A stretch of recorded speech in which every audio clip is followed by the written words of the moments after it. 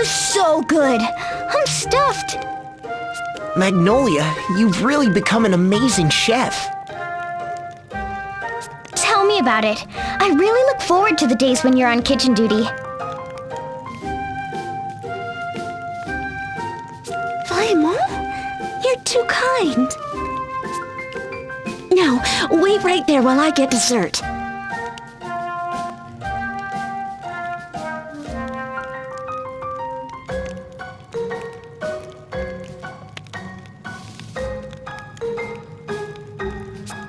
Dessert, too? This is a treat. Ow, ow, ow, ow! What's wrong, you? My muscles. Oh, they're cramping up. Ow!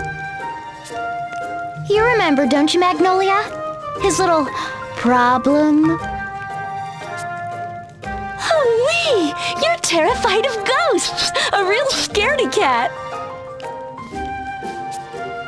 Well, hey, but they're the only thing I'm scared of, remember? Yeah, your only fear. You've been hunched over in terror since we got here. Your muscles are bound to feel the strain.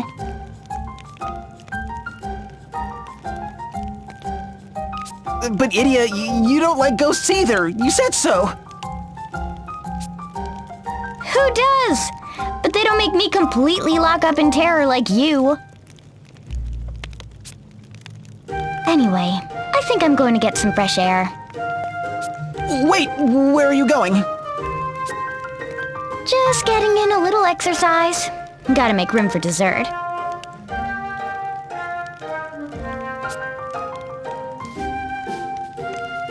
I really admire her commitment. To dessert, I mean.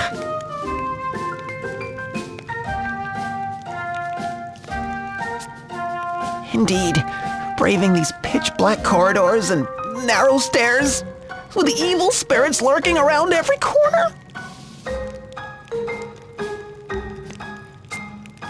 So, what's the story with this keep anyway? Well, it all goes back to... Was that Idia? What's she doing? Idia? Are you all right out there? Yep, I was just taking some practice swings and, hit the wall by mistake. That must have been some swing if we heard it all the way in here.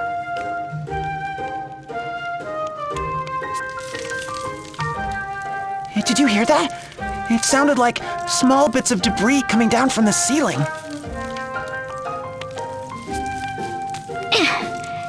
You know, these walls are really fragile. I mean, I barely touched this one. I think we should just knock through the walls instead of following the passageways.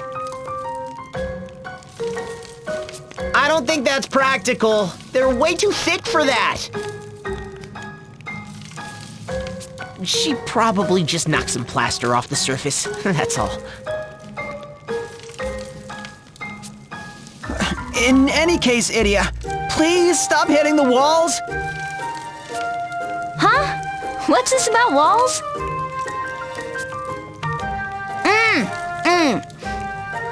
Oh, it tastes amazing. Oh, you really topped yourself this time. Really? Merci beaucoup. What? Hey, how did he... 2 seconds before it was ready, she just appeared next to me, spoon in hand.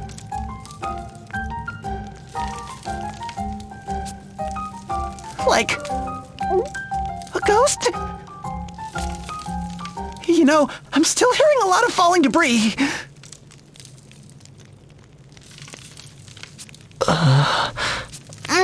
Did you taste this, everyone? This is to die for.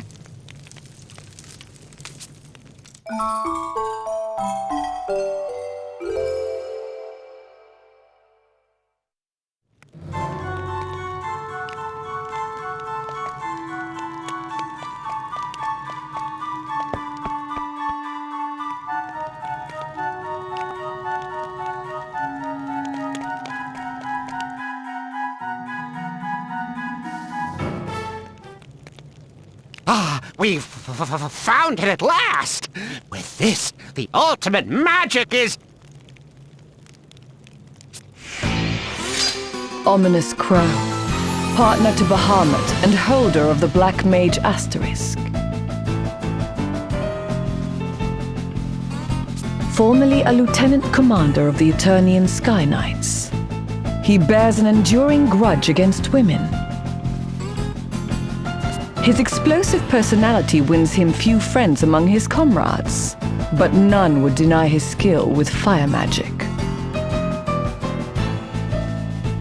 By what strange trick of fate do your paths cross anew?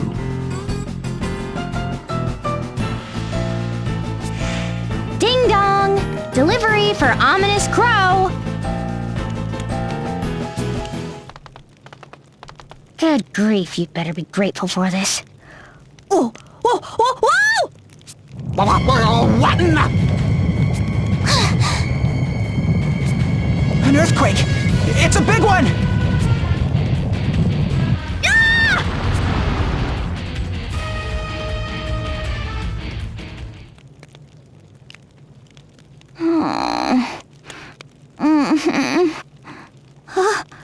Where is everyone? You? Magnolia? Tiz? Oh no, the stairs!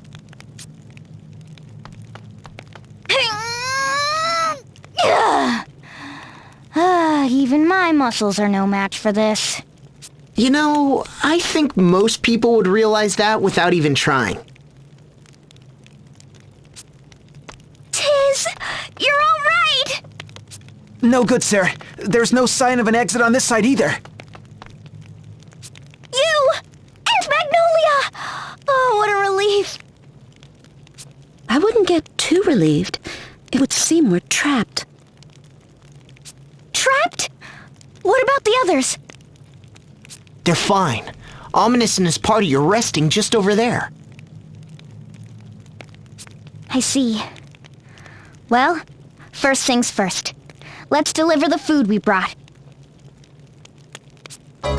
About that, Idia. We were thinking it might be better to keep quiet about the food for now.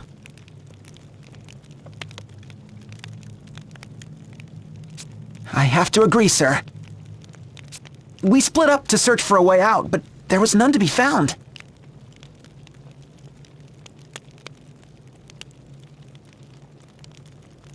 We can hope the townspeople will send a rescue party, but that won't happen until they realize we've gone missing.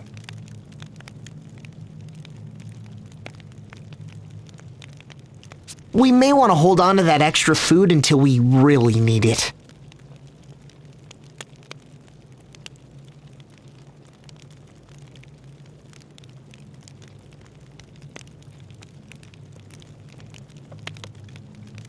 Ominous and Bahamut aren't likely to be that patient. Not to mention Artemia. All right. We'll keep it a secret for now. Come on, you. Help me hide it.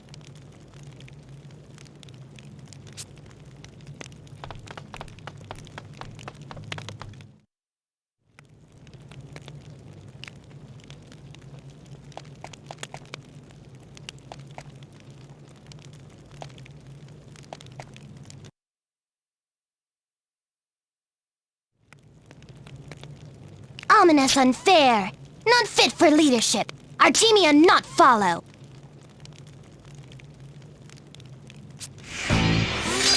Artemia Venus, the Wild Wolf, holder of the Ranger Asterisk, youngest of the Venus Sisters, and formerly of the Bloodrose Legion, with whom Idia and her allies did battle.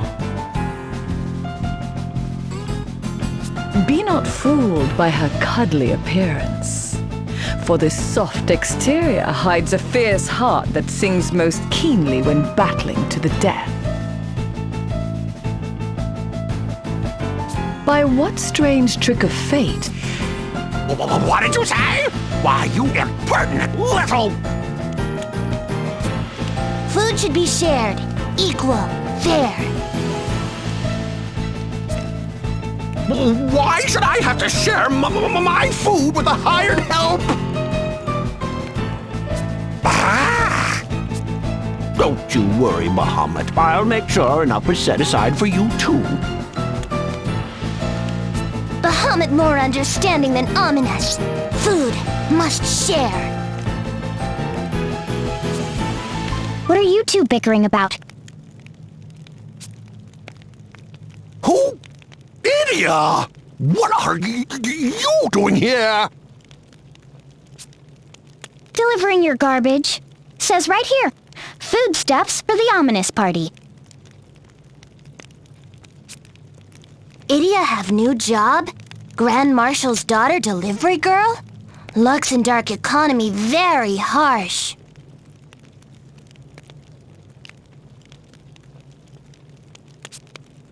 I'm not a... Ugh!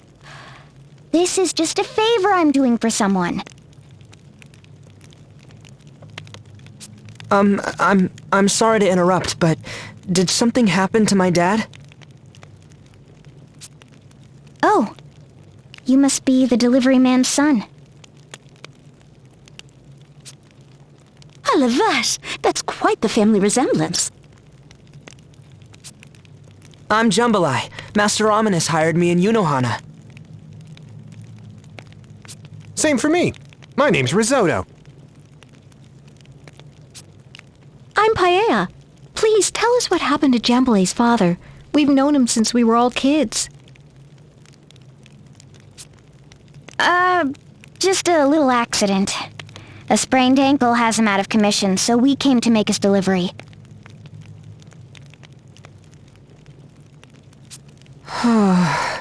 That's all, is it?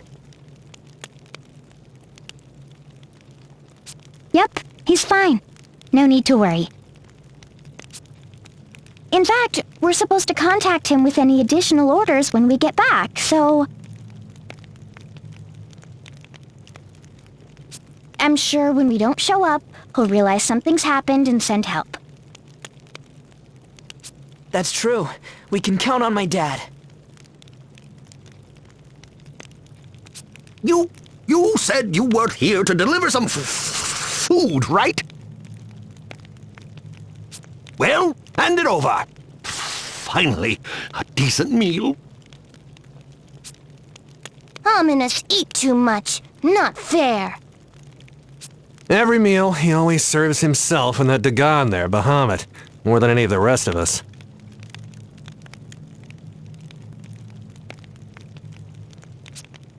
He barely leaves a mouthful for us and Miss Artemia. Didn't I tell you to hand over the food? Hurry it up! I'm starving here! It's even worse than I thought it might be. We'd better keep quiet about that food for a little while yet. Yes, and it seems they've all eaten recently, even if it wasn't that much. Oh, about that. You see, Ominous, the food we brought got buried under the rubble. Sorry. What? Didn't you come here to deliver food? What kind of delivery girl are you? Oh, the miserable... You're just as useless as the day we met! Oh. Murker. You're welcome to the food we have left, though there's not much. Thank you. The offer alone is more than enough. Everyone must be worn out. Why don't we all just call it a night? I'm in charge around here. I say when we call it a night, not you. Yes, of course, Master Ominous, sir. Won't you consider turning in for the night? Don't you take that attitude with me. No one is to rest until I say...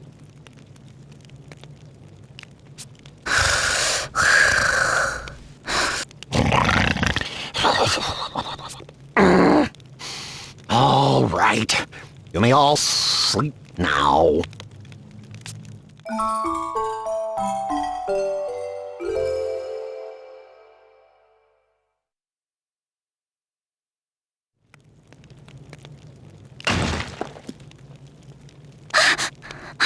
okay then? Having trouble sleeping. Yeah. I've just been thinking. Like you said, it looks like the food we hid is going to end up being very important. Artemia said that any food ought to be split evenly among everyone here. But it seems Ominous is taking the lion's share for him and his pet. He's never been a great leader, but I'd hope at least... Well, he is the one funding this expedition and everything.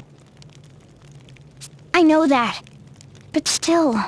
At this rate, those two will probably end up at each other's throats, and soon. And when that happens... It's getting cold. Come on, let's try to get some sleep. Yeah. Good night, Tiz.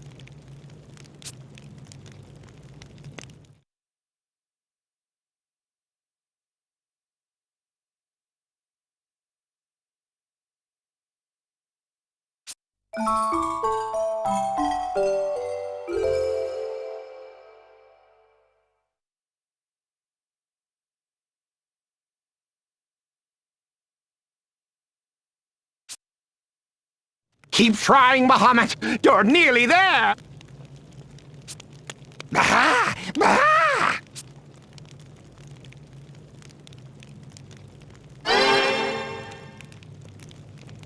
What was that noise just now? Ominous, what are you doing? Idiot! Are you blind? Any idiot could see we're training. Look, we don't know if anyone will ever come for us.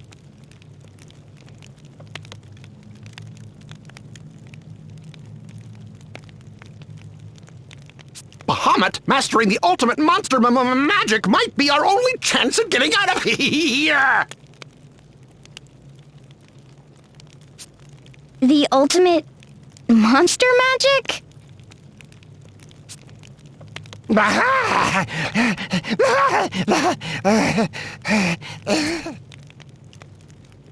Getting tired, little buddy. Why don't you get yourself some rest? Looks like a crash course isn't gonna cut it.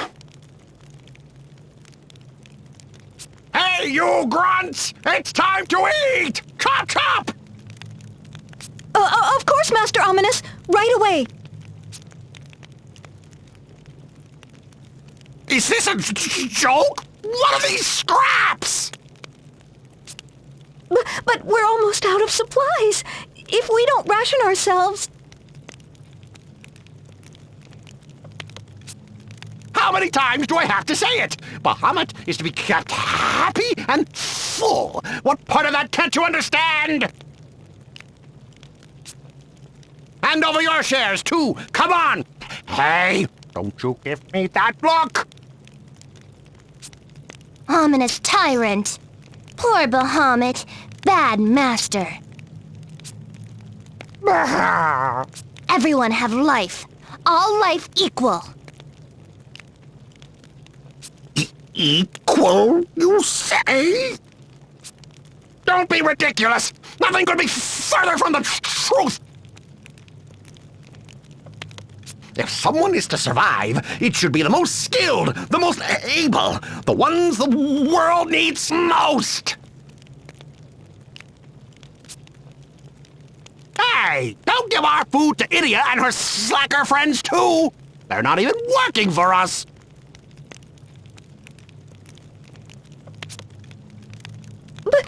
But sir... No, it's fine. He's right. Don't worry about us. Yes, we'll manage. Eat this. Artemia share hers. Thanks, Artemia. I'd be honored to share with you. Please, have some of mine, too. And mine. Fools! Do whatever you want! Just don't come groveling to me when you're hungry later! Bahamut and I won't be sharing. It looks like there's only enough left for one more meal. Indeed. We can hold out for a couple of days, but if a rescue party doesn't come soon... Wow, look at you, Bahamut! You've licked your entire plate clean!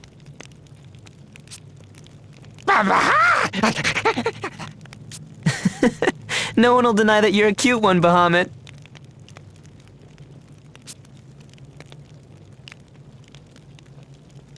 Hey, Ominous. What was that ultimate monster magic you were talking about? What? Why should I have to tell you anything?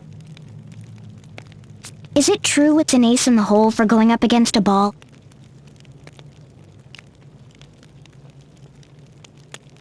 More or less. Not that you have any right to ask. We've traveled all over and never heard of such a thing. What's the name of this spell?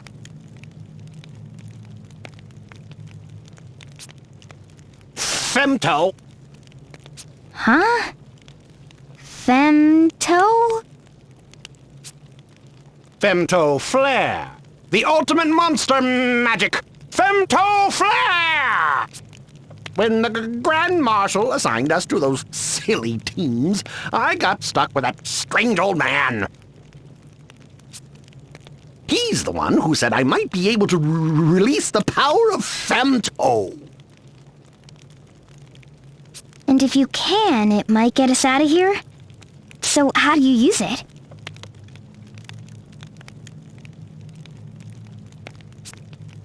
Idiot! You think it's that easy? We're talking about ultimate magic here! I was afraid you were gonna say that. Talking to you is just making me hungrier.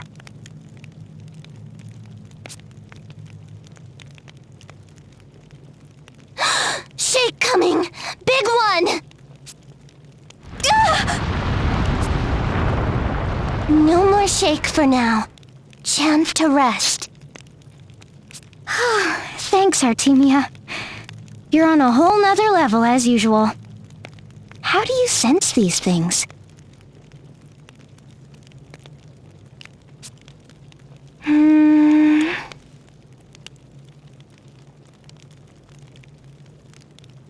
You don't know yourself?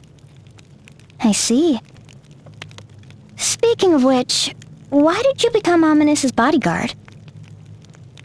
Get Ominous great magic. Get Ominous stronger and stronger.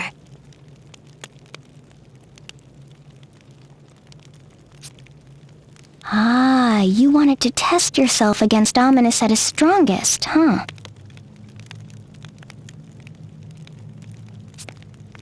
Oh, Idia, read mind. True girl power. Respect.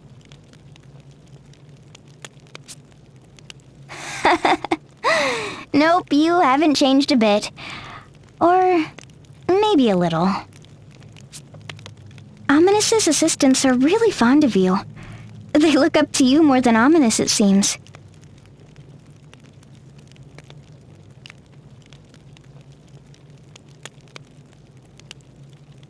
Them honest.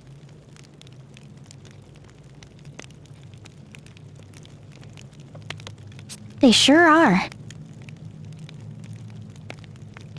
Them, all from Yunohana. Yunohana parents take care of Artemia. Artemia owe much.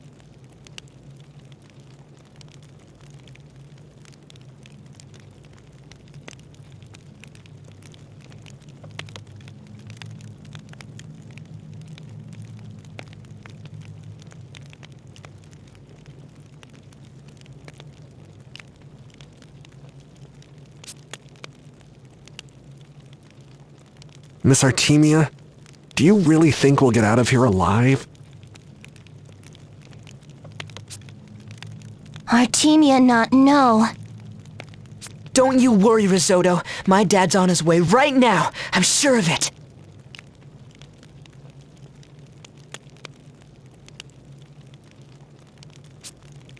He must be headed here with an enormous rescue party even as we speak. Why, any hour now.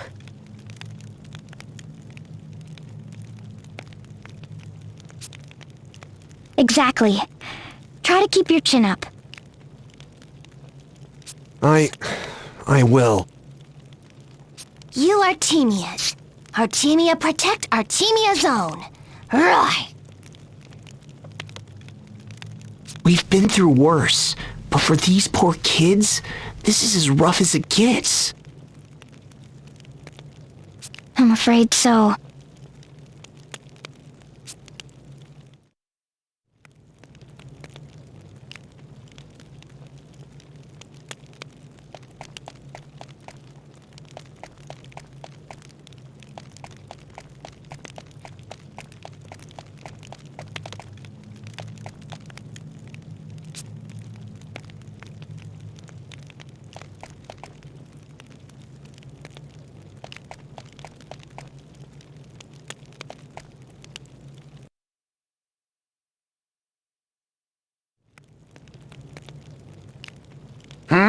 What do you want?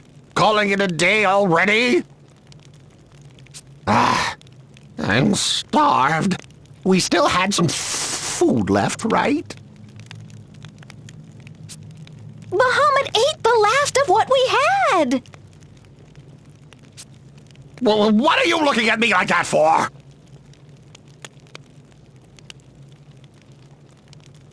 Listen up, you ingrates!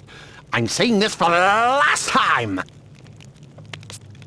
I'm the one paying your wages here, and Bahamut is my trusty partner. He's the second most important member of this expedition. Perhaps even the most important. Brr?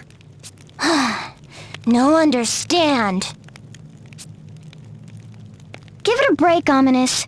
Yelling is only gonna make you hungrier.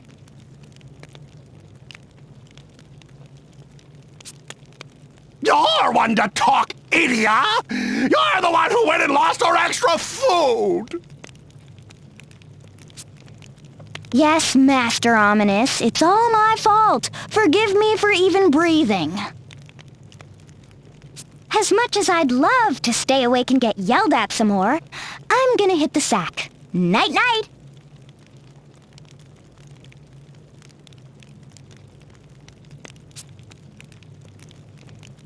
Wait! Don't you dare!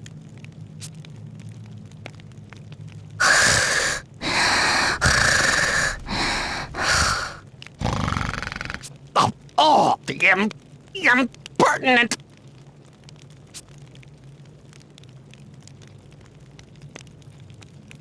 Hey, you awake? Yeah, looks like we can't hold out much longer, huh?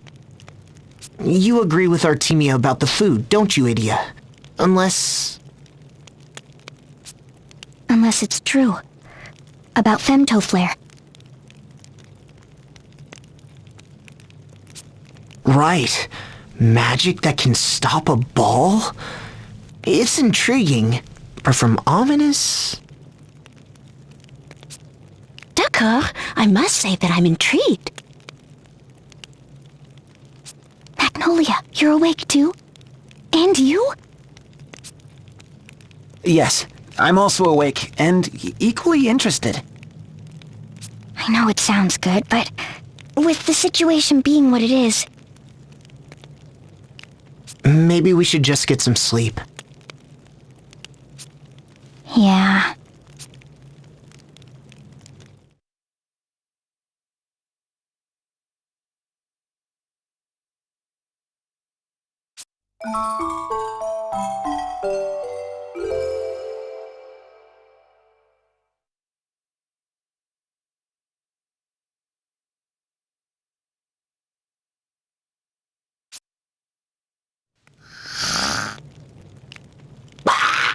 Bahamut! Don't eat my hood!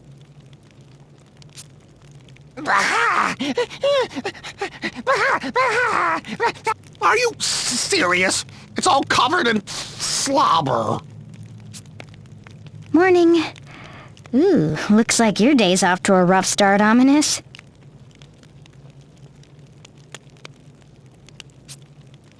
And I've got you to thank for it! If only you hadn't lost that food! That again? You know, no one likes a nag.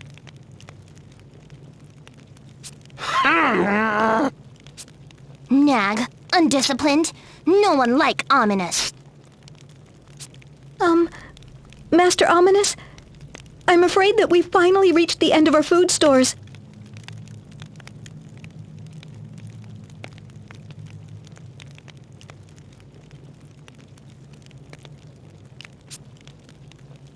So this watery gruel is the last thing I'll ever taste?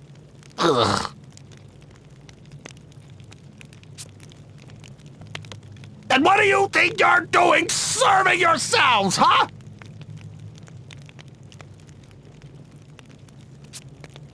You should be giving every scrap you have to Muhammad. That's it! I can't take any more of this! Unfair, narrow-minded, cowardly, incompetent. Ominous never learn. And neither do you. Always going on about how people are equal, how life should be fair.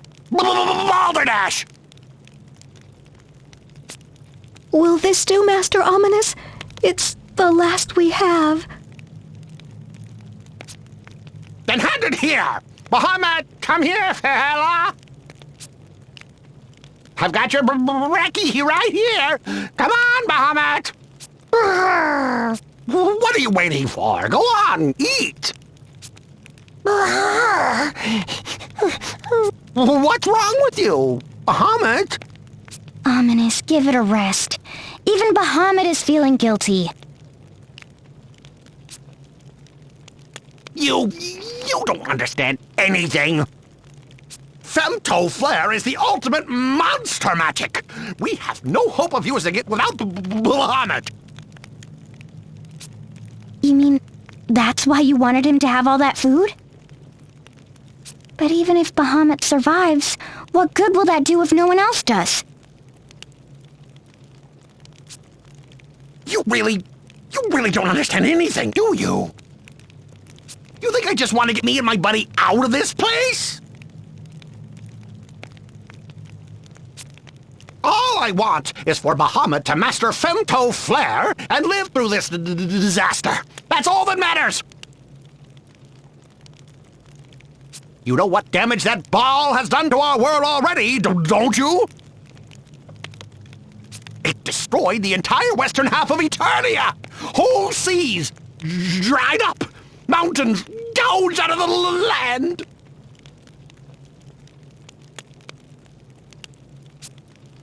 If we are to defeat that ball before it destroys our entire world, we need Bahamut and Femto Flare. If I can just help Bahamut master Femto Flare, I know he'll defeat the ball for us, even if I'm long since gone. You think I enjoy this? Well, I don't. But I'll sacrifice everyone here if I need to, even myself! Ah! I understand, Master Ominous. I've seen you give your own portions to Bahamut day after day. What? I know you wake up earlier than anyone to keep practicing the spell. You must be hungriest of all, yet...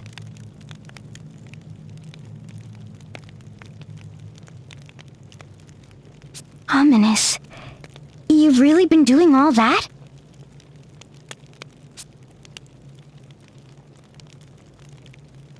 Tell us more about this Femto Flare. Even if I told you, you wouldn't understand. Why can't we? Give us a chance at least. Tell us what you're stuck on. Maybe we can help. By unraveling the incantational bonds of a Jaw-class spell and refining it to its purest form through extensive training,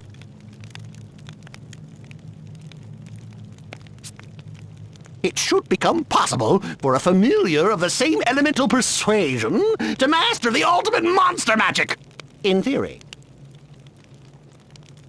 So it's not just a matter of practice, but teaching it to Bahamut in the first place? Sounds almost impossible. As it should. They don't call it ultimate magic for nothing. I assume the first step is learning the highest fire-type spell, Fire-ja. Is that right?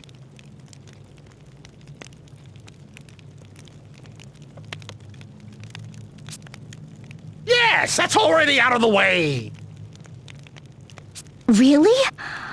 Ominous, you can use Faraja? You really are always looking down on me, aren't you? You cheeky little... Listen, in order to use the ultimate monster magic Femto Flare, I have to first release the incantational bonds on Faraja. With enough training, it can then be acquired by a magical familiar, like Bahamut, as the ultimate form of monster magic. I have to quickly break the limits on Faraja. Then maybe 3 days of non-stop training. No sleep, no rest. But even if Bahamut masters the spell, the question then becomes whether he'll still have the stamina to use it. If we just had a bit more food, it would buy us enough time to save everyone. And now you know what I'm up against. So, shoo, let me work in peace. It takes more strength and focus than you could possibly imagine to unravel a spell like Faraja on the incantational level. You mean you've already started? I started the day we got trapped. I've managed to break through everything up to the 4th level. Just one more to go. What was it the old man said? The king of all summons meets his match with the Giga-class flare, while Fey demons can even reach Zeta.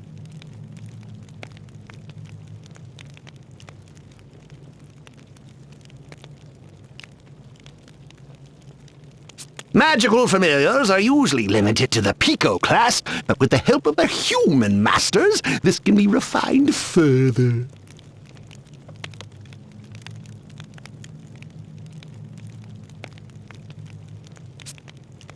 The ultimate monster magic, Femto Flare! We're nearly there, Bahamut! Nearly there! Can we lay off the murderous rage a bit? Look, even your poor assistants are scared of you.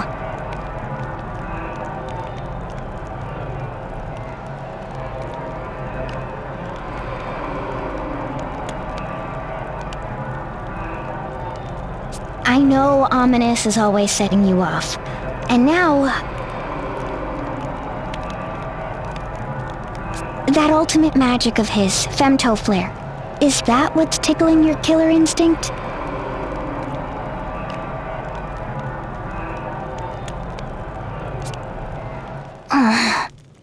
Idia read mine too much. I'm like sister. Idia never get married. Lay off, will ya? Never mind, Idia. But Ominous not fit to lead.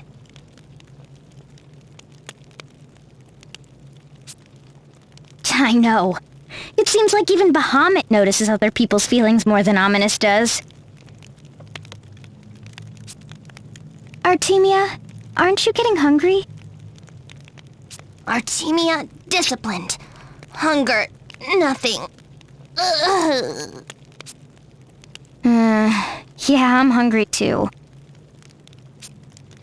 Artemia Odette. Parents of these three help Artemia. Treat Artemia good. Ask Artemia protect children. Artemia made promise. Protect no matter what. Idia, all life equal. Leader, bodyguard, helper, all same. Life, all equal. Human, Dagon, Frosty, all same. Grand Marshal, Pope, Sister, Idia, all equal. Yeah.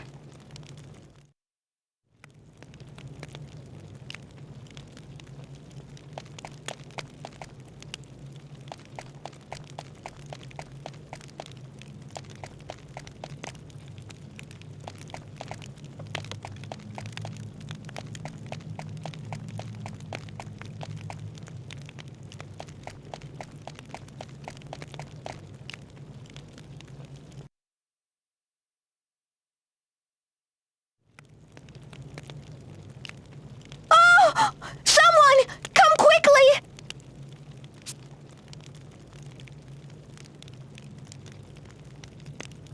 It's Risotto! He started trembling! And feel this! He's burning up! Idia, move! Injury somewhere. Wound fester. Check his foot! He said he stepped on something the other day. It's so swollen. Call for drastic measures. Hold arms and legs.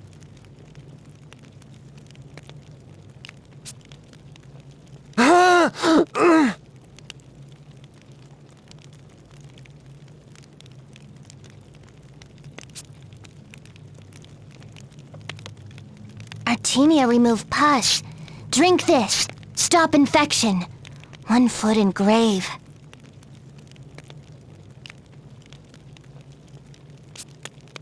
We'll make sure he drinks every drop.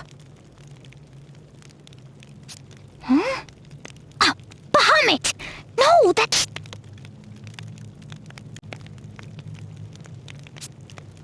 Don't worry. It took 3 of us to move that huge rock.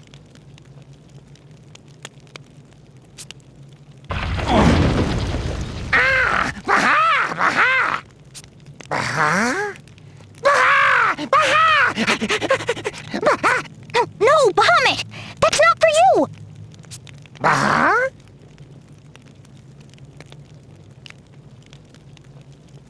Hand it to Auntie Idia, okay?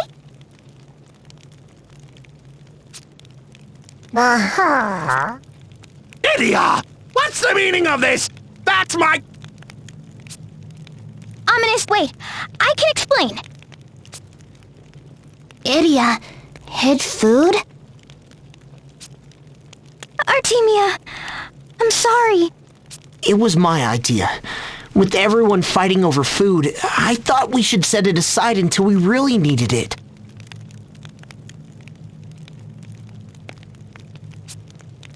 And I agreed. Please understand.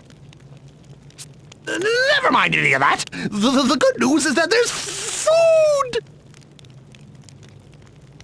Artemia, understand. Now we share food. Artemia, glad. What do you mean, share? Look how little there is! How do you plan to share that? What say, ominous?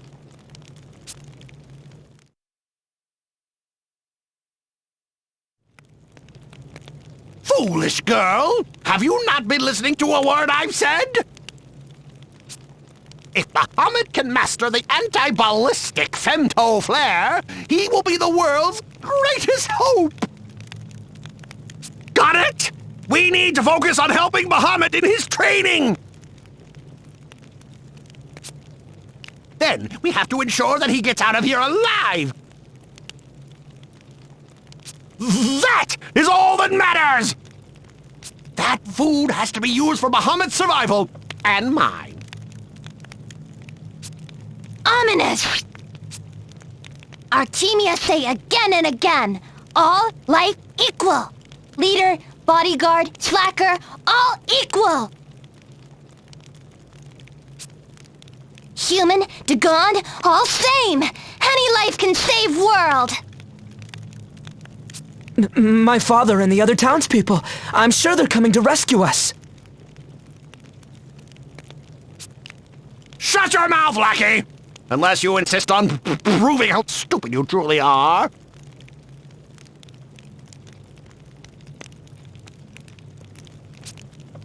Even if your father realizes something's wrong, how many days do you think it will take to form a search party and find us?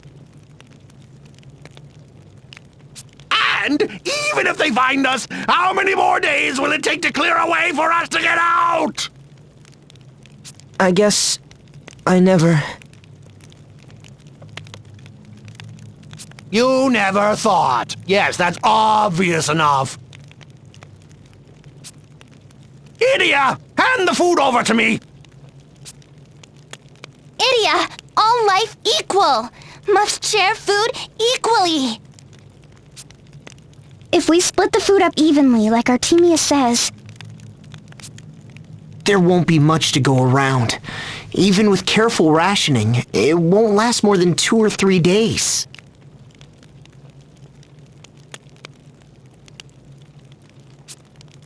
That's all?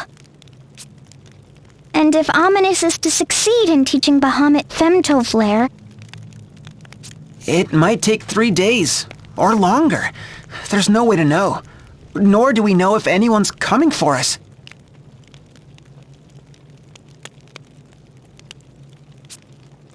Oh, what should I do? We all deserve to survive. So does that mean I should do as Artemia says and divide the food evenly?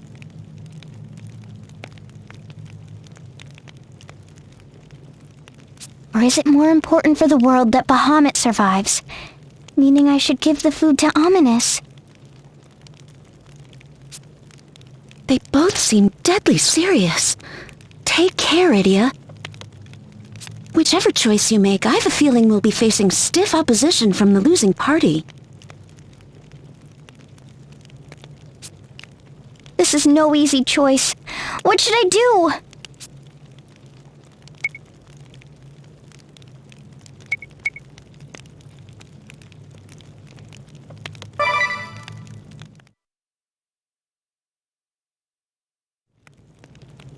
What have you decided, Idia? The food should be shared evenly. It's the only fair thing to do. Idia! But Idia... I know what you want to say, Tiz. I understand it rationally, but...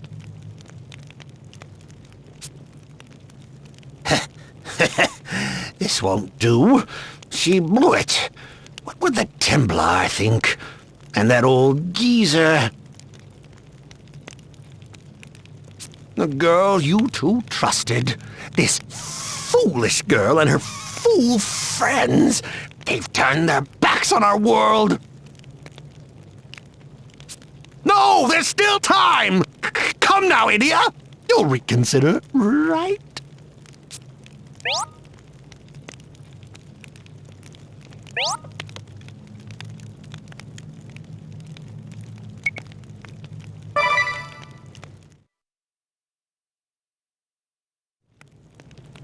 I'm sorry, Ominous. I've made up my mind.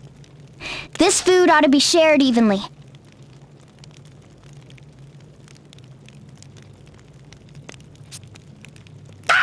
Forgive me, Grand Marshal, but I'm going to have to fry your fool daughter to a crisp! Come, Bahamut, we have to win this battle for the sake of the world! We have no choice! Burn them! Burn them all!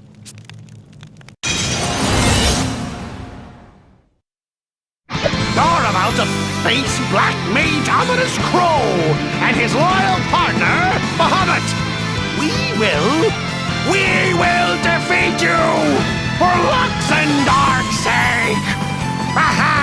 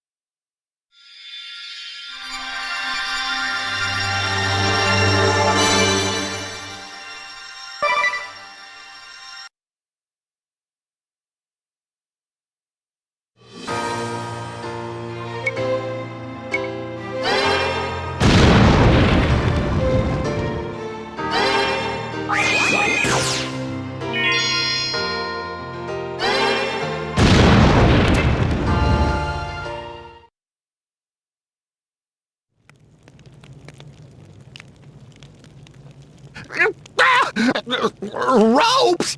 Untie me at once! Finally came to your senses, huh? After all that yelling at us to come to ours. Can't you take a hint from Bahamut and be a good boy? Bahamut, you're all right? Of course. All life equal. Aha! There we go. Evenly portioned. We have enough for 30 meals. Artemia, we three, and Idia's party makes 8 of us all together. Bahamut 9. Ominous 10. All life equal. That's right. There's 10 of us. That leaves 3 meals per person. We'll just have to make it last until help comes. All right. We know you've been waiting, so come and get it. Chew it real good and savor every bite, too. No wolfing it down in one gulp. I'm looking at you, Bahamut. Ah! Curse you all! Hurry and untie me! We might still have enough time! If I could just teach Femto Flare to Bahamut, if you would just let me try! Curse it! How's Risotto? Artemia's medicine is working, thank goodness. His fever's gone down. Ah, that's a relief. Here, let's all take turns caring for him.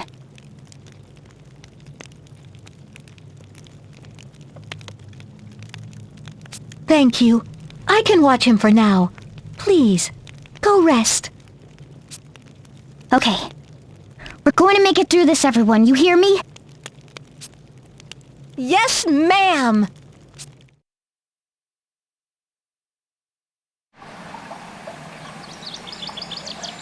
Where are we? Back safe in Unohana. They've put us up in the bathhouse. They found us. Is everyone okay? We're all fine. You and Magnolia are up and moving too.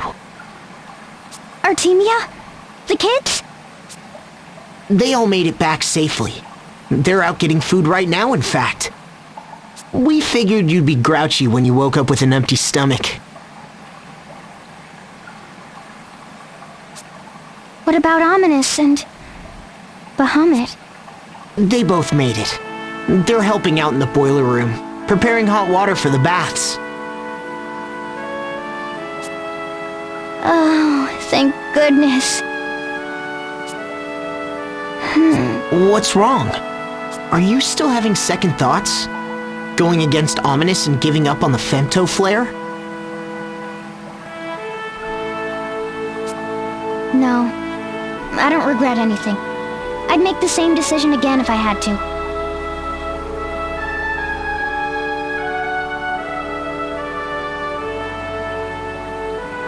Besides, I'm sure those two will master femto flare someday.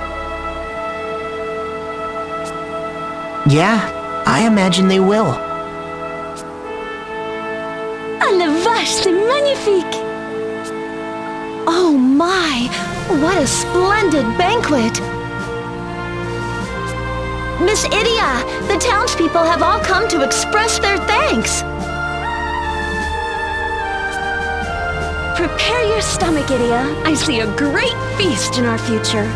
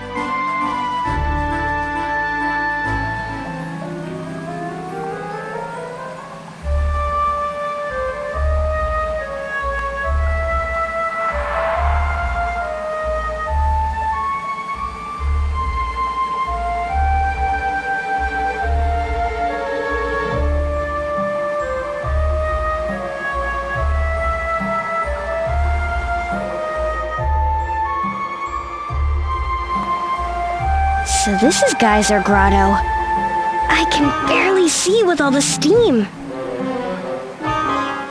We have to hurry. There's no time to lose. You. Is everything okay? You're not yourself. It's Yoko, isn't it? What's so dangerous about this place? It's just, dangerous. We have to find her, and quickly, come on! You. Cool it.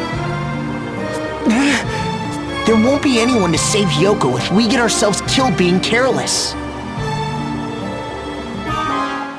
Hustle, don't hurry. Remember? Take a deep breath, then we can take action. Right, sir.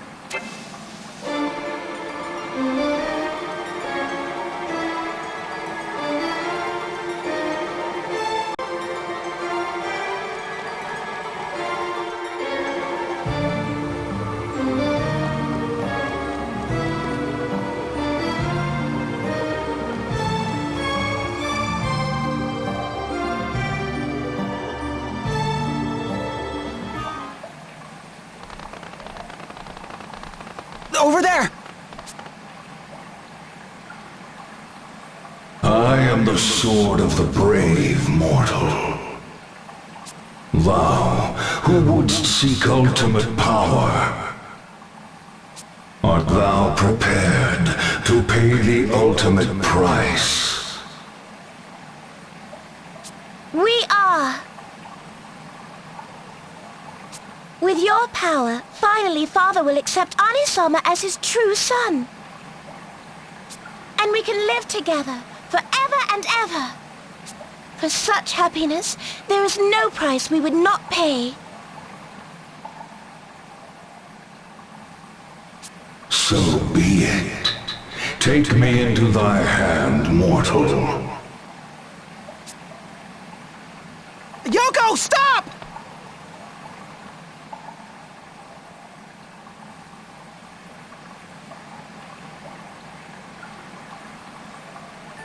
My power is now thine, brave one. And in return, I shall claim that which thou holdest most dear. What?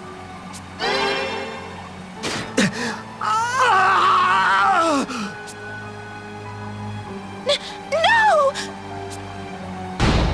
His arm! What have you done to Anisama's arm?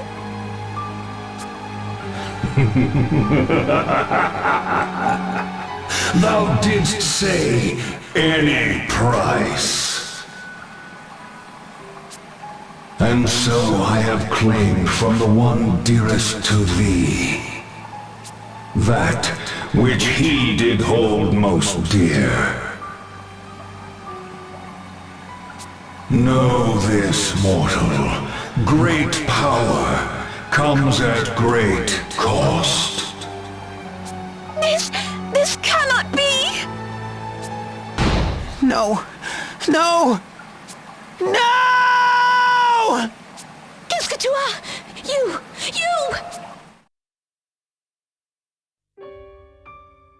The price claimed by the Sword of the Brave was the sword arm of Yoko's dear brother.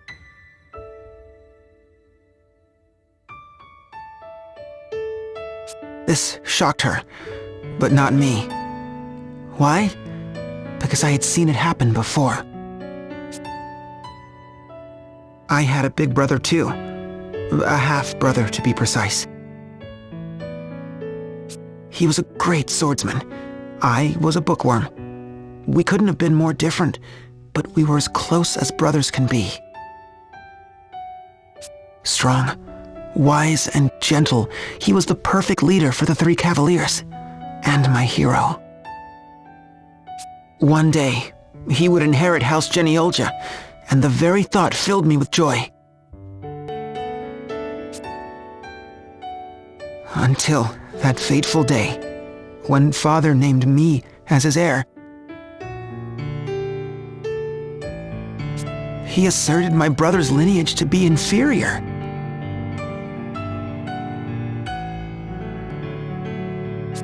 The words were meaningless to me. I couldn't believe what I was hearing. But Father wasn't done speaking. He gave my brother a final demand. If you would prove yourself to me, fetch me the blade that cleaves all.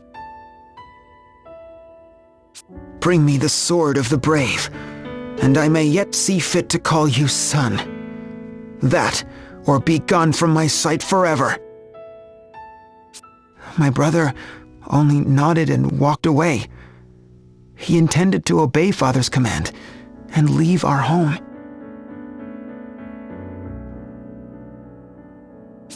Nothing made sense to me. We'd always been together. How could he just leave?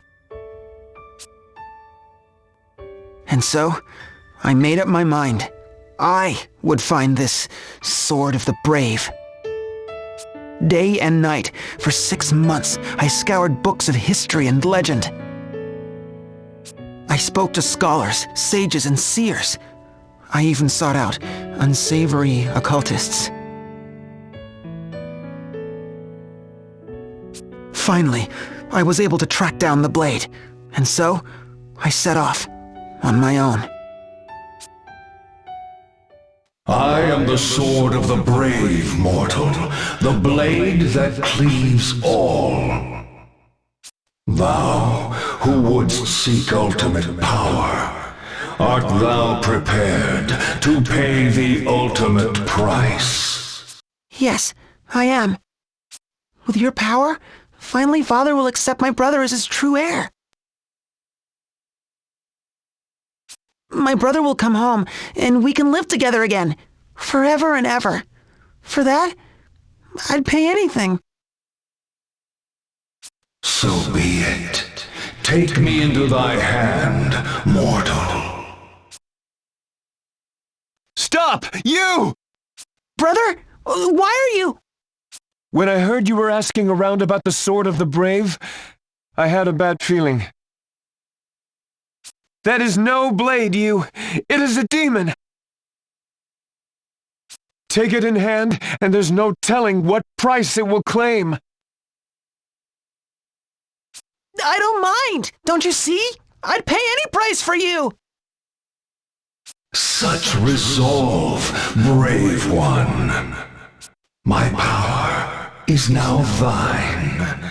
In return, I shall claim that which thou holdest most dear. Brother! Brother! And with that, the sword of the brave vanished into the mists. I had accomplished nothing save to hurt the one person I loved more than anyone in this world. Far from inheriting House Genealja, my brother's life as a knight was over. He vanished soon after, never to be seen again. The sword of the brave, that cursed blade, stole everything from us and cleaved our family asunder.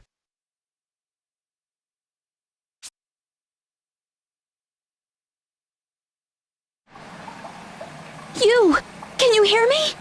You!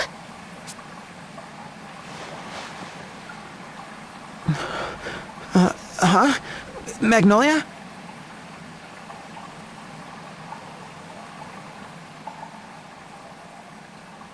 Timothy, parbleu! We were worried sick about you. I knew this would happen.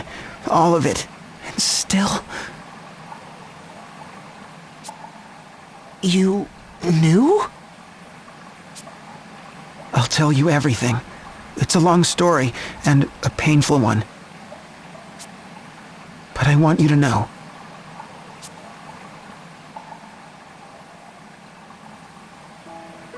I'm sorry, you.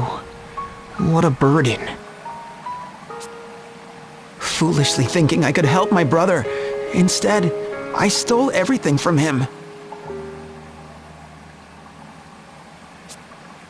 So I did the one thing I could. I joined the Crystal Guard. I was named leader of the Three Cavaliers, in what should have been my brother's place. You... I should have told you all sooner. But I was too much of a coward to face my past. And now, Yoko has suffered the same fate. Oh, you...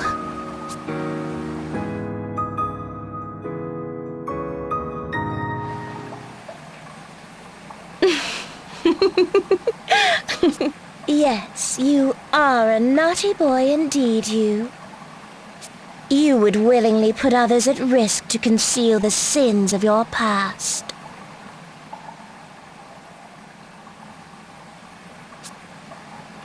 Yoko, is Don Zaburo... Oh, worry not. Anisama feels no pain. After all, he was not but a phantom of our creation.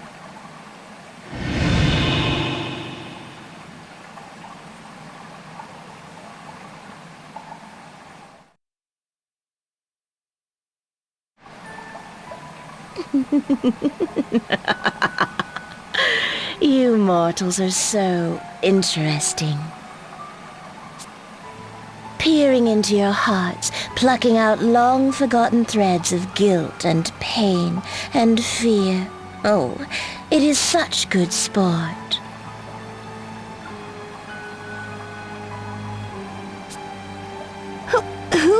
What? But no, the true fun starts from there.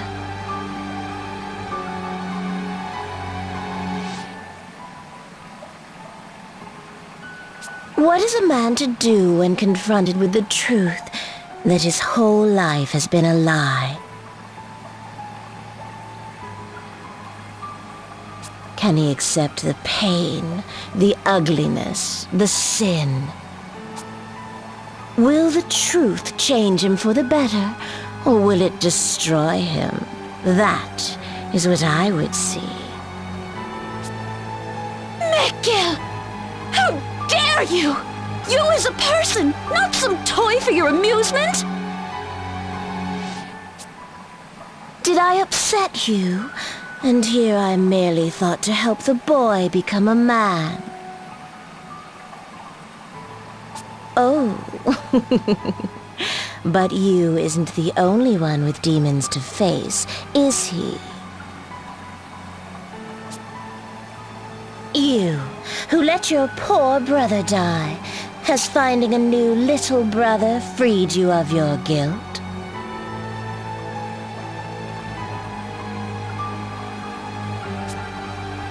What? And you, who saw your beloved home crushed to ruins, does busting balls help you forget those who died? This monster! How can you say such things? But you, yes, you are the most interesting one of all. So simple on the surface, but if I may touch something deeper.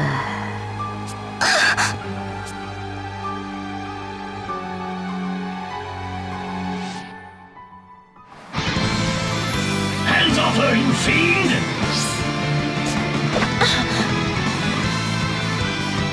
Idia, are you alright? Alternate?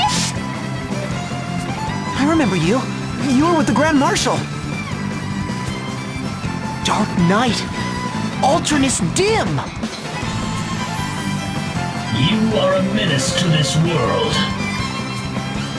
If you so much as think of hurting Idia, I will cleave you in two.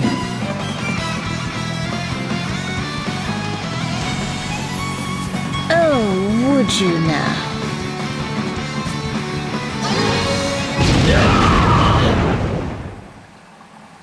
And with that hint of what you face, mortal, run off and whimper in some corner.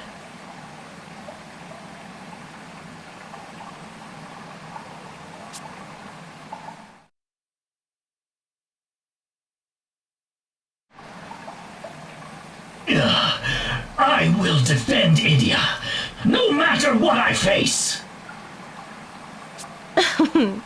Haven't you some nerve? Very well. Let us peek at what dark secrets lie behind your mask.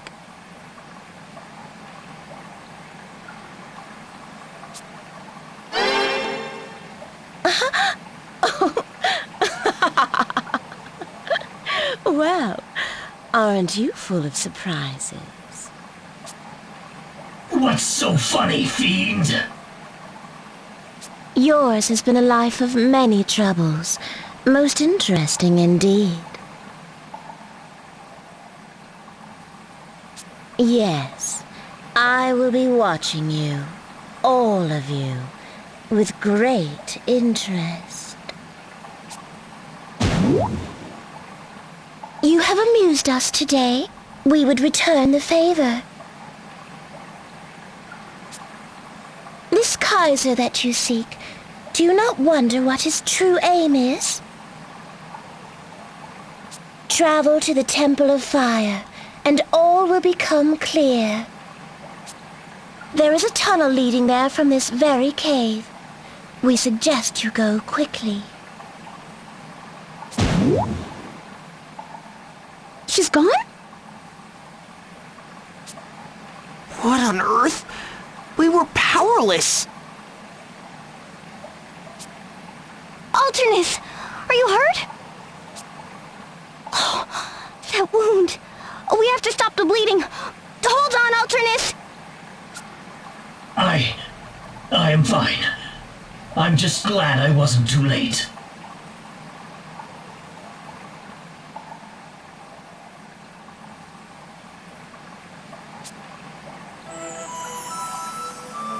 By the way, Alternus, I was wondering... The Grand Marshal is safe. Worry not. He is in no shape to fight, but his life is in no danger.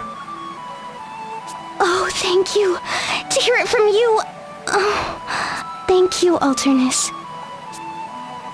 I had heard the rumors, but I did not think them true. You returned to us, 'tis Aurier.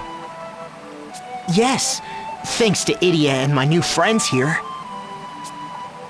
Isn't it amazing? No one can believe it. If only you know who could be here too. Yes, indeed. There we go! All patched up and ready to go. That's an Idia special. Well, aren't you gonna say thank you? Thank you. You really saved our behinds, showing up when you did. You'll join us to save Her Holiness, won't you?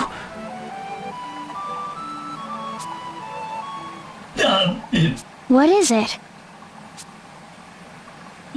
Forgive me, Idia. I sense great danger in that creature. I must go after her. Don't worry, I understand. We'll go to the temple and stop the Kaiser. You do what you have to do. Thank you, Idia. Be safe.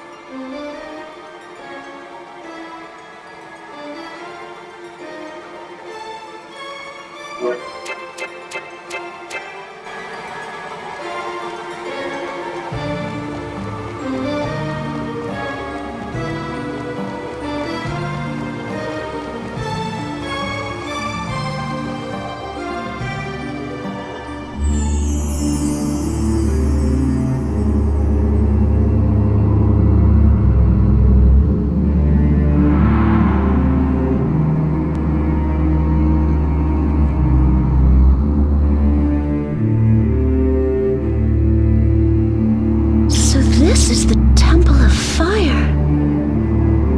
Home to the fire crystal, the source of all flames in our world. The 4 great crystals, fire, wind, earth, and water, bless Luxembourg and its people with their gifts. At least now they do. It wasn't so long ago that all 4 were consumed by darkness. The wind stilled, the seas fouled and turned corrosive, mountains spewed endless fire, and the earth divided nations and people. So we journeyed with Agnes, she was the Vestal of Wind back then, to free the crystals and set things right again. No wonder everyone we meet keeps calling you heroes. Yoko said that if we came here, we'd learn the Kaiser's true goal. It might concern the crystal. Let's see before it's too late.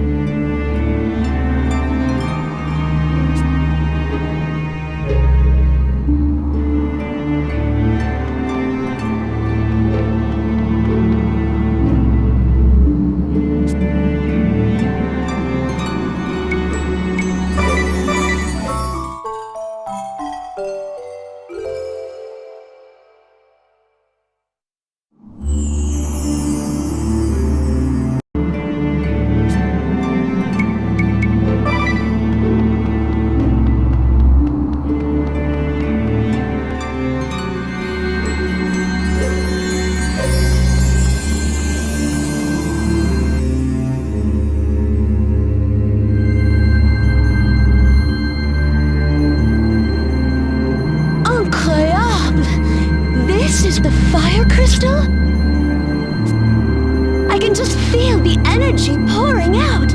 It's astounding. Certainly is overwhelming. But I don't see any sign that the Kaiser's been here. Yeah. It isn't wrapped in darkness or anything like that either.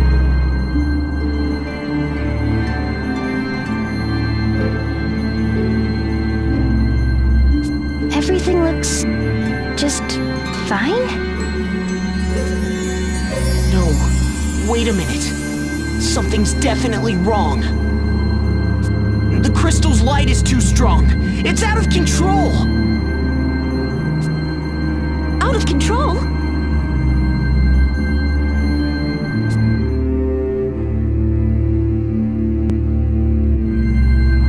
The crystals shine by virtue of prayer.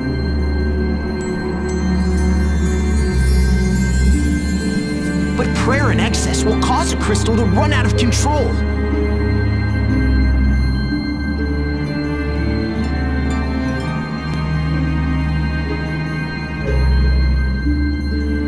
If all 4 crystals run amok, our world will be linked to another, tearing open a great chasm in that world. A great chasm? If that's the Kaiser's goal, we have to stop him, at all costs. But if the fire crystal has already gone berserk... Well, come to think of it, ever since we started following the skyhold, each of its destinations has been home to a crystal.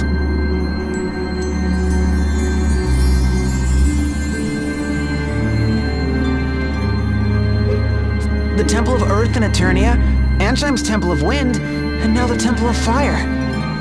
Are we too late? But wait, something doesn't add up. Only a Vestal can commune with the crystals, and the only Vestal left is... Agnes. Then how? Your Holiness, have you seen anything?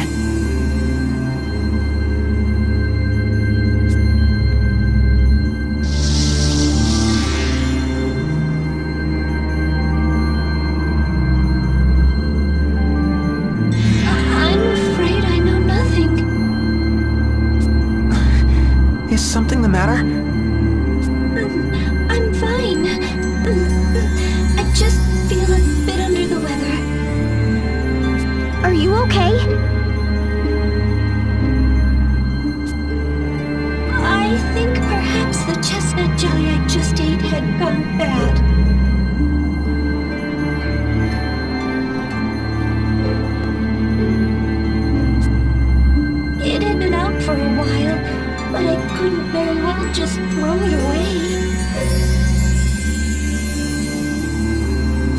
it still taste alright?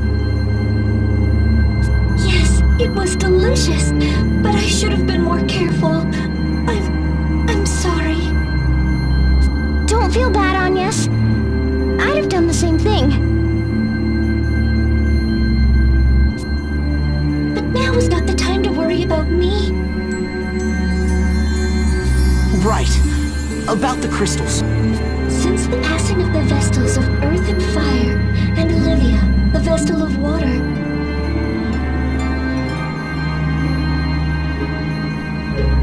no new Vestals have taken their place.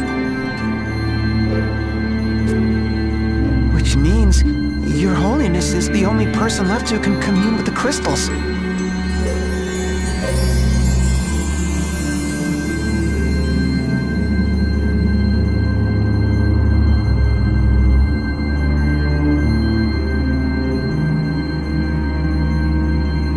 Correct, and I can assure you I've done no such thing this time. Why, the mere thought... Oh, I will not make that mistake again. Agnes, thank you. Why don't you lie down for a bit? I think I will. I'm sorry.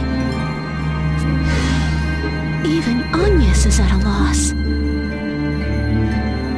But still, if the Kaiser's goal is truly to drive all 4 crystals out of control, there's still one he's yet to visit. The water crystal! We need to get to Florum.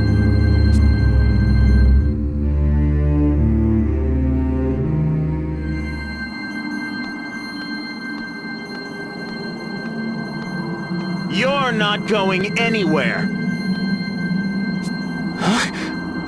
You! Finally figured out what we're up to, huh, you? Give the kid a cookie.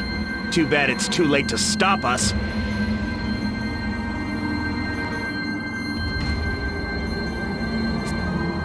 The earth, wind, and fire crystals are already running wild, and the water crystals within our grasp. So it's true. You intend to pierce the boundary between worlds. And what if we are? You gonna stop us? Even if it means killing me?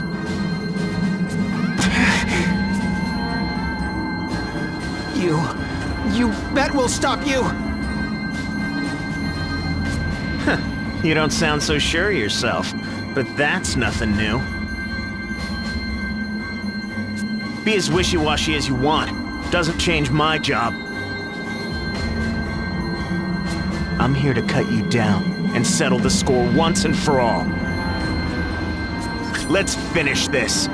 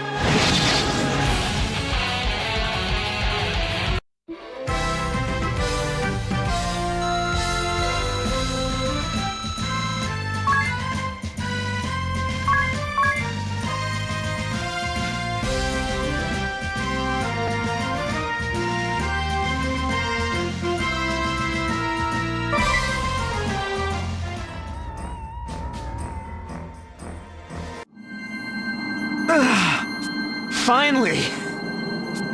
Finally got you to fight for real. You? But that still won't cut it.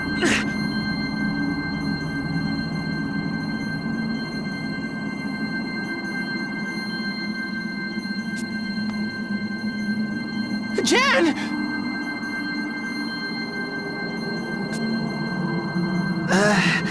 A fall from this height.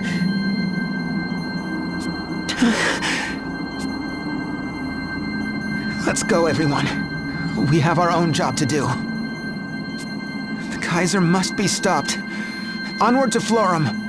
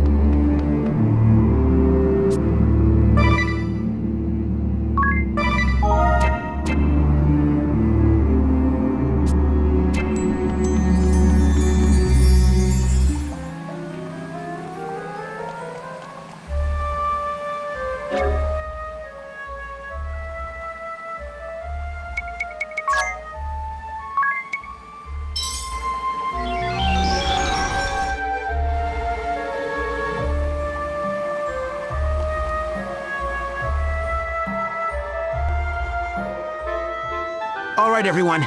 Let's make for Florum. Right! We have to get to the Temple of Water before the Kaiser can get his hands on the crystal. But how? Master's leaky old dinghy's taken us about as far as it can go.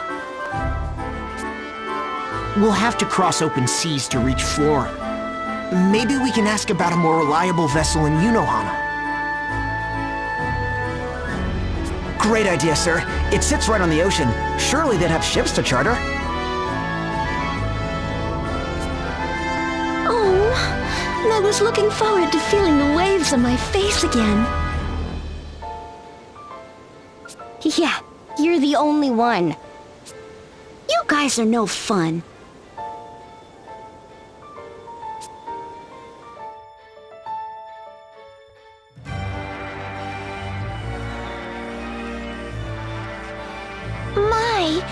Is your hand bothering you, Your Majesty? It is nothing. I have left that far in the past.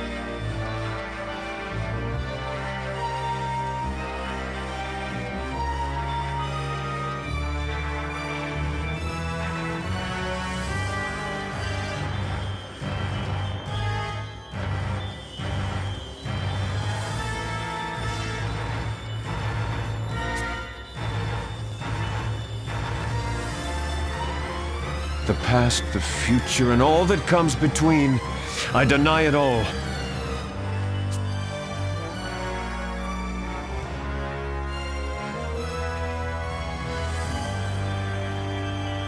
A moment of your time, Your Majesty. Jan has not returned. I would request permission to see to his whereabouts. Your Majesty, the Blazing Wolf's not going to be happy about being treated like a pup. Besides, I believe we have more important matters to attend to. Anna is right. Set a course for the Temple of Water. Your Majesty, if you would at least let me... I think I'm going to have to deny that. No offense, Your Majesty. You return. Angelo Oscar Vincenzo Olivier Panettone, Patissier non perel, at your service. Or something. What say you let me take a crack at cleaning up those meddlesome crumbs?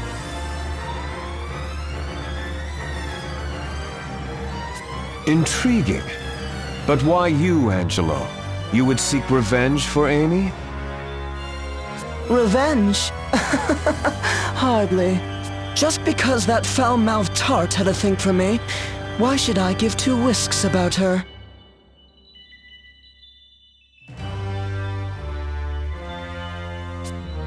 Useless to the end, that woman.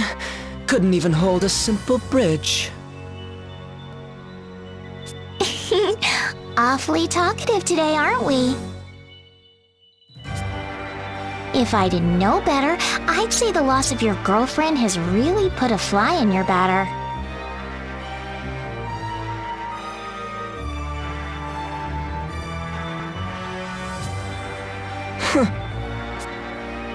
Very well. Do as you wish. But we will not wait long. Should you fail, do not bother reporting back. Whatever you say, boss. Your Majesty. I'll be going now, then. With me, ladies. Forever and ever, Chef!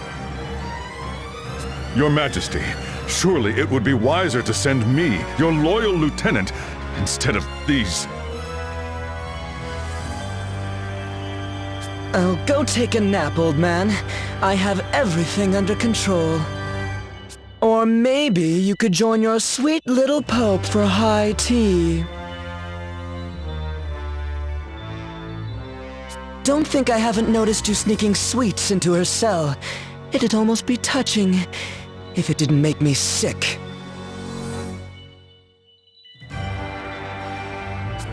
The gall!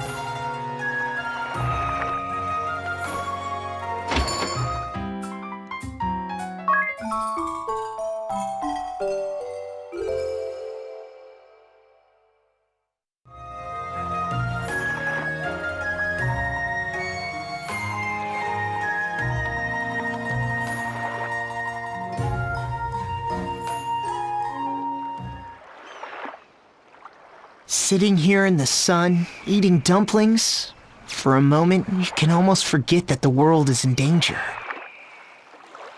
Huh? What's the matter, you? You look troubled. It's nothing, really. Just that whenever I look away for a moment, I seem to end up with fewer dumplings. It's a real mystery. Wouldn't you say, Idia?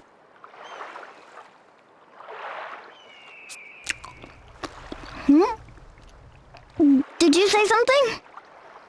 And see? I turn back this way and once again, fewer dumplings. Such an enigma. Isn't it, Magnolia? Indeed. An enigma. Did you hear that, my dear Whitson? This has all the makings of a case! Right you are, Sholmes.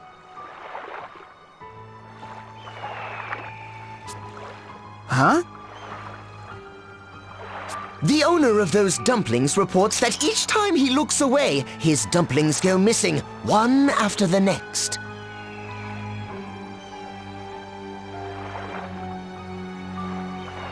Yes. It looks like we have a serial dumpling napper on our hands, Sholmes.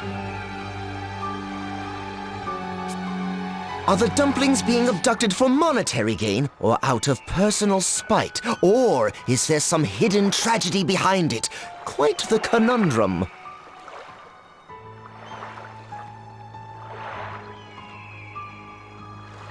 What's with those two? Another plate of dumplings here, please? And some more of that strong brewed tea, too. And the same here, please. They do seem quite the odd couple.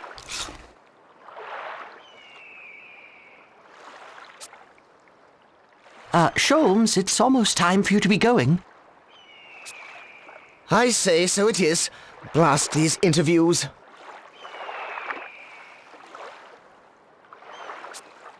So who do you hope will recruit you? The hard-boiled police inspector, or the sharp-witted private investigator?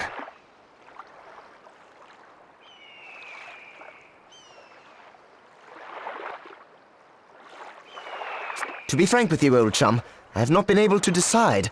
One of those, wallaby marquis, if you please. I believe that's wallaby mochi, Sholmes. And I'll have the same. At any rate, how fortunate you are to have the choice. Really, what a family you come from.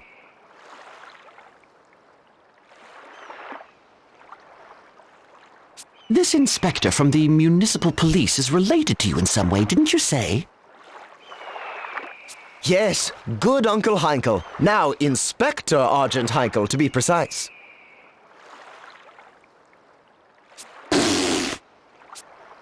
Idia, what's the matter? And that private investigator, too. Kunoichi Kikyo, the Silent Sleuth, as her fans describe her. She's from your mother's side of the family, is she not? What? Oh, drink! Drink! Here you are, sir. Stay with us.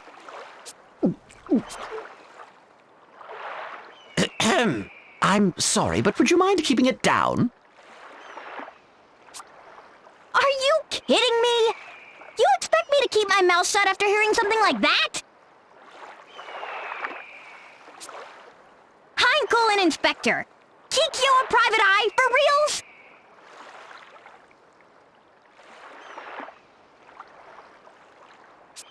reals? Just who are you fellows? Oh, I say, this wallaby mochi is marsupialicious. Soames, so this is where you've been hiding. I'm afraid I'll have to postpone our interview today.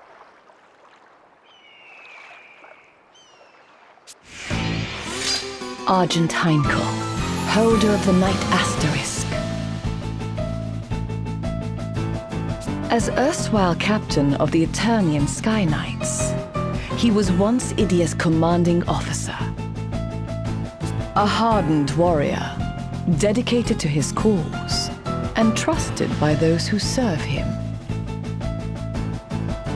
By what strange trick of fate do your paths cross anew?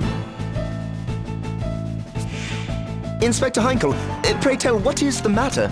You look positively aflutter. There's been a homicide in Stockport. In other words, a murder! Isn't that what I just said? Never mind. Do you want to help or not? You can't have anything else planned. Heinkel! What's going on? Idia? You heard us, didn't you? I'm busy with an investigation. Idle questions can wait.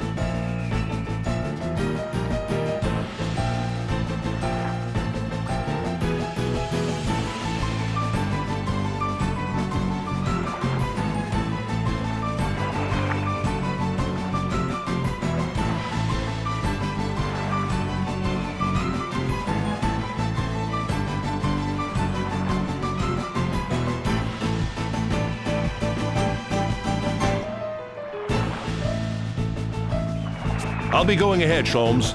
I'll see you at the crime scene.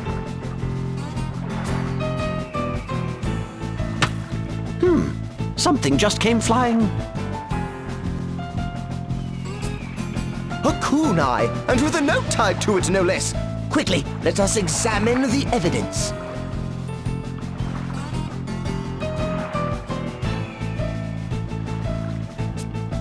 Asked to investigate Stockport murder. Must delay meeting. Kikyo.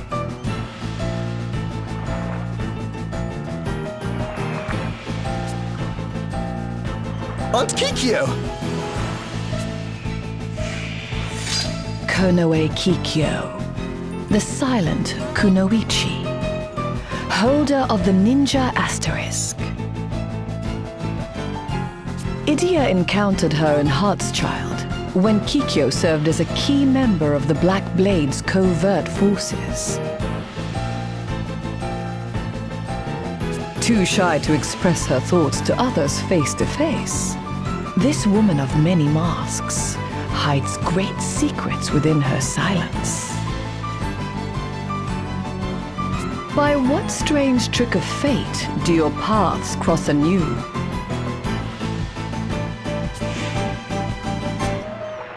Dear Aunt Kikyo, won't you ever speak to me directly? But never mind that. Come, Whitson, her case calls. Right you are, Sholmes. Hold up. Can someone explain what is going on?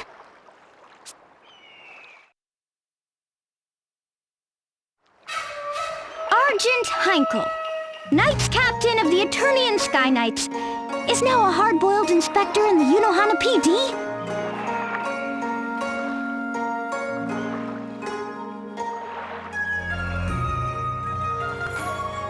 And Kikyo, lethal assassin of the Black Blades, is now famous as the Silent Sleuth?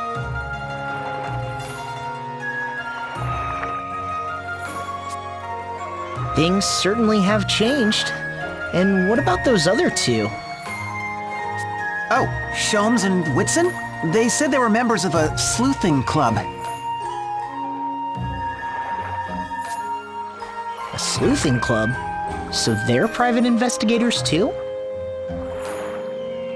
Not quite. Apparently it was a school club, but they've kept at it since graduating. They're just playing detective.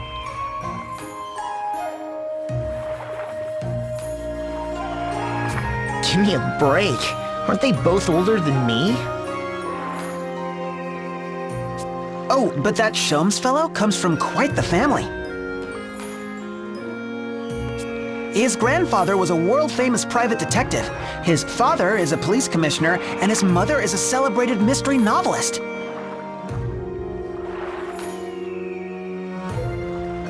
What's more, his aunts, uncles, and cousins are all involved in solving crimes one way or another. What a pedigree! So, what should we do, Idia? Huh? Why are you asking me? Well, I mean, as the Eternian representative in the party.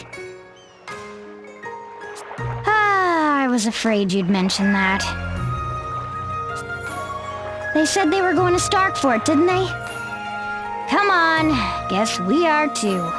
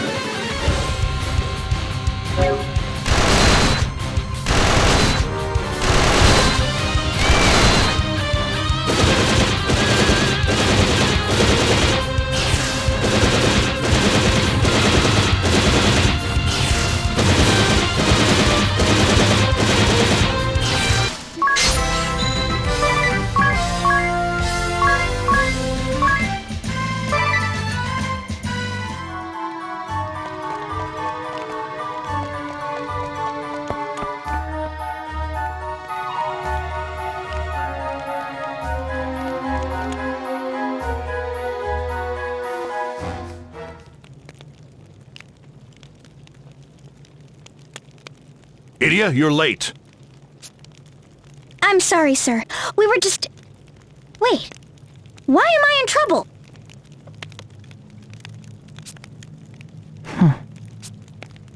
Miss Idia, forgive me. I did not realize that you were acquainted with my dear Uncle Heinkel and Aunt Kikyo.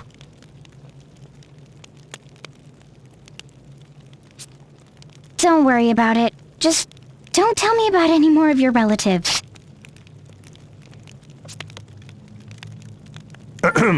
Now then, allow me to bring you up to speed. The victim was one Lord Earl Gulliver, famous around these parts for his considerable wealth. Real well known.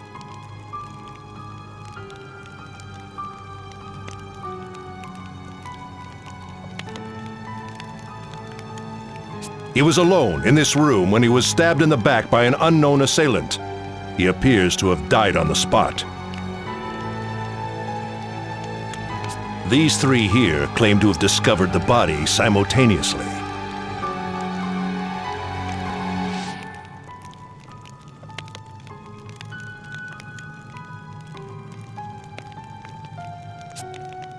First, we have Lord Gulliver's wife, Madame Golddigger. Next, the current landowner of Stockport, Mr. Landlesser.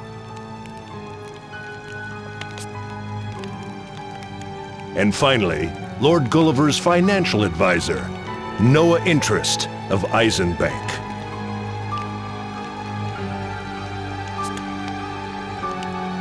The murderer is within our midst!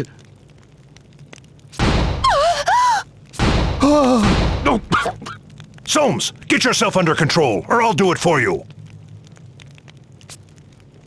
So sorry, Uncle. I've just always wanted to say that. So the three of you discovered Lord Gulliver's body simultaneously. Could you tell us the circumstances?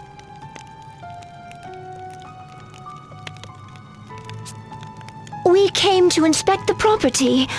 My husband was interested in purchasing it as a vacation home. At first, we toured each floor together, Earl, myself, and these two, until we reached this top floor, that is. My husband, a military history buff, became so enamored with this room that he showed no sign of leaving.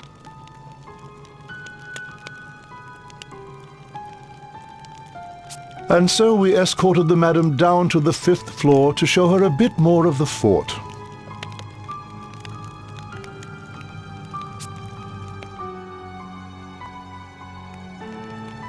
My word! Did you see him? He's like a child in a candy store. And why shouldn't he be happy? Why, to have such a young and beautiful wife at his age, Lord Gulliver is a lucky man indeed.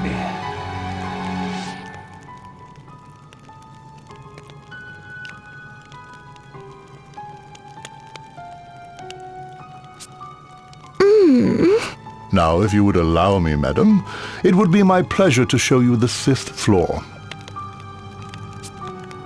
No, if you don't mind, I'd like to look around on my own a bit.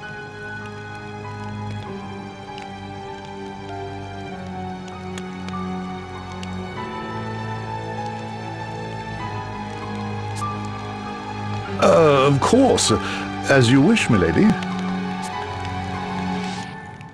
The Lord's a real character, isn't he? To think of buying a gloomy fort like this as a vacation home.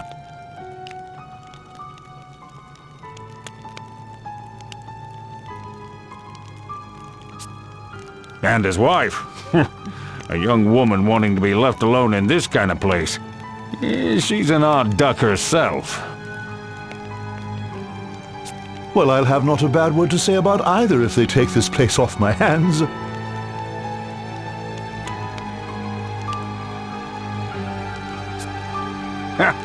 Indeed.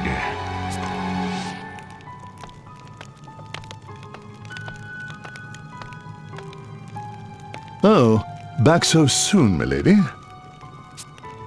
Yes, I've seen more than enough. Is my husband still upstairs? Engrossed in the ambiance of the fort, no doubt.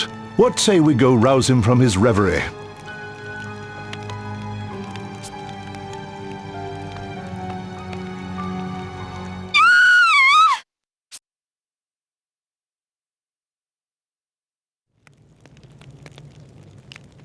And so no one had gone in or out of this room that whole time? If so, that would practically make this a bona fide locked room mystery. Indeed so. Mr. Lesser and I were standing at the base of these stairs the entire time. Precisely. And no one went past us to reach the upper floor. And the murder weapon. This single-edged dagger here, it was found on the floor beside the victim. It matches up to the stab wound as well.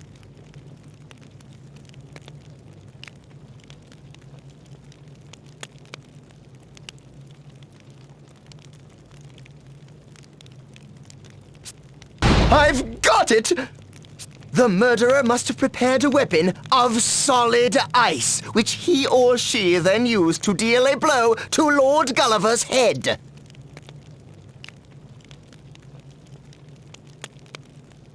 Genius, Sholmes! Then the ice would have melted, leaving us with no murder weapon.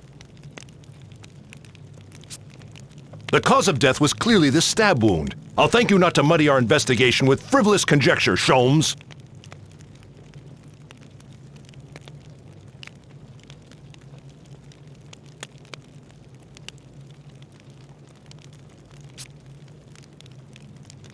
My dear Whitson, have a look at this rope. Brilliant, Sholmes. Surely the murderer used this rope to lock off the room after escaping.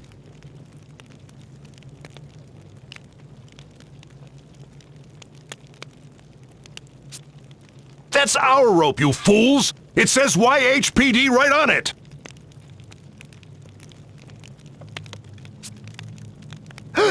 Do you see that there? A dying message!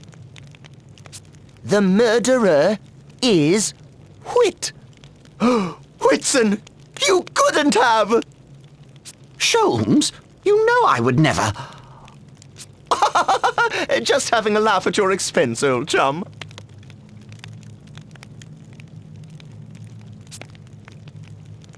I hate to say it, but aren't those two just getting in the way? You do well to ignore them. His parents begged me to give him a chance.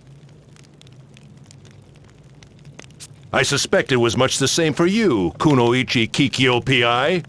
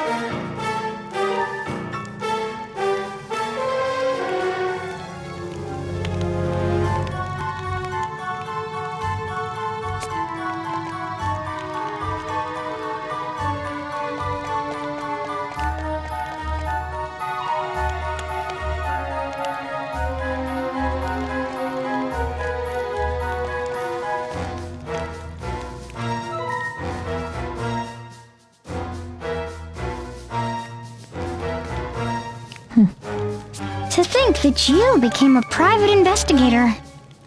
Well, I guess it's no more surprising than Heinkel working for the police.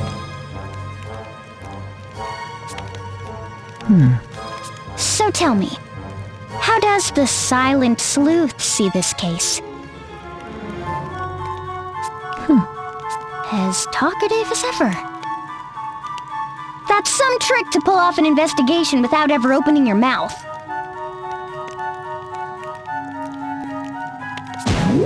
All we know at present is that the victim was stabbed in the back with no sign of any struggle. We can assume that...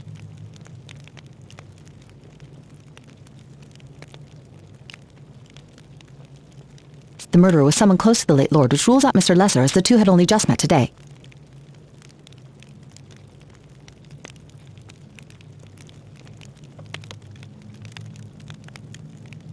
However, that fat banker might be a different story. Mr. Entris is worth looking at, as of course is the young wife. She has the most obvious motive, but we have no actual proof, not to mention how she could gain entry.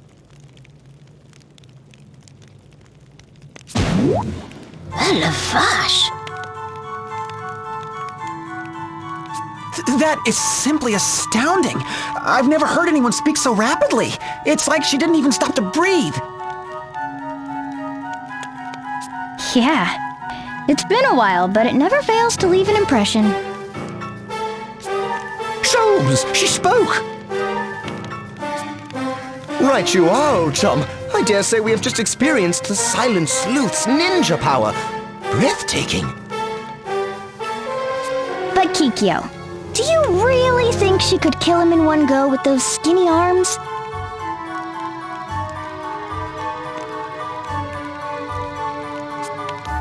Quite so. Aunt Kikyo, there must be another suspect hiding beneath this very... You! Zip it! You know, Kikyo, the murderer must have been a pretty skilled assassin to pull this off. Someone as skilled as, say, you? What? Lord Gulliver was stabbed right through to the heart. To deal such a blow with a rusted and neglected knife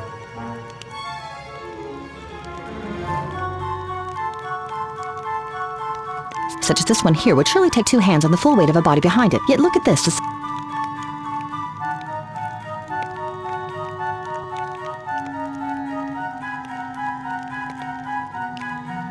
Silver blade is discolored and there's purple mottling at the base of the neck, evidence that the blade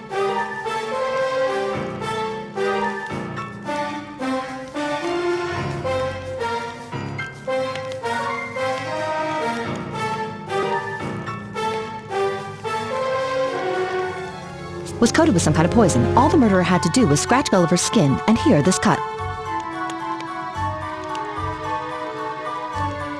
on the victim's leather belt shows that there was at least one missed strike, a derelict weapon, a wasted poison, a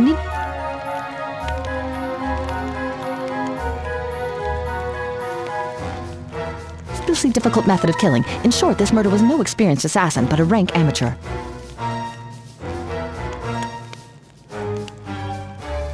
Right, not at all your style. I'm sorry for suggesting it.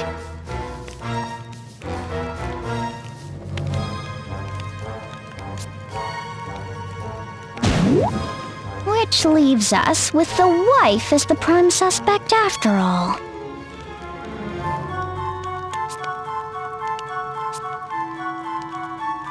Madam Golddigger, I'm afraid we'll need to take you into custody as a material witness. You mean, as a suspect? Oh, ridiculous! I didn't do it! I can understand why you might say that. Madam, I do not enjoy using force. I suggest you come along quietly.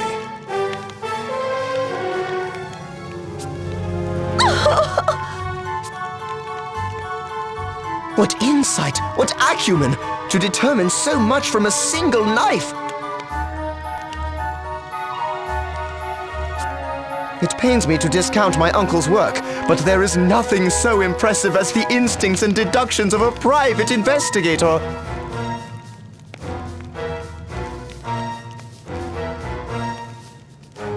Do you not agree, my good Whitson?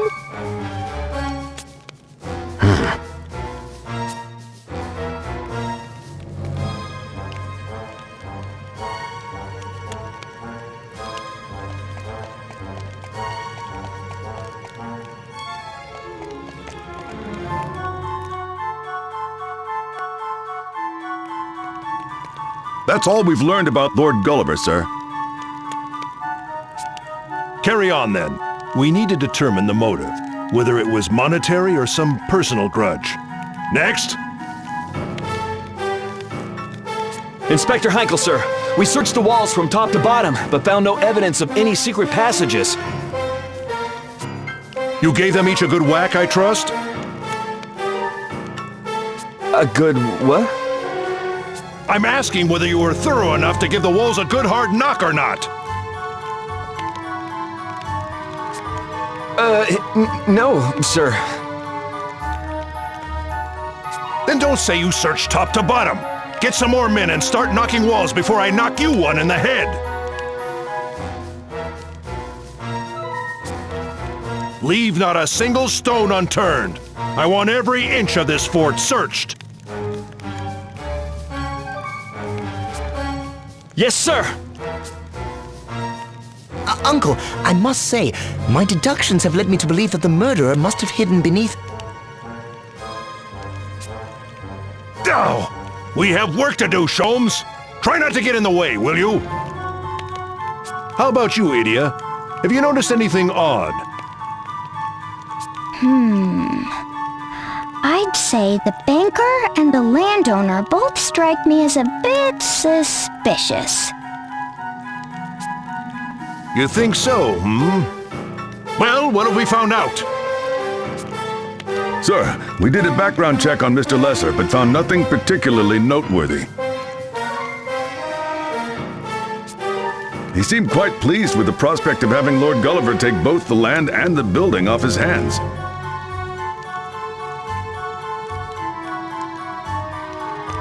The same for the banker, Mr. Noah Entrust. He stood to gain nothing from Lord Gulliver's untimely death.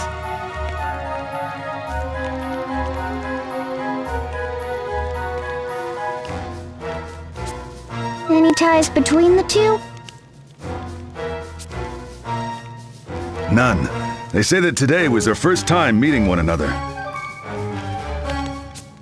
If those two weren't in cahoots, then this really is a locked room case.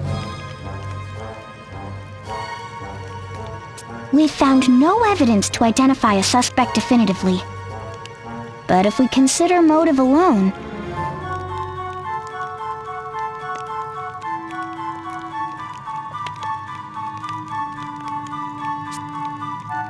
The one who would benefit most from Lord Gulliver's death would be his wife, who stands to inherit all his massive wealth.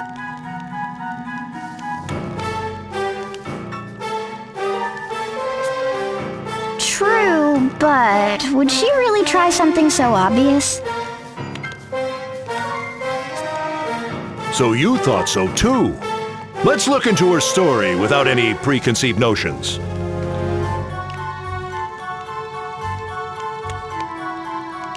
Listen, men. Every shred of evidence we gather brings us one step closer to catching our perp. A formal investigation is painstaking and laborious. But if we're thorough in the task, we will surely bring the culprit to justice.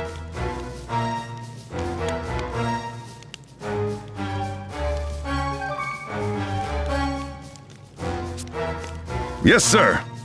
What command! What presence! Now that is what true detective work is all about! Sorry, Aunt Kikyo, but I think the Force is the place for me to lead an investigative team. Ah!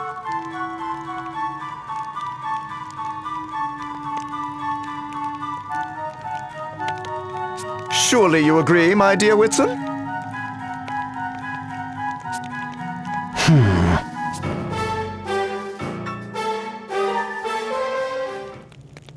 The poor woman.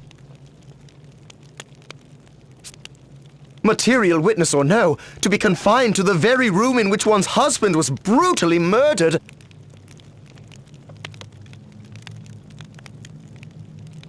At least she should be safe, with the room being locked and all.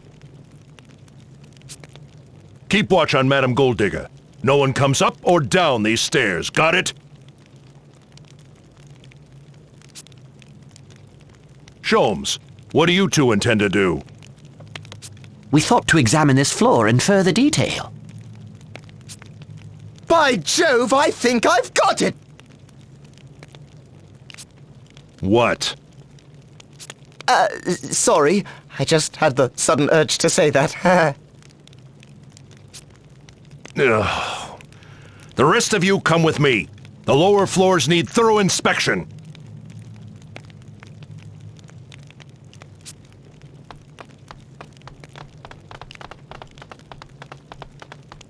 Huh? What happened to Kikyo? Before we knew it, she had dashed off somewhere. Oh, and she left behind this note. Investigating downstairs. Maybe she has a lead.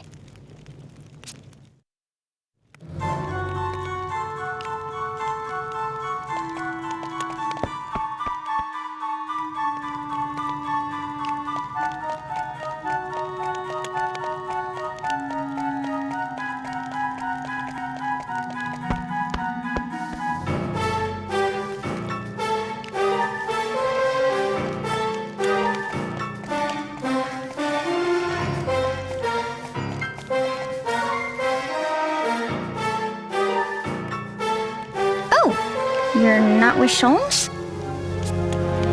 We are fast friends and partners, but even we don't spend all our waking hours together.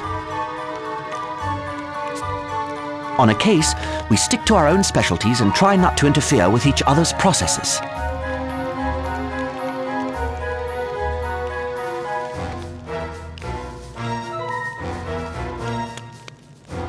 Your specialties? Sholmes tends to rely on instinct and inspiration to make his deductions. I prefer to quietly analyze the details of a crime.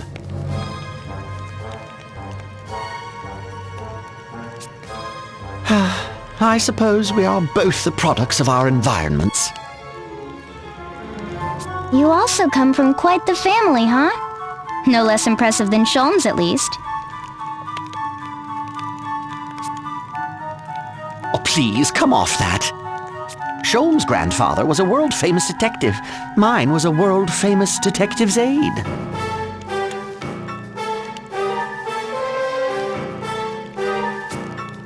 Sholmes' father became police commissioner, while mine was never promoted beyond lieutenant.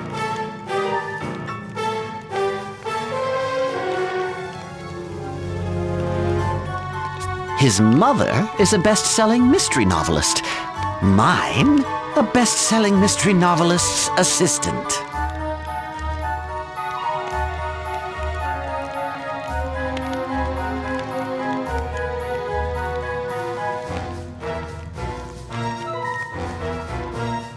Sholmes comes from a line of brilliant deductive geniuses, while I come from a line of glorified sidekicks.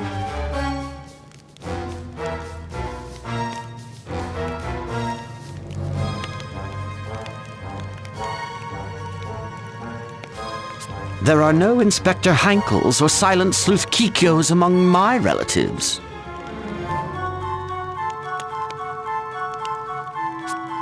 Not that I'd expect the heirs to the houses of Lee and Jenny Olja to understand.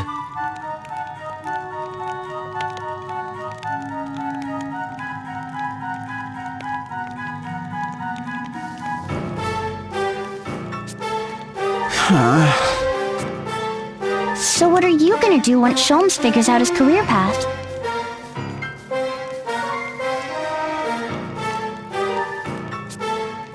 Who knows? I can only do what I can, quietly, out of the spotlight. I see. Sorry to interrupt your investigation.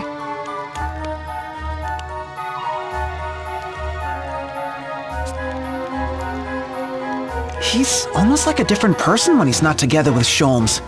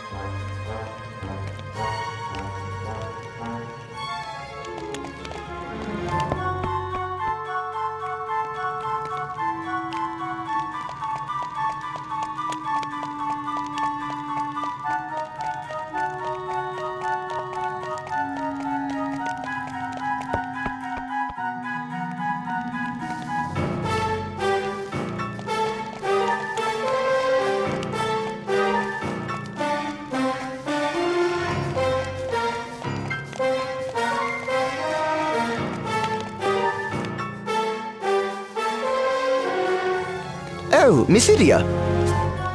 So, I hear your family is something else, Sholmes. I wouldn't say that. Really? Grandfather, a famous private detective? Father, a famous police commissioner?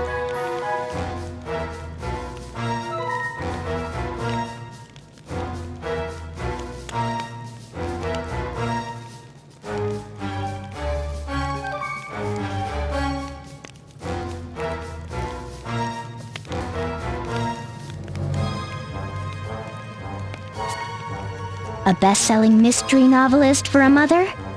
Not to mention Heinkel and Kikyo. I'd say that's pretty darn impressive. Perhaps. Unfortunately, I'm far less so.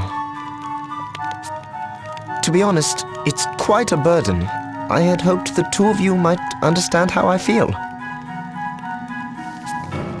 The daughter of the Grand Marshal of Eternia, and the young heir to the illustrious House Genealogia.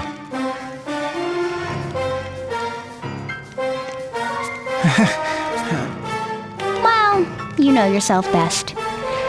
So, what are you gonna do? Planning to enter the Unihana PD? Or is the life of a PI more for you?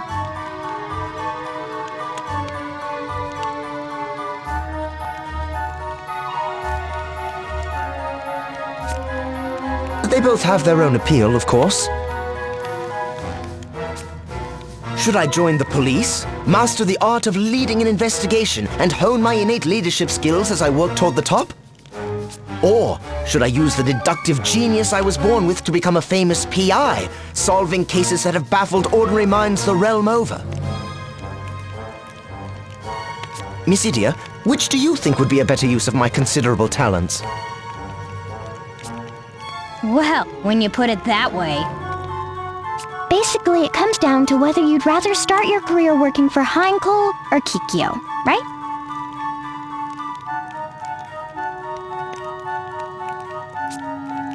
I bet whoever you turned down would try and convince you to reconsider. With force. Do you really think so? Both my aunt and uncle seem frustrated with my aimless nature. I've come to think that they might even be relieved to not have me follow in their footsteps.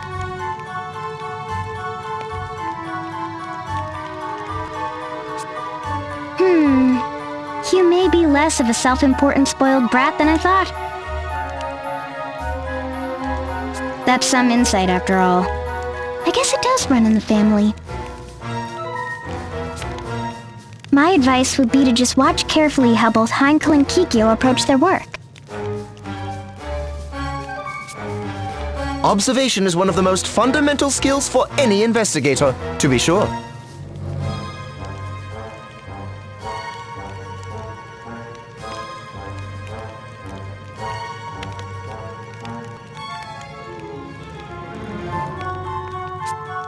Don't give up!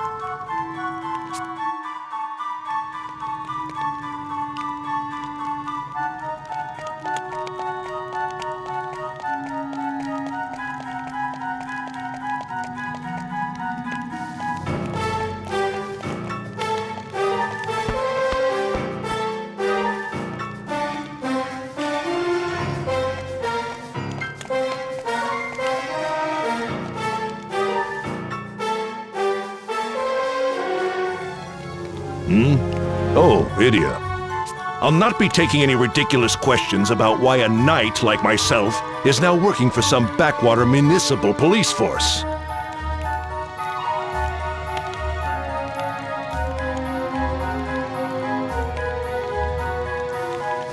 Heinkel! Do not worry. I have not betrayed your father's trust, nor have I turned my back on Eternia. My business is mine alone. Further prying will get no more out of me. Murderger. I would not object to telling you the tale, but now is not the time. I suggest you desist.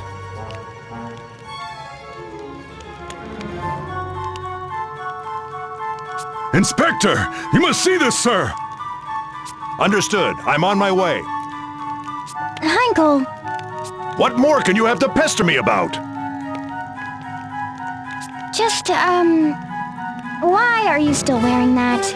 I mean, you don't usually see a crime scene investigator in full plate armor.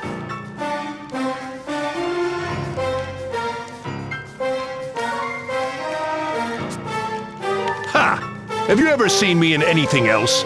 It'll take more than a job change to get me to lay these aside.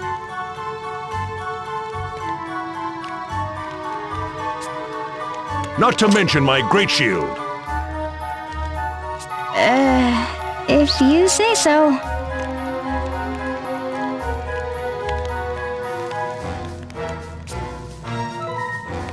Sir! Ah!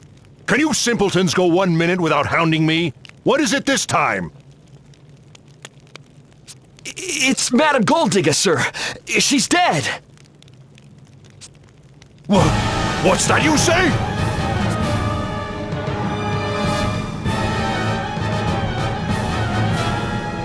I heard a noise and came running, but she was already cold. Did she do this herself?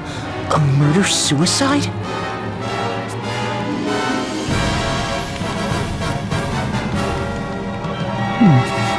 A fine mess this has become.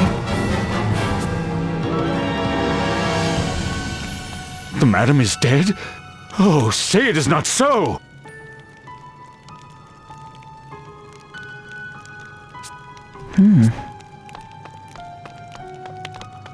Madame Gold-Digger as well? But what about the sale? That's hardly...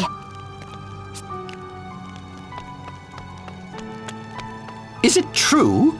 Lord Gulliver's wife dead as well?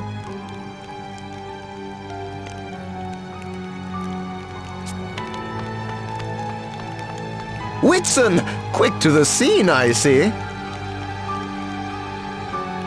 Ugh, everyone's already here but you, Sholmes.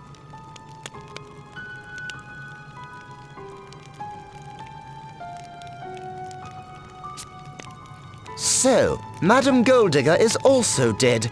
This is surely a case of murder! And just why do you think that, Sholmes? Call it a sixth sense? A flash of insight? A strong hunch? And it tells me now that the murderer is hiding beneath that table! Wait, huh? Come, Sholmes, even for you, that's a bit... What's that? A note. I shall follow where you go. Did Madame Gold-Digger write this? She killed herself out of grief over the loss of her beloved husband?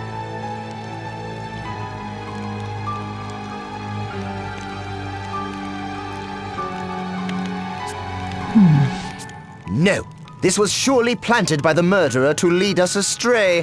A personal challenge from the true culprit. Hang on, where's the challenge in there? There must be a hidden message. If we look at the first letter of each sentence...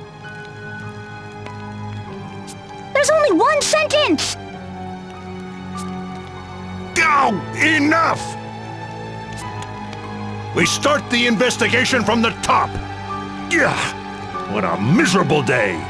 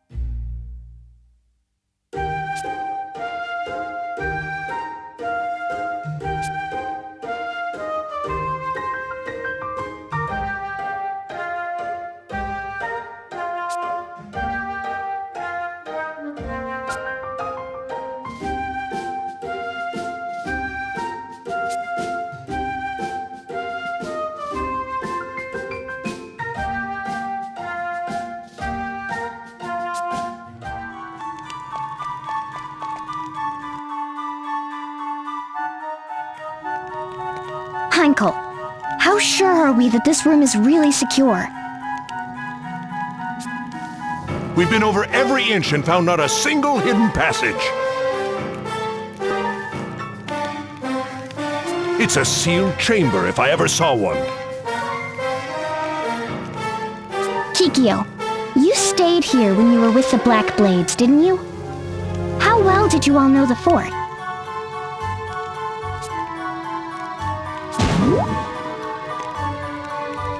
When I was stationed here as part of the Black Blades covert forces, I knew every hidden passage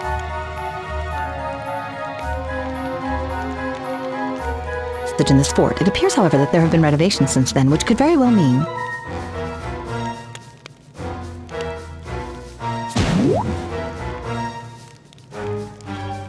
All right, listen up. I want you to go over every square inch of this room with a fine-tooth comb. Leave no stone unturned. Yes, sir. Excuse me, Uncle Heinkel. We'd like to have a word with you.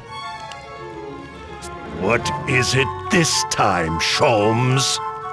I just thought, perhaps we should consult with Mr. Lesser. He is the owner of the fort. Not bad. Renovations? I'm afraid any such work would have occurred before I acquired the property. But you should have records showing the name of the former owner, yes? The one who carried out said renovations?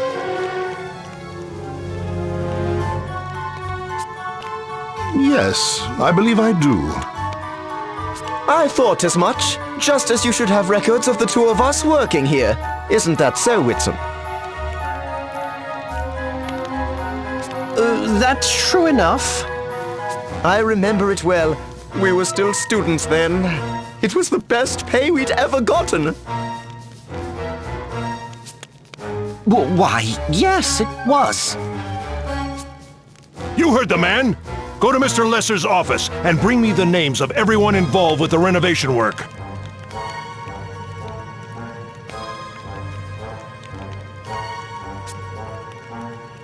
Yes, sir.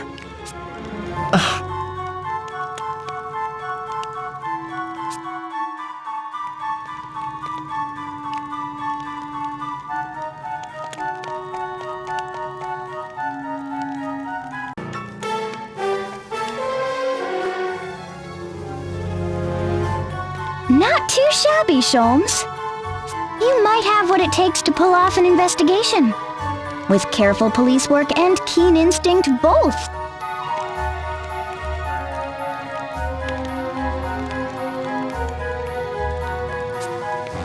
I wonder.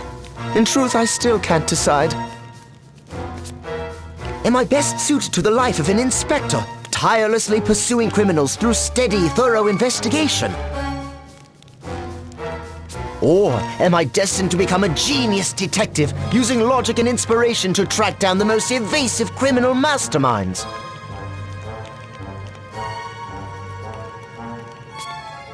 You gotta pick one, huh?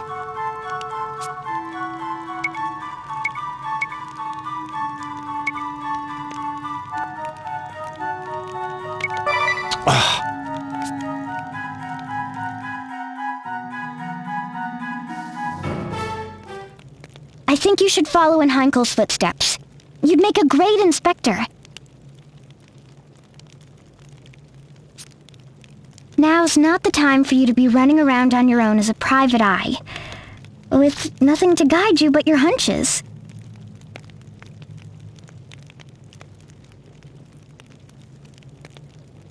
Start off by working with people who have experience. Learn the ropes of how to investigate, then go from there. If you do that, I bet you'll make a great inspector someday. Why, yes! When you put it that way, it's elementary! I'll train to become an inspector under my dear Uncle Heinkel's tutelage.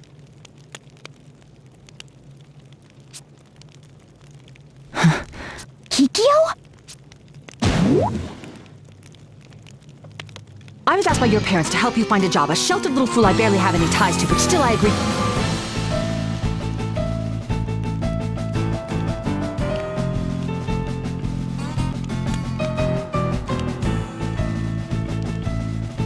To watch over you, even though I would rather do anything else, and this is how you repay me, you ingrate? Kikyo? And you. I knew you had more muscles than brains, but are you truly so foolish as to think that you could suggest...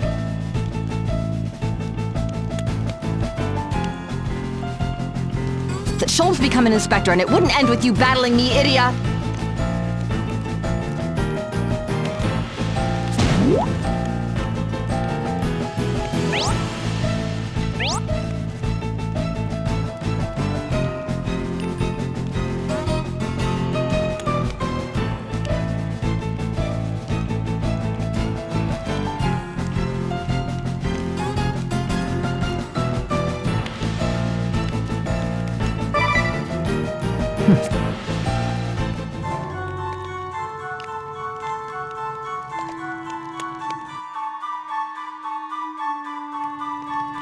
To be frank, I'm still not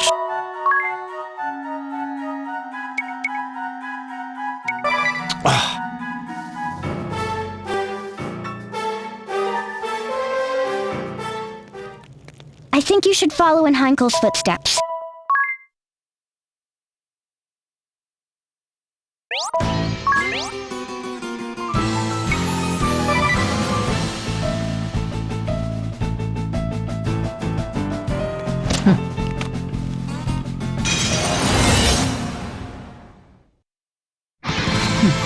Oh, give me a break. The silent sleuth ninja Konoe Kikyo appears. That's what you want to say, right? So let's get on with it already.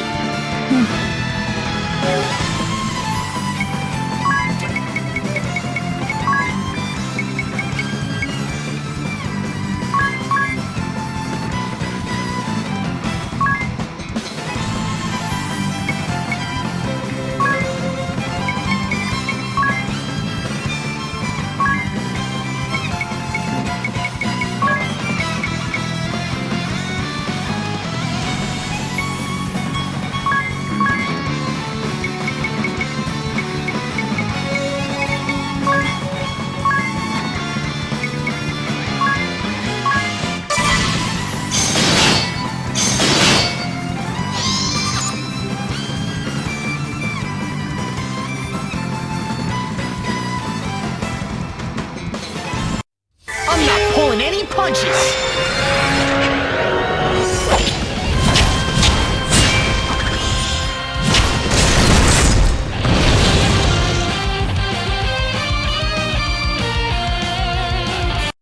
Here I go! Hut!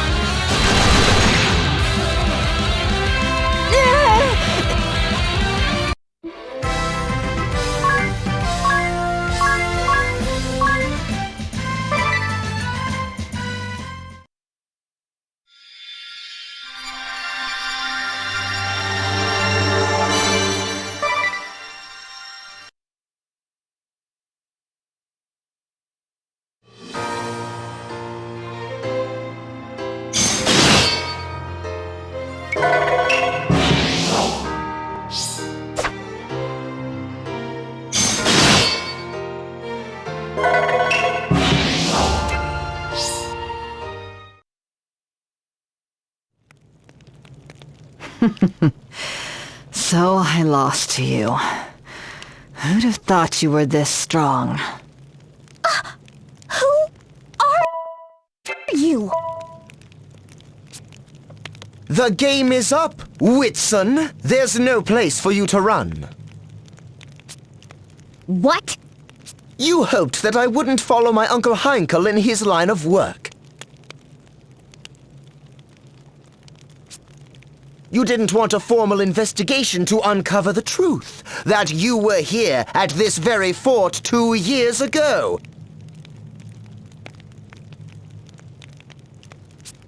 That you knew of a certain feature of this fort, and that you...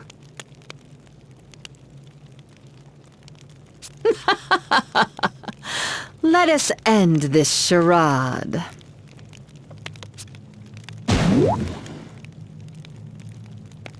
Whoa! When all you had was a laughable dream of becoming a private investigator, I could turn a blind eye.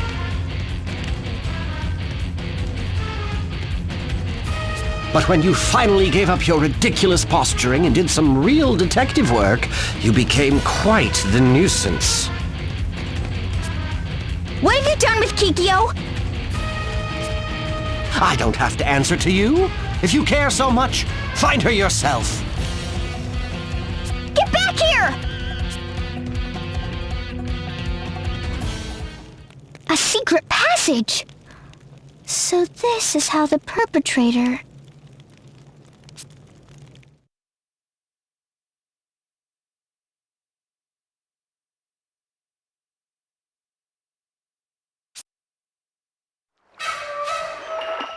And so they found the real Kikyo bound up in another of the fort's hidden corridors? That's right. I'm just relieved she wasn't hurt. Sholmes says she was lured out by a false promise of information, then taken captive.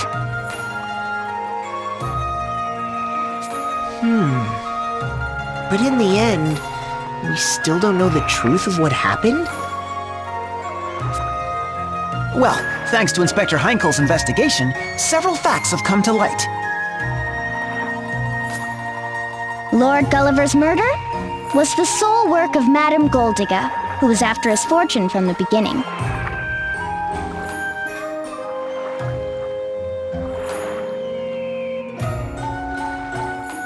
She heard about the hidden corridor from Whitson. Apparently those two have a history together. She just happened to hear about it? Whitson mentioned the corridors when Lady Goldigga told him that her husband planned to purchase Stockport.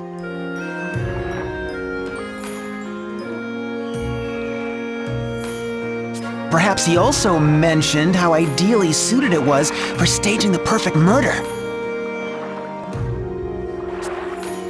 A murder she then decided to carry out.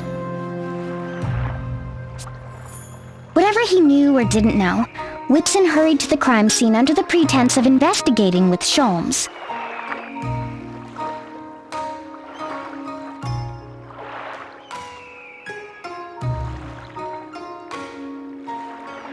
Then Madame Goldigga misread his intentions, thinking he was there to help her. She tried over and over to get him on her side.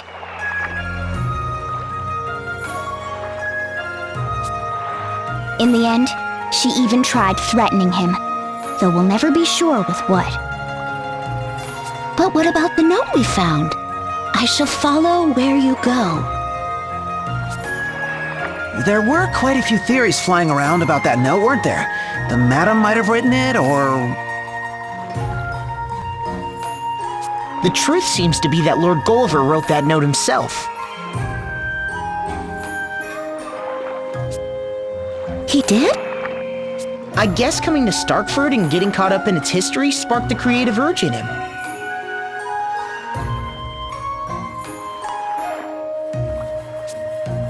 That note was from a novel he was working on. They found the continuation of it with the rest of his belongings.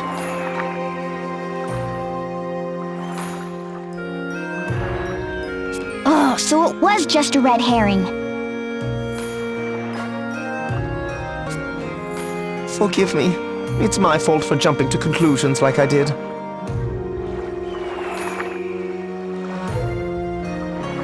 Apologizing for a bad hunch?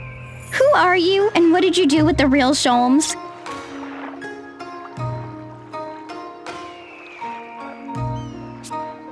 I'll take that as a compliment.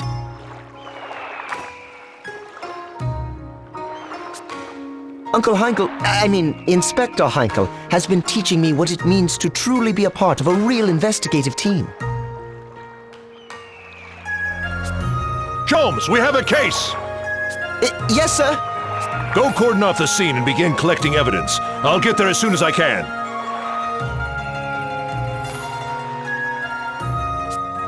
Yes, sir! Crack that whip, Heinkel. Looks like you have some high hopes for him. Well, as it turns out, his insight has proved quite invaluable to our investigations. The day might even come when he's the one ordering me around. You don't seem too upset about that. If you'll excuse me, I'm due at the scene. I can't let that sniveling little upstart think he's in charge quite yet.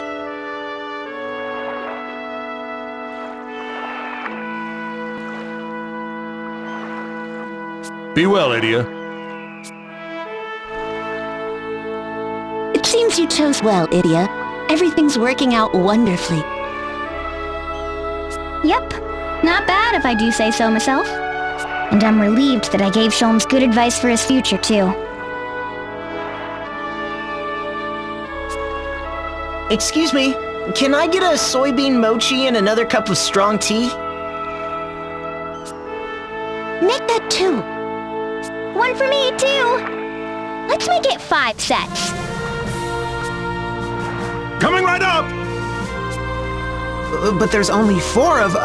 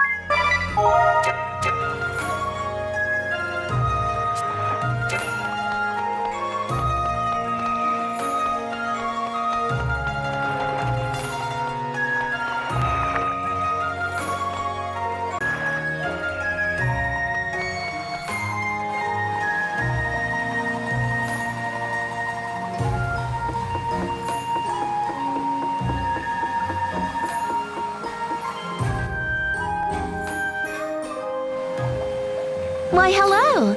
It's so nice to see you again. Will you be staying the night, or are you just here for a quick bath? We have rose baths today. Every bath is filled with beautiful petals and exfoliating thorns. That sounds great, Sakura. But actually, we could really use your help.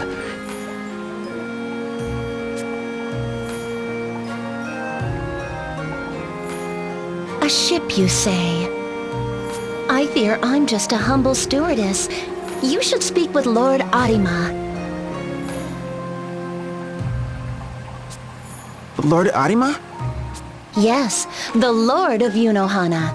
If you visit the castle, he should be happy to grant you an audience. That makes sense. Thanks. Well, let's go see if this lord has a ship for us.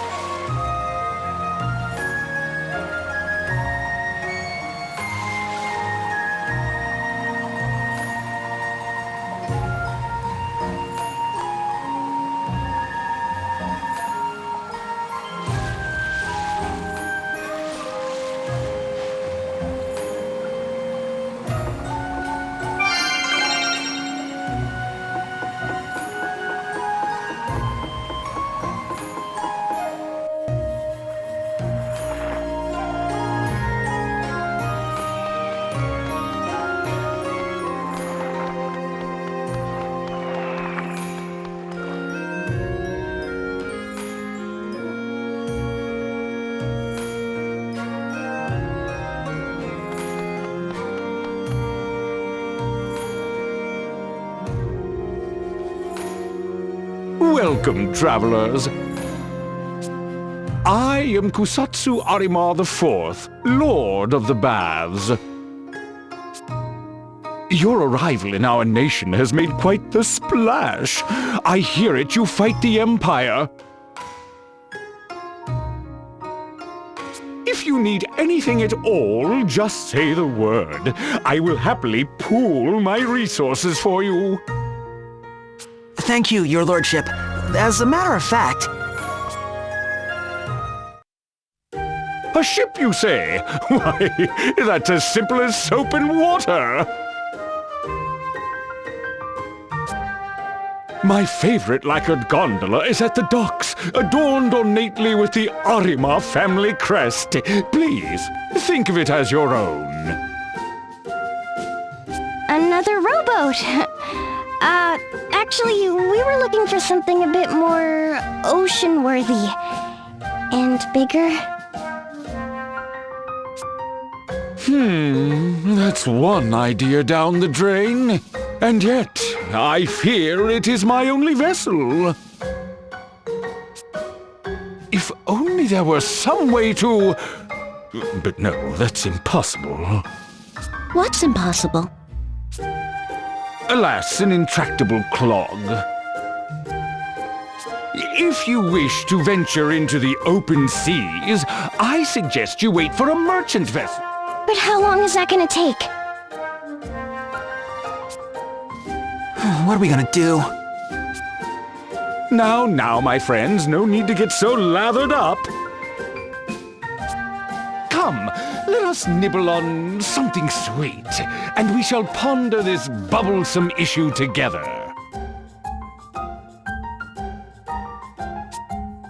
Did you say something sweet? I did. It just so happens a traveling confectioner was recently drawn to our baths.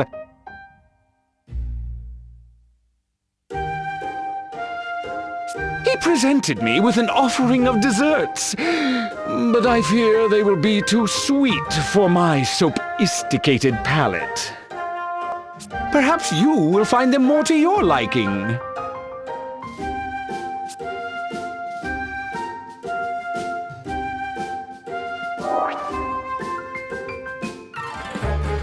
Hey, I bet these are from that traveling pastry chef we met back in Heartschild.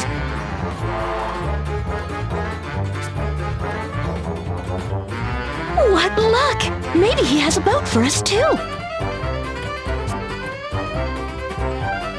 It's worth asking. They're all different. Let's each pick one, and then we can go look for it. I don't care much for sweets either, so I'll just have whatever's left over. Then it's just the three of us. First come, first served! Oh, they all look so yummy! I think I'll have... Un petit minute! What do you think you're doing? That's the one I wanted! Settle down, you two. There's no use fighting over cake. Right, let's unclench those fists now. No, you don't need to crack your knuckles. I know.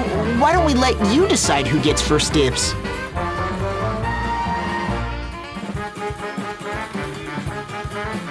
Good idea! I'm sure you will choose wisely. Won't you? Murder girl. Why do I feel like I'm being sandbagged? You! I'm trusting you won't be swayed by any saucy wiles. Got it?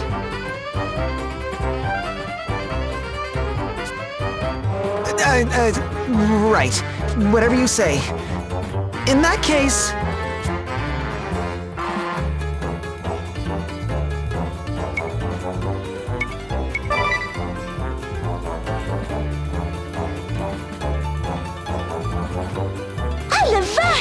I go first! And I pick... this one. The honey and nectar drizzled bloomin' Bavarois with party-colored flower petals and a dusting of pollen. It's almost too beautiful to eat. But eat it I must. Here goes! Oh la la! C'est magnifique! I could just die! Is it really that good? Heavens, is it ever? It's like a chorus line of butterflies dancing on my tongue, wearing little shoes of infinite delight. C'est divine! Je me sens comme un papillon voletant à travers un nid de fleurs. Whoa! It's so good she's lapsing into Moonlish! Well, guess it's my turn! All right! Wait, what happened to Magnolia? Magnolia? Are you alright? Magnolia? Something's definitely wrong. It's like she can't even hear us. I feel like I've seen this look before. Of course, the people in Heartschild! There must be something in the cake! Bazooks! Could it have been poisoned? I don't know, but we shouldn't eat anymore. Let's throw it out. That's no way to treat my delectable delicacies. I remember you. You're the pastry chef from Heartsfest. What did you put in the cake? No artificial ingredients, if that's what you're implying. Just pure, unadulterated genius. My creations don't just taste magical, you see. They have certain effects on the eater.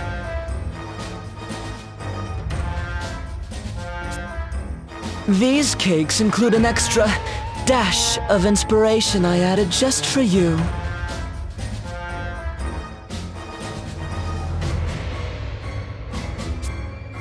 Taste and behold the result, my dear diners.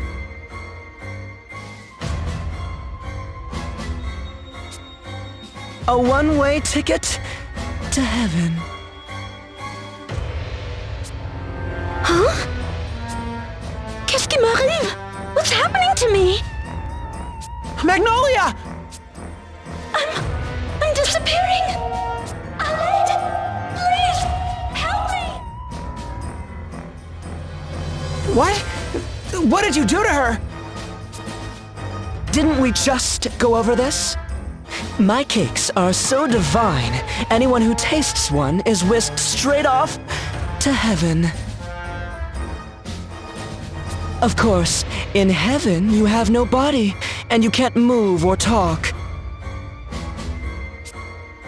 I like to call it death by delicious. Wait a minute. It was you, wasn't it? All those poor people in Heartschild! That's right, and they savored every moment. This doesn't make any sense. Unless you're working for...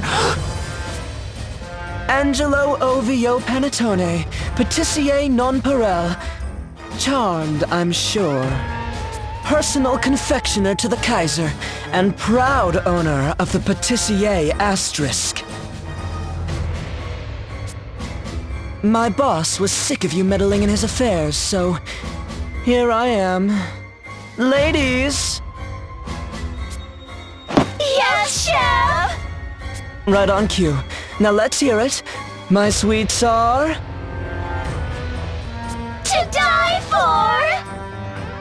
My face is... To die for! And these losers can... Go to heaven! It's time for dessert! Lick their plates clean!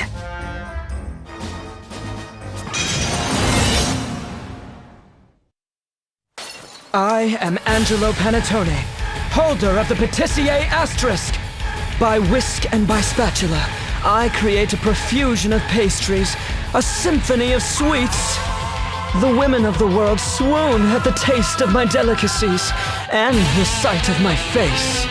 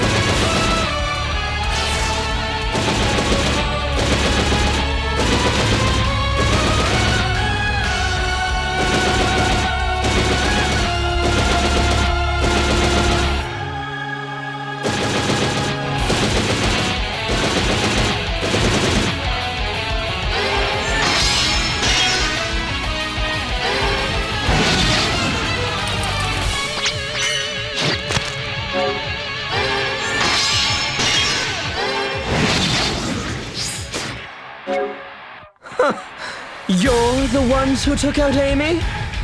Wait, you're the darling she was going on about? Don't remind me. Yes, she was fond of that word. But I assure you, I was not her darling.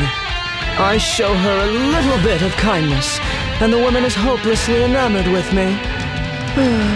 Not the first time that's happened, of course. But over and over, sweetie this, darling that.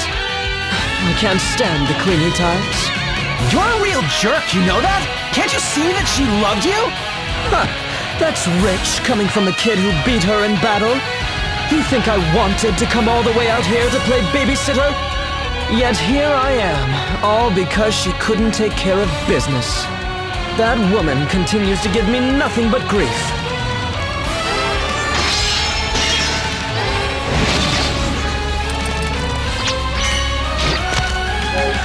You cared about that girl, didn't you?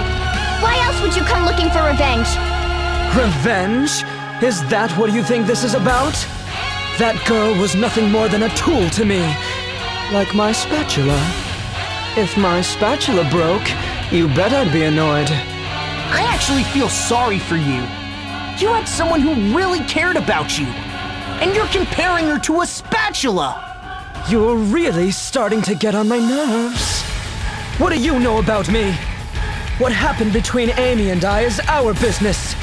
So shut up and die already!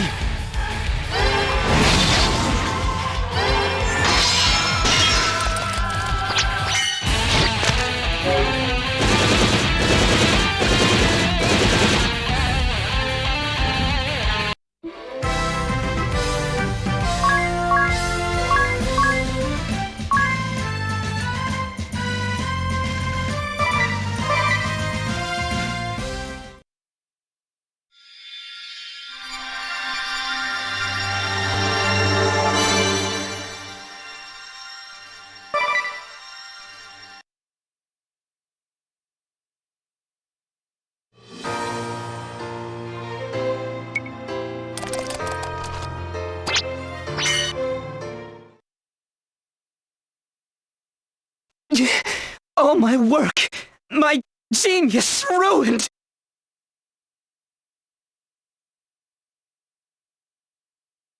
My pride, my passion, that I suffer the same fate as that woman is just icing on the bitter cake of defeat!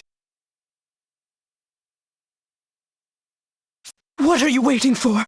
Finish me and end this cruel farce! But you don't want to dirty your spotless hands? To think I lost to the likes of you?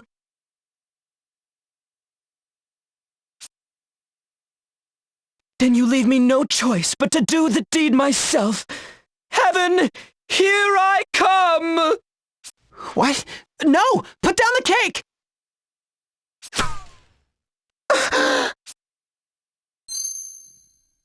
This ring.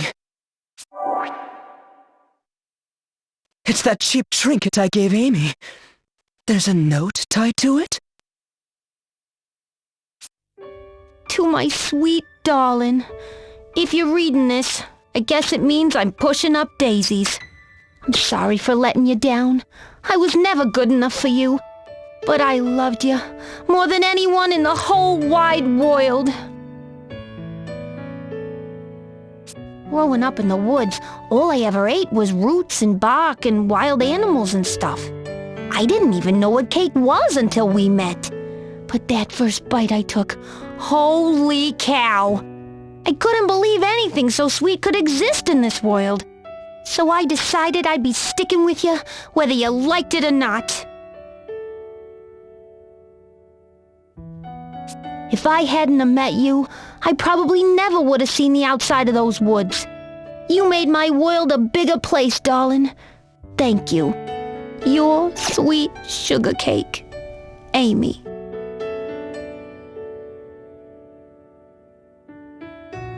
P.S. You want to know what made me happiest? When I slept in on Sundays and you made me your special pancakes. I'd give anything just to taste them again.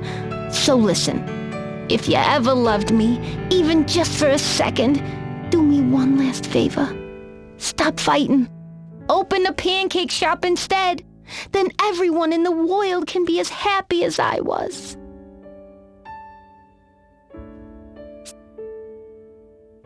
Sweet darling? 1,000 times I asked her. Even now, in my lowest moment of failure, she won't knock it off. Aggravating to the end. That woman. Oh, where are you going? Next time we meet, you'll get your just desserts. I'll serve you the best pancakes you've ever had.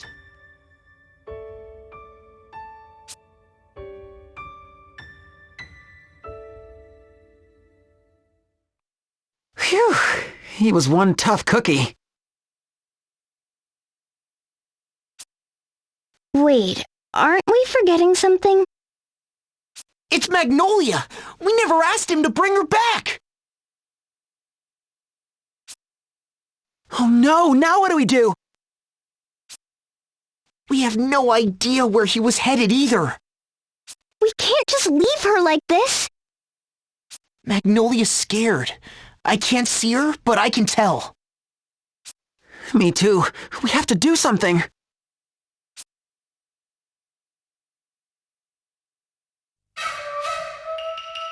Well done, my noble friends. You washed the dirty scoundrel right out of our hair. It was a schwitz watching from my comfortable hiding spot, but I never saw a truer display of heroism.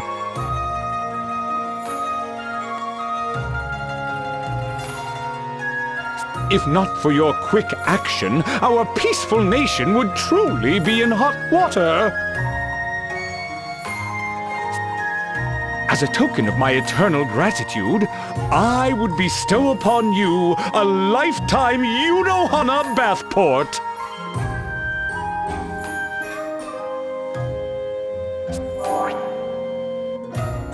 A bathport? Yes, like a passport, but with a B and a lisp. With it, you are free to make use of our baths whenever you wish. That's very generous of you, your lordship, but we don't have much time for hanging out in hot springs. Wait a minute. Of course! The hot springs! The baths here are supposed to cure all ills. Maybe it would work on Magnolia, too! Really? Sounds like a long shot. It's worth a try. I'll go get a bucket of water.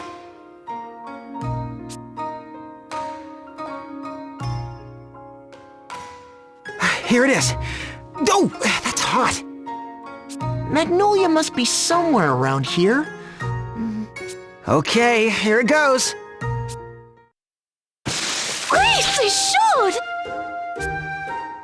Look, she's back! Wow, it really worked! It's a little scary how well it works. But all's well that ends well. Without a doubt. Oh, la vache, I thought I was going to be stuck like that forever. There's nothing a good bath can't solve. Indeed, cleanliness is next to godliness. Now that that mess is all cleaned up, I insist you stay the night and enjoy our hospitality.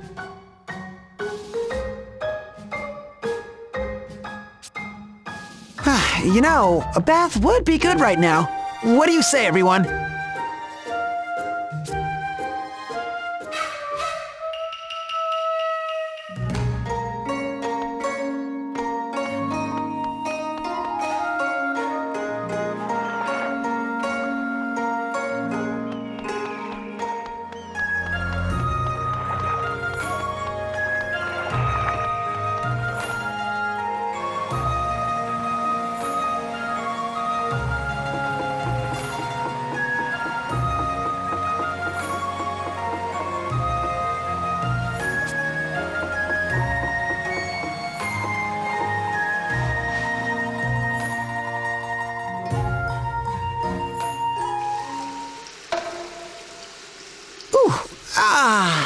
That's the ticket. Tell me about it. Take a look at this, sir. I've been working out. 20 push-ups and 20 sit-ups every night. What do you think? Am I looking more manly? You sure are. My routine is 50 each, morning and night, you know.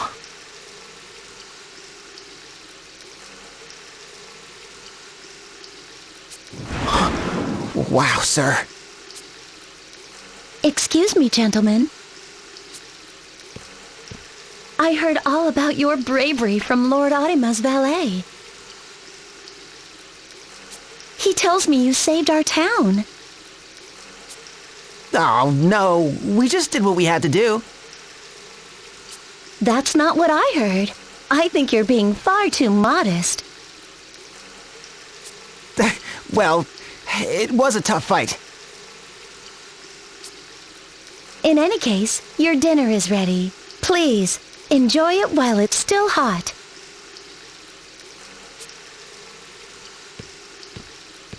Oh, thank you. We'll just dry off and be...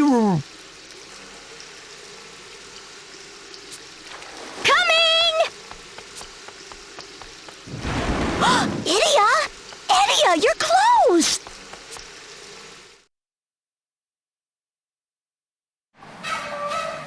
Whew, now that was delicious.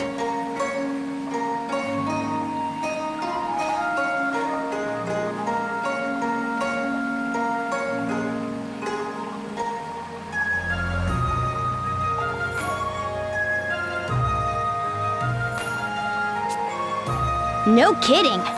What a feast. I'm completely stuffed. I'm so glad you liked it. It's always nice for a cook to know her efforts weren't in vain.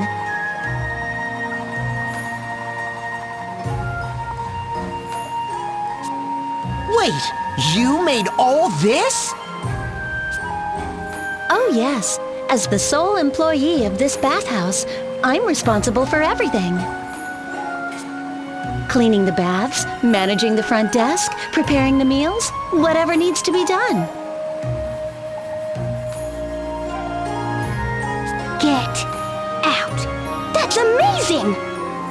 You're like the Omega weapon of innkeepers!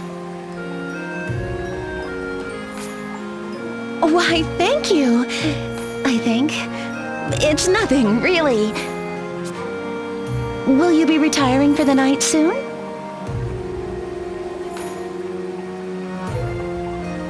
Yeah, I'm pretty sleepy. Lord Odima sent over a tremendous amount of yuzu, so I prepared yuzu baths for this evening.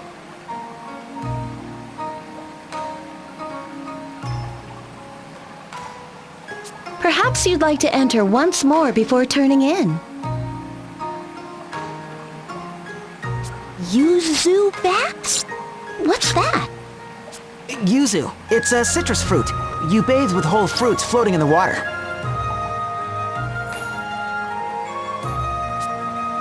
It will warm you to the bones, and it's wonderful for your skin. That sounds lovely. Well, I'd hate to miss the chance, so I think I'll try it out.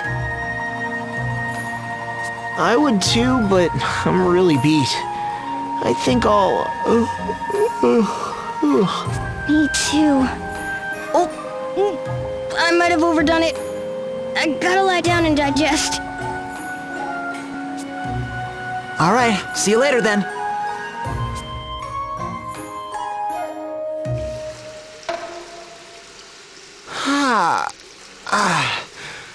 Whew, this is the life. The scent of yuzu is so refreshing. I could do this every night.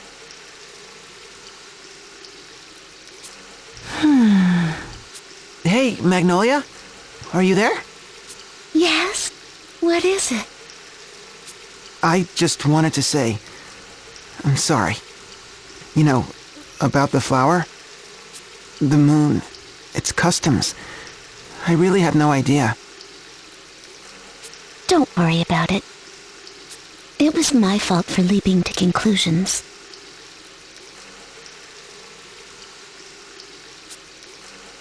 I mean, of course you wouldn't propose to me on our very first meeting. Although, I really was happy. I even considered saying yes, right then and there. Well, really? But why? It's a secret, but it wasn't quite love at first sight, if that's what you're thinking. A secret? But you'll tell me someday, right? Peut-être. I'll think about it.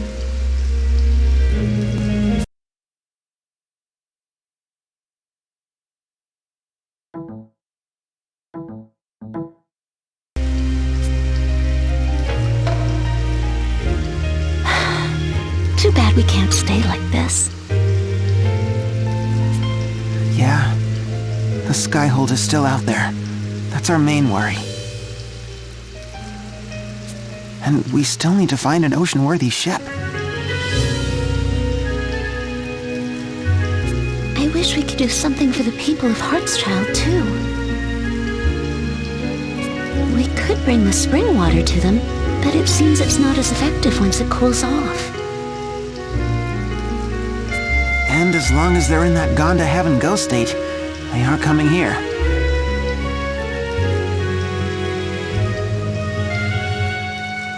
We can't take the hot springs to them, and we can't bring them to the hot springs.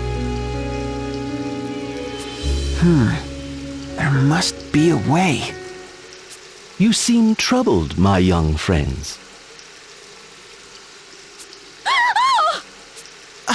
I know that voice. You're the man with the purple pen.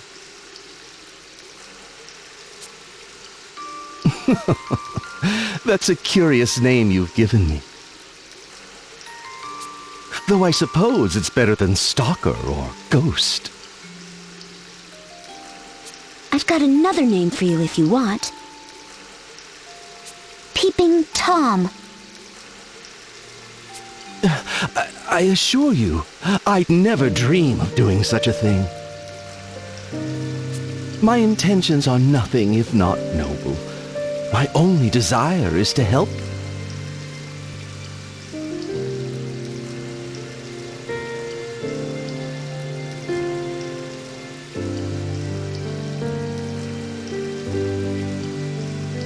Opportunities are like bean sprouts. Use them while you can, or they'll be spoiled before you know it. Well, that sounds great. But what are you talking about? Your ship is right before your eyes. Now you need only use it.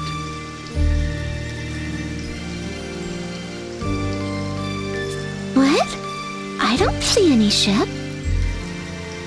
Lord Arima's intractable clog. I've taken the liberty of tracting it. Anchors away. Whoa! What the?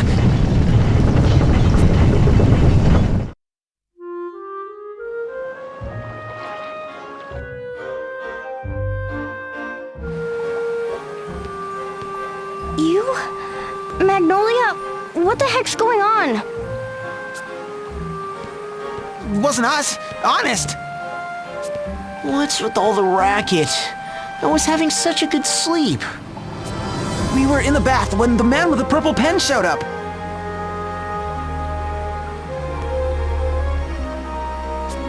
The man with the purple pen? Yes, I heard him too. You mean he's here? In the bathhouse? His voice was coming from upstairs. Let's check it out.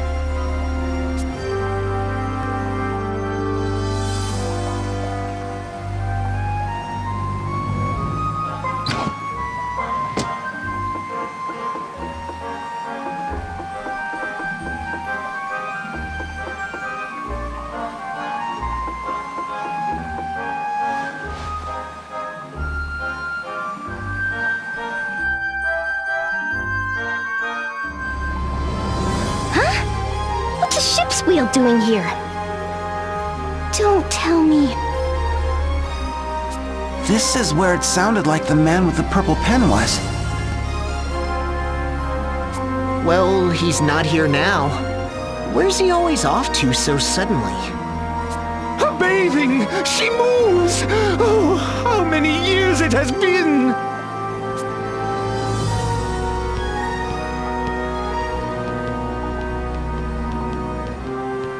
Why, look at this room. I thought it was only for storing the linens. Your lordship, Sakura. To think there was a soul who could write her plumbing. Truly, my tub runneth over. Your lordship, I beg of you, please lend us this vessel. We want to take its healing waters to Heartschild.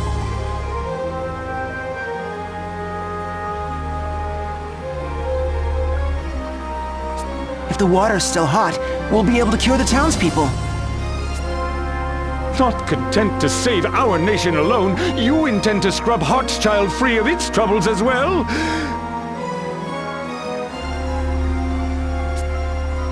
It would ill behoove me to throw a wet towel on your ambition. This vessel was the very rubber duck of Yunohana, but from this day forth, she belongs to you. After you have saved Heartschild, journey with her wherever you need to pull the plug on the Kaiser. Thank you very bad. We shalln't let you down.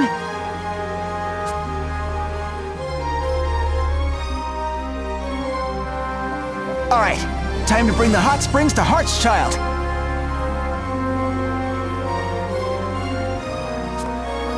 This is a far cry from our old boat. Does anyone know how to pilot it? More or less. Oh, someone's been studying.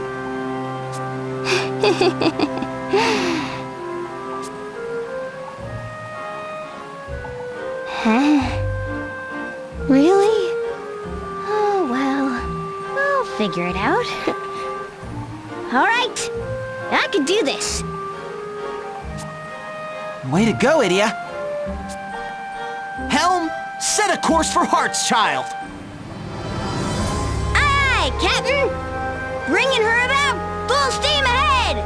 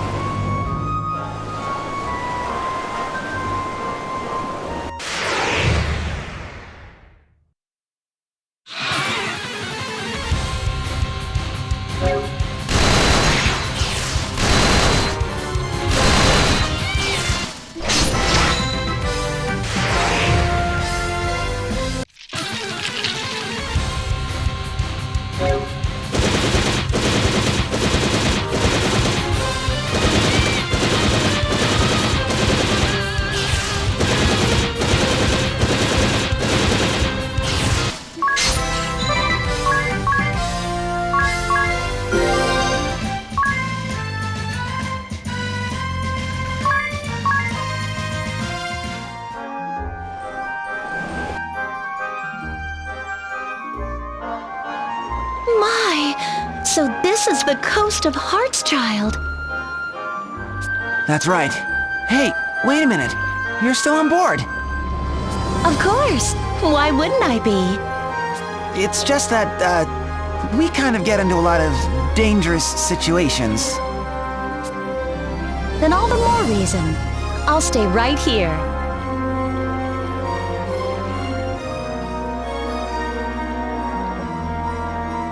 On a perilous journey such as yours, you're bound to have aches and pains from time to time.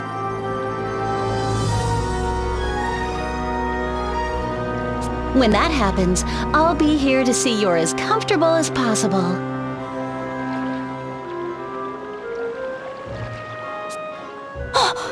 Does that mean you'll be cooking for us too? But of course, hot meals thrice daily. Now that's what I'm talking about!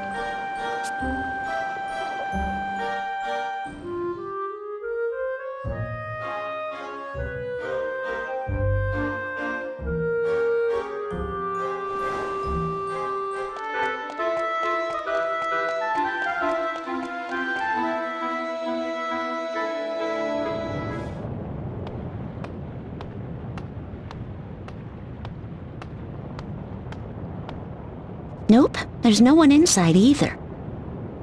Everybody went to heaven. Huh? What's that sound? It's coming from outside the city, and it's getting closer.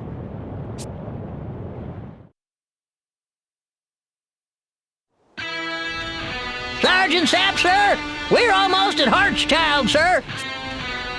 No thanks to this rat's a fracking machine! We should have been here days ago! Don't be too hard on him, Sergeant Sapp, sir. He did his best to only overheat at breakfast, lunch, and dinner, sir. We could have been the ones to take the city, too! Oh well, might as well mop up. Tear down the walls and level the place! And get a move on, or His Majesty will leave us behind! Huh? Sergeant Sapp, sir, I think someone's coming this way, sir. No matter. If they get in the way, just, level them too. What is that? That's the Imperial insignia on it. What clunky, primitive technology. It's so cool. I know, right? It's so rustic and rugged looking. You two, quit gawking and get ready to fight. It's coming for us.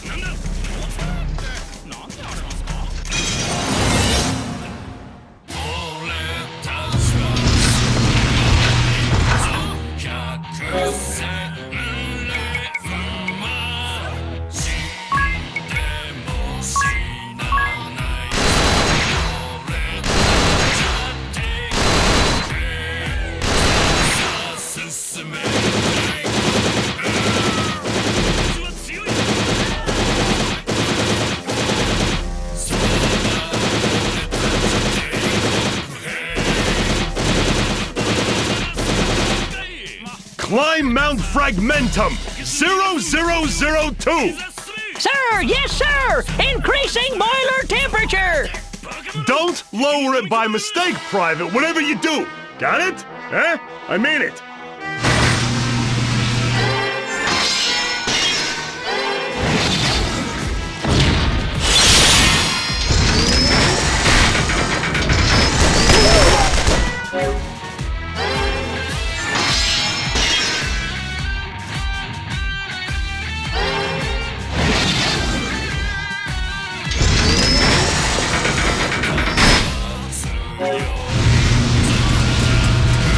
Boiler temperature at 50%, sir!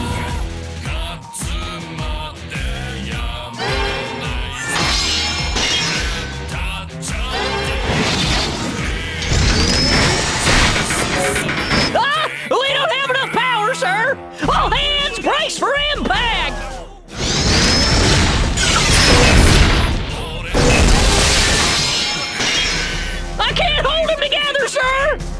Oh, jeez! Glory to the Empire!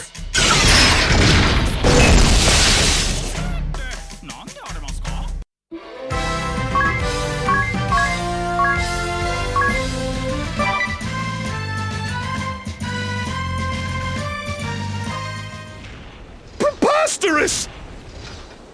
The pride of our army, our next generation super weapon, humbled by 4 mere gutter snipes! Sergeant Sapp, sir, a message from HQ. It went. Don't worry, I decoded it.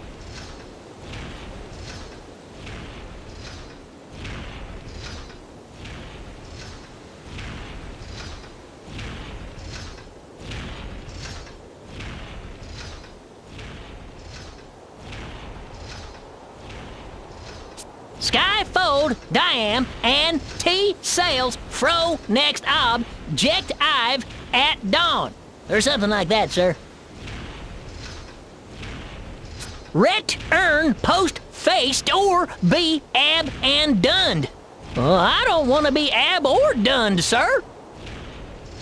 Furthermore, do not let unit fallen to any my F ands.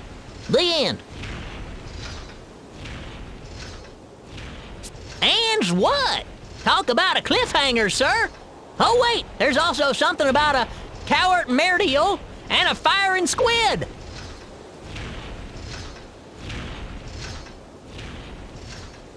Ooh, then we got no choice. Pull the self-destruct lever! But just do it! We can't let the weapon fall into enemy hands! I can't do it, sir. The lever's broke clean off, sir. Why, I'll break your... Fine. We'll drive the blasted thing back. About face! Wouldn't it be faster if we walked? And what about my face, sir? Just shut up! Look at that thing clanking and clunking away. What a rust bucket. It's so cool! I wish I had one. Anyway, now that that's over, what do we do about Heartschild? We'll need to douse every inch of the city, but how can we do that without the water getting cold?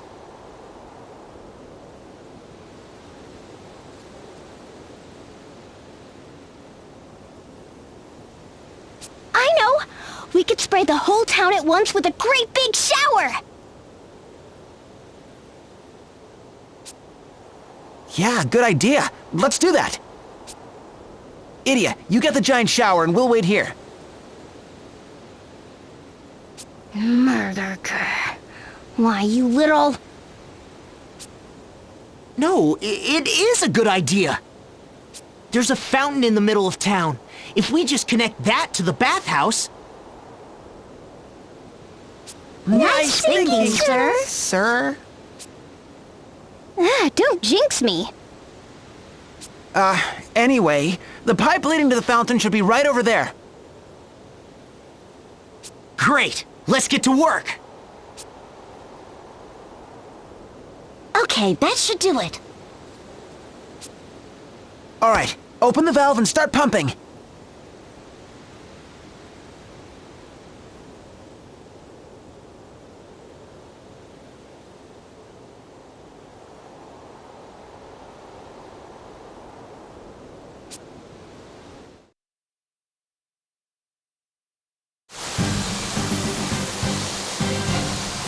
Is it raining? But it's so warm. I can see everyone. And look, I can move again.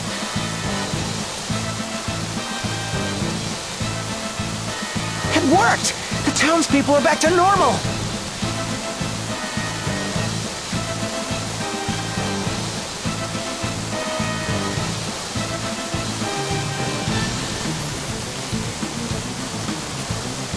We brought the heart back to Heartschild!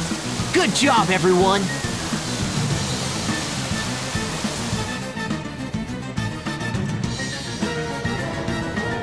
I'm in your debt again.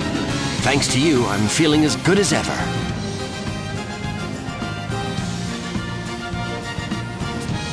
We're happy to see you back on your feet, sir. But now, he must return to the battlefield. Of course, I'm grateful that he's well again. It's just, a part of me can't help feeling sad as well. I'm sorry, Eleanor, but I promise I shall return to you unharmed. Oh, my love. Woo-hoo-hoo! Getting awful steamy in here. And I ain't just talking about the hot spring.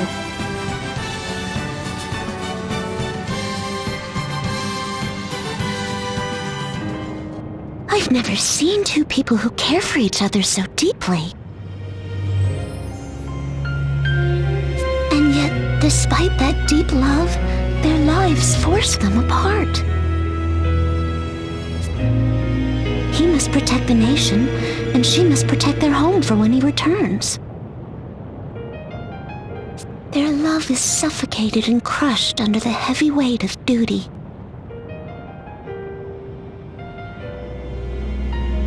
Duty. Such a simple word. Yet it has the power to keep two loving souls apart.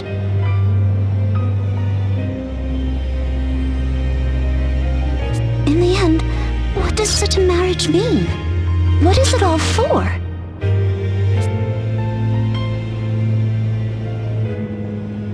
Wow, what's gotten into Magnolia? She seemed really affected by that conversation with the Goodmans. Maybe being married means even more on the moon than it does down here on Luxembourg.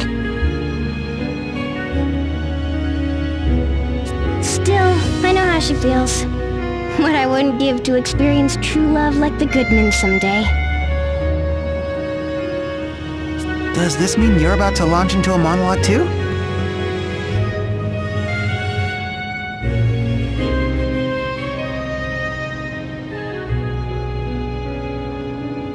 Unacceptable.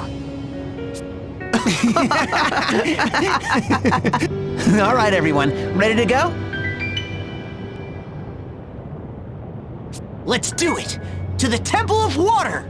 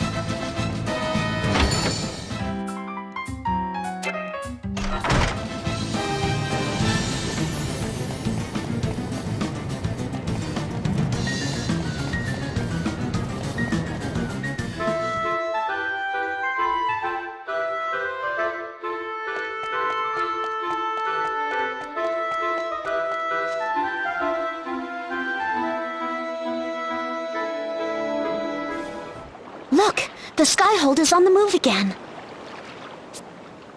It's headed for the Temple of Water. There's no time to lose. Let's give chase in the... rub-a-dub! Idia, take the helm. Hold on. The rub-a-dub? We have to call it something, right? The man with the purple pen? The rub-a-dub? Where do you come up with these names? I can't decide if they're strange, or silly, or just way too obvious. Oh, you don't like it? Well, I had other ideas. The leisure liner Bathtastic? Sauna Sloopy? The HMS Hot Spa?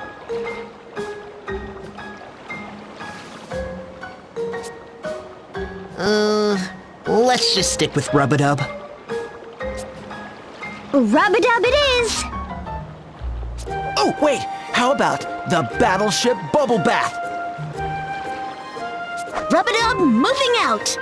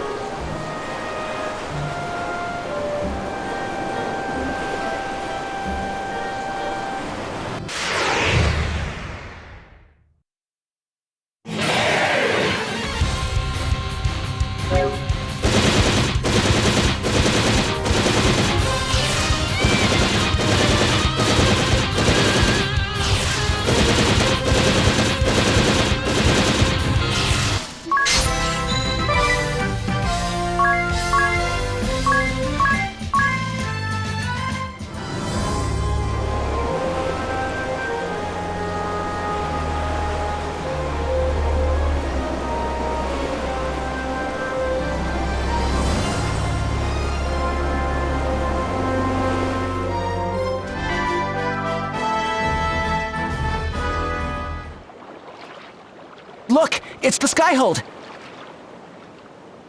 There's no doubt about it. It's heading for the Temple of Water.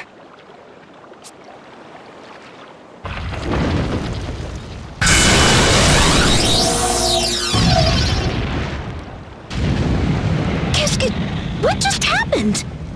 The skyhold! It's on fire! Someone's attacking the skyhold! But if not us, who?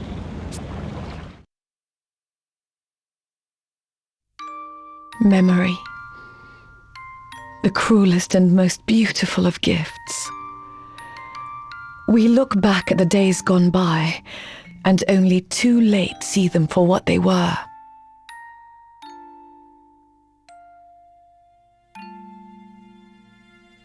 The more we come to learn, the greater our regrets. Our sorrows grow. You may learn truths you wish you had never known. But stay proud. What you believed in yesterday has not lost meaning because of what you learned today. Someday you will see for yourself, when you look back upon your life, that each day served a purpose in shaping you into the person you were meant to be.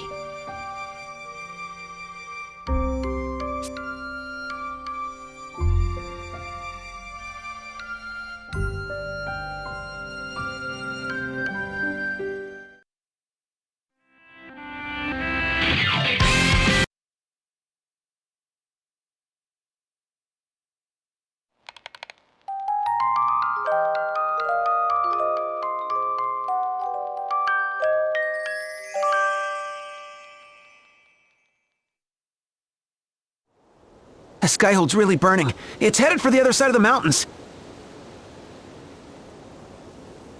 Looks like it took some real damage. Agnes, are you all right?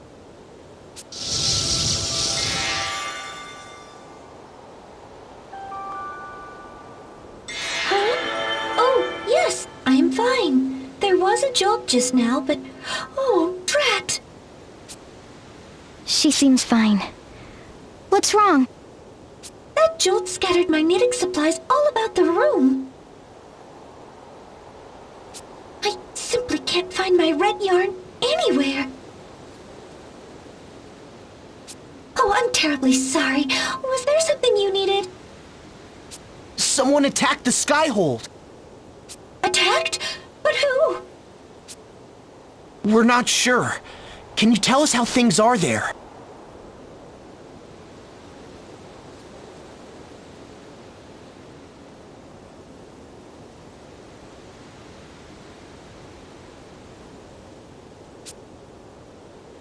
I see considerable smoke, and everyone is racing about outside.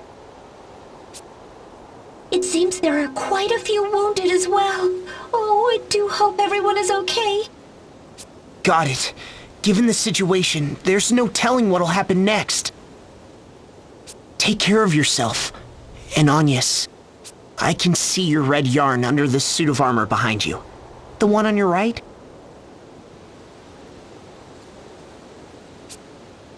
Oh, Diz, thank you so much. Well, at least we know she's doing fine. Almost more than fine from the sound of it. But what was that light? Who could be attacking the skyhold? A transmission from Fatloon. Appleberry, what's going on? I was hoping you could tell me, Magnolia. We picked up a massive SP reading from Luxembourg just now. SP? From Luxembourg? The numbers were completely off the charts. You don't know anything about it?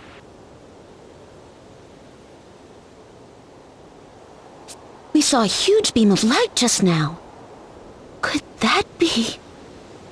A beam of light, you say? We'll need to know more. Investigate it, Ballbuster. Roger that. I'll notify you once I've learned more. Magnolia, what's going on? SP readings? You remember the energy stored in my hourglass, right? That's SP. The instruments on the moon detected an SP energy signature. A big one. Meaning there's someone in Luxembourg other than us who can control SP? It would appear so. But my hourglass is a guarded treasure of the moon. There shouldn't be anything like it here. It doesn't have any connection to SP that I know of, but why don't we ask around Florum? It's not far from here. Good idea. Maybe someone there will know something.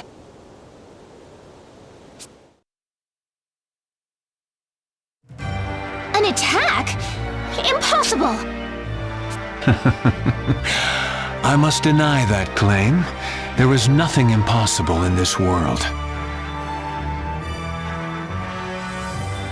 Aren't we carefree?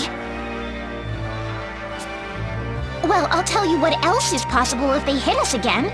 We'll go down in flames. Did the blast rouse our little scamp from slumber? Wouldn't that be peachy? I'll reinforce the seal before we find ourselves in an even stickier situation. What a bother. I suppose we'll have to hide out in the mountains for a while. Hiding will bring us no closer to our objective. We must unmask the villain who attacked us.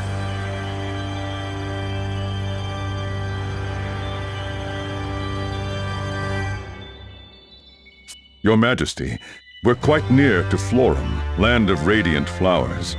As a stronghold of crystalism, I consider it suspect.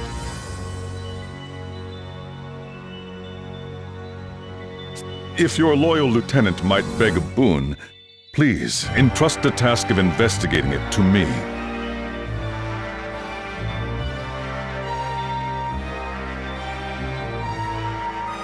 Indeed, but your request is denied. Your Majesty!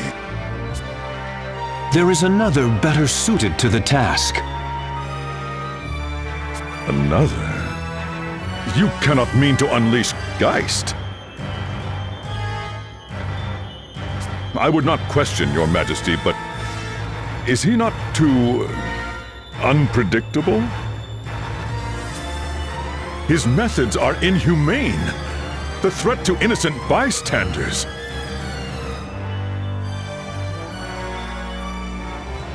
It is his inhumane talents that will find the one responsible for this.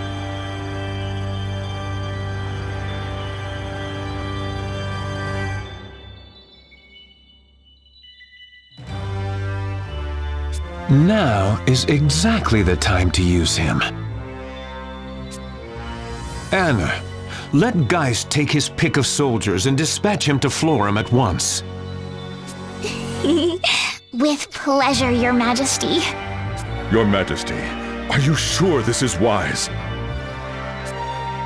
Knowingly putting innocents in harm's way? Sire, I must repeat myself for good measure. Your objections are duly noted, Nikolai.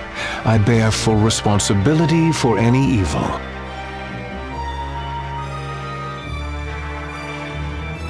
Furthermore, if I sent you to Florum, who would tend to our wounded here? The consummation of our struggle is at hand.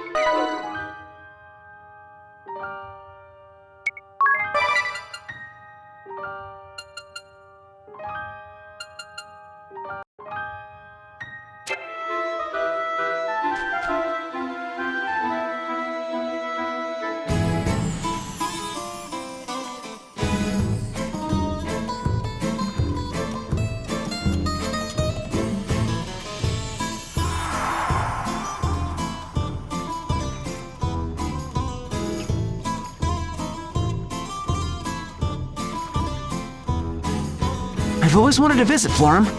It truly is as radiant as they say.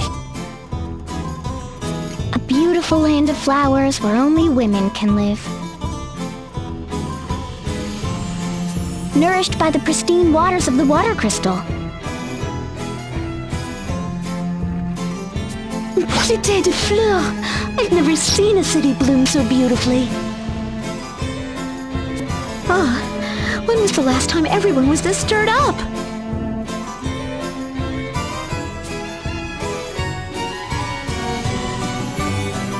Don't slow down now! Come on, let's get back to staging!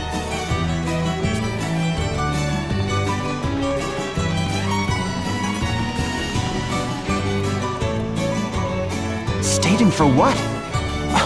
You don't think... Let's go find out.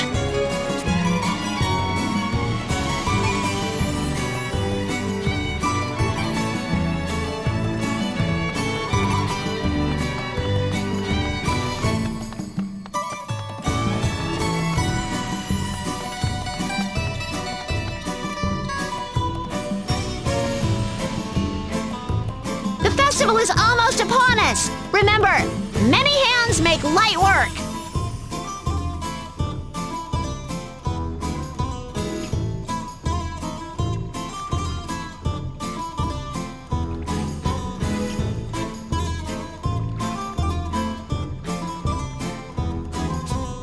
We're on it!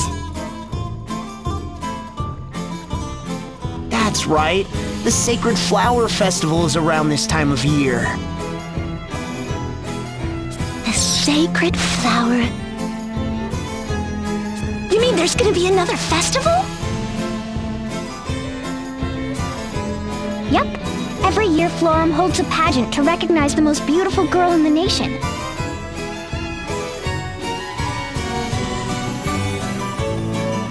All the girls who think they deserve that title enter, but only one can win.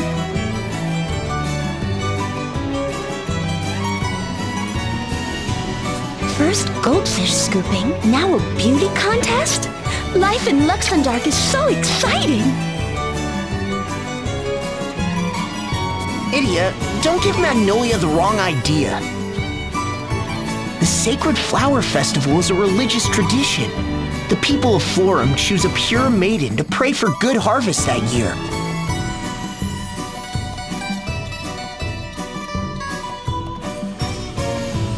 Though at some point, looks did seem to become the deciding factor.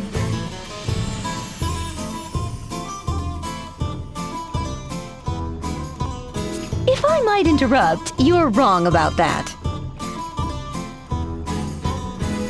It's true that things did get a bit superficial, but everything changed 2 years ago. Now we're really looking for inner beauty. And that's not all. It may once have been a competition for girls, but we're even letting men compete this year. In addition to choosing a flower maiden, this festival will have a bloom groom too.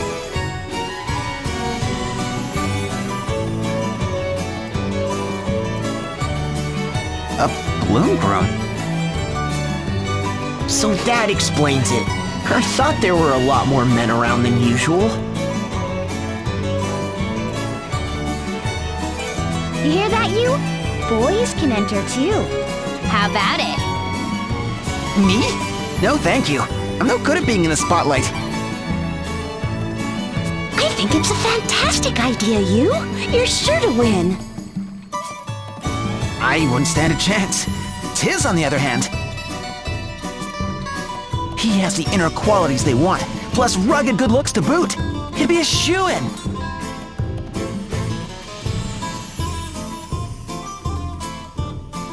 Come on, you. Now you're making me blush. Besides, you won't catch me up there in some skimpy outfit.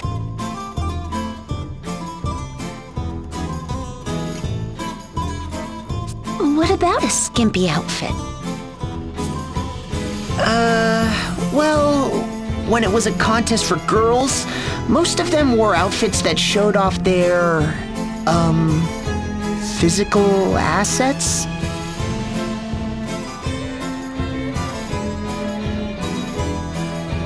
It sounds like things have changed, but I figure the entrants still dress racy.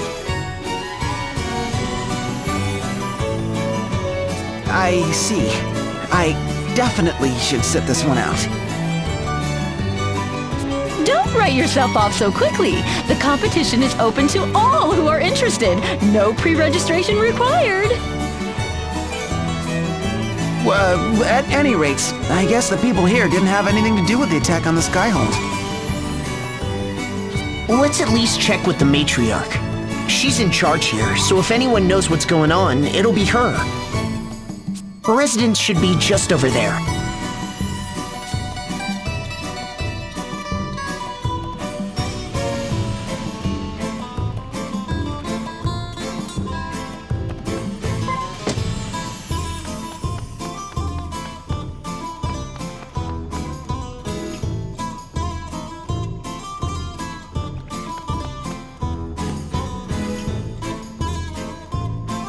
Lady Matriarch, it's a pleasure to see you again.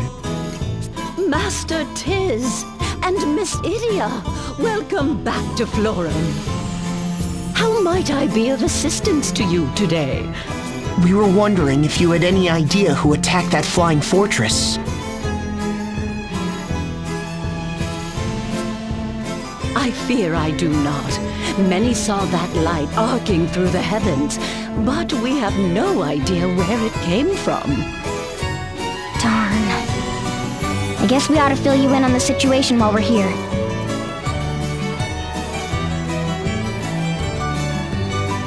That flying fortress is called the Skyhold, and it's under the control of this Kaiser Yahoo who also kidnapped Agnes.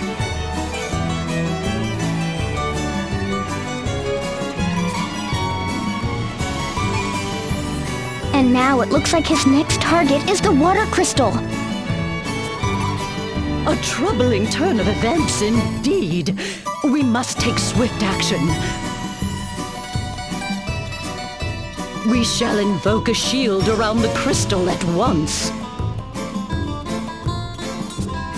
Sylvie, come here, child. This is our Vestaling, Sylvie. Once her shield protects the crystal, it will be beyond the reach of any human hand. In that case, Sylvie, how would you like to come along to the Temple of Water with us?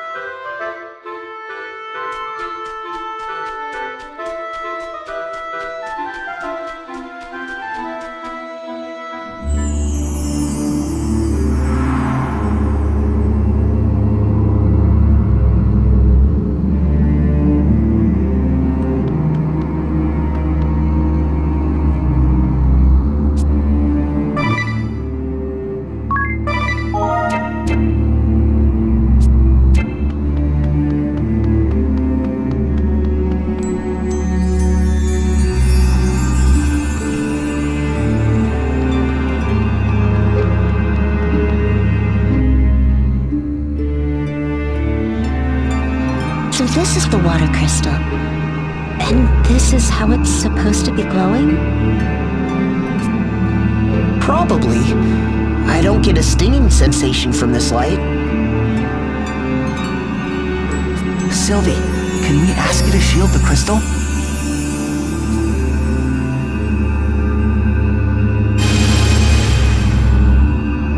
Whoa! Even I feel reinforced.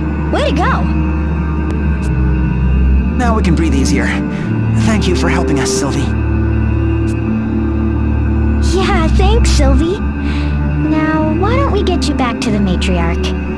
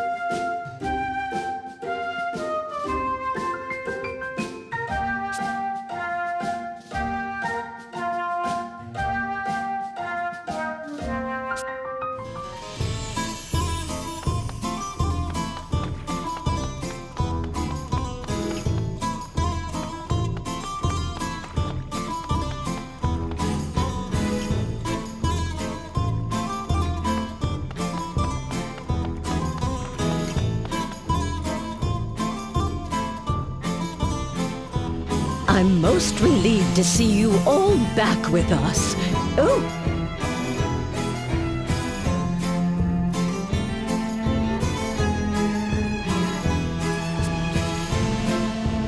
You must have been nervous. Thank you, Sylvie. You did very well. Sylvie was great. The water crystal is safe and sound thanks to her.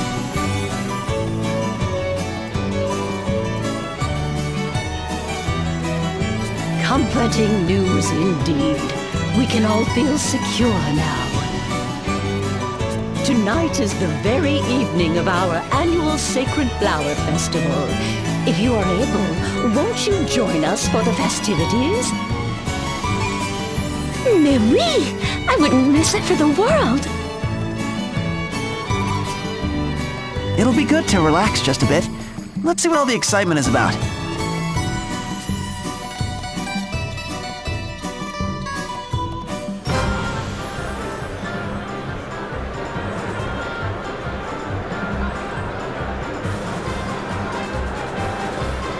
Ladies and gentlemen, it's the moment you've all been waiting for.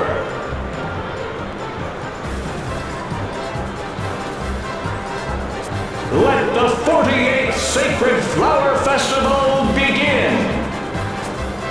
And now, I'm proud to introduce the contenders for this year's Flower Maiden. Let's give them all a big round of applause!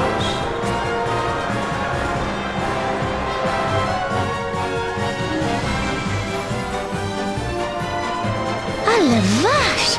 Look at all the handsome men and lovely ladies. I wouldn't have stood a chance. Even if it's all about inner beauty now, it doesn't change the fact that the contestants are all real lookers. You sure dodged a bullet there, huh, Tiz? Oh, and after I went through all the trouble of finding this revealing outfit.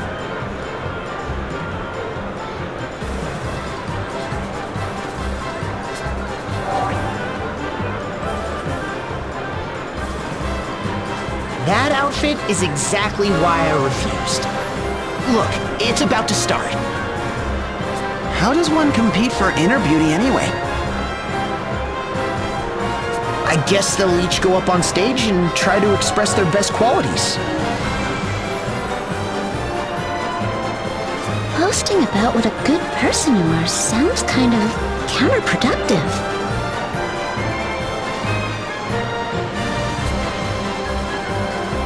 And now, it's time for our contestants to tell us all just what makes them so wonderful.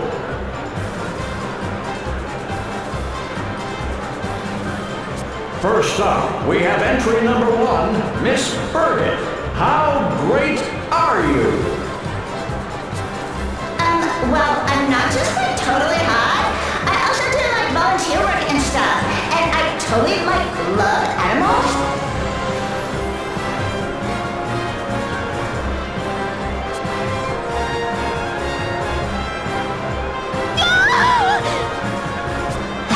Did you just hear a scream? I did.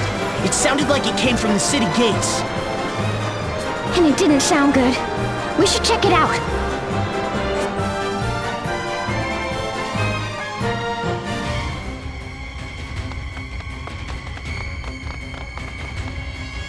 Spit it out, woman! Who attacked the skyhold? I don't know! Confess, or suffer the consequences! Oh! Somebody help! Leave her alone! Wait, you're, It's Eugenie Olja! In that case, kill them all!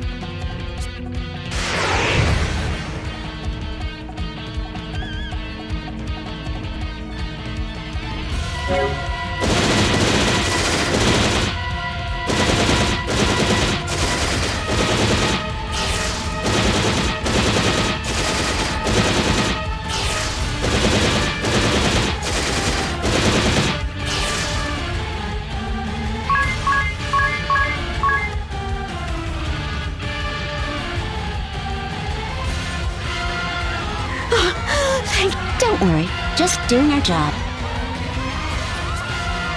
But it looks like we're not done yet.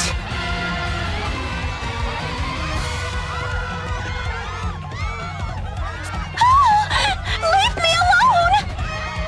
Help! Somebody help! Blast it! They're all over the city! This could get ugly real quick. We gotta alert everyone. I'll head to the stage. You guys hold things together here. Roger that. We'll meet up when we're done here. Idiot, be careful!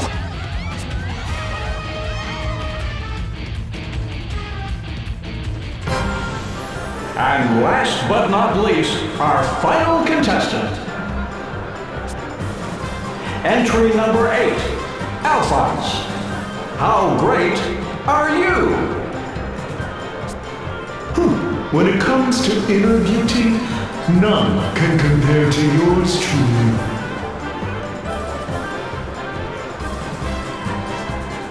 Behold, even with my stunningly good looks, I do not have a conceited bone in my body. I treat even the riffraff of society with dignity, and am the epitome of gentlemanly largesse.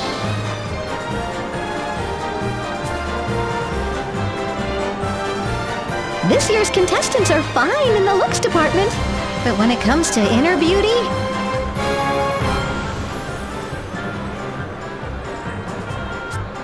Shoot, just as I thought. No one's noticed the city is under attack. What's this? Do we have a last-minute entry here? My lovely lass, while I appreciate your gumption, I'm afraid it is still my turn to... I ain't here to compete. Move it! Everyone, listen up! The Empire's attacking the city! Get to safety at once! What? Safety? There will be no safety, ideally. Who's that?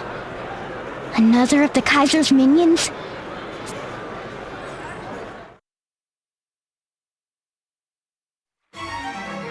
I am Geist. Geist the Bloody. I will ask. The Skyhold. Who led the attack? These people don't know anything! Preposterous. But have it your way. Perhaps their corpses will be more talkative.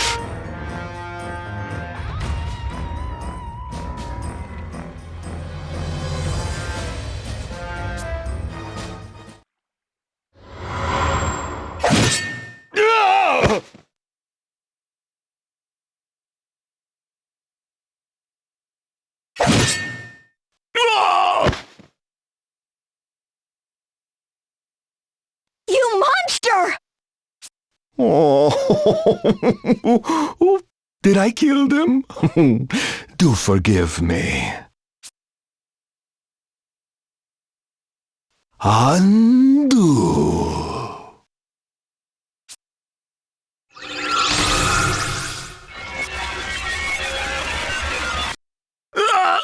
Huh? Wasn't I just cut down to size? My wound! It's gone! Behold my power! The power to make anything that happens unhappen. So you saved us? Saved you? Oh, yes. I'll save you over and over. That I might be hurting you all the more. I cut you down and bring you back and cut you down and bring you back over and over and over again. Your wounds may disappear, but the horror and pain will remain.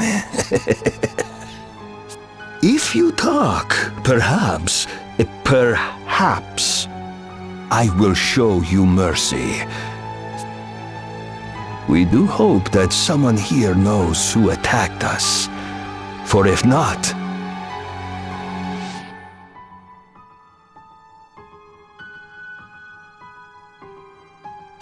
I will make it as if every last one of you never happened.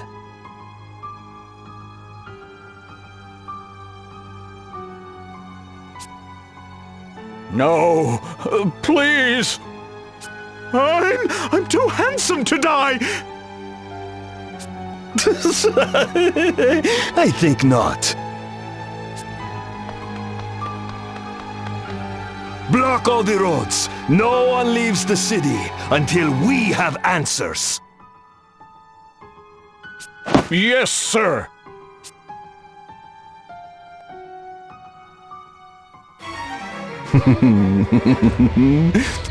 Like little rats in a trap, you will not be escaping my realm of torture. You sadistic freak! The people of Florum had nothing to do with the attack! Take this! Oh, the girl has some bite, but it means nothing. Undo!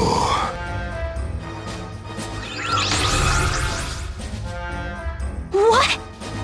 Do your worst. Every blow will be undone.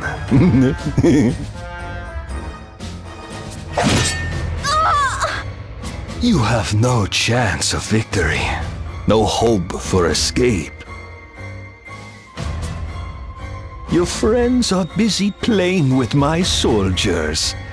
No one will come to help you. You can only sit and submit to my inquisition, just like the good people of Florum. Stop it! They really don't know anything. Can't you just leave them alone? As you wish. Then we shall begin with you. Perhaps I will lop off your ears first, and next your fingers. Then your limbs, one by one. But I'll leave you your eyes and your tongue. It would be a shame if you could not look on your body in pieces and cry your secrets to me with your dying breaths.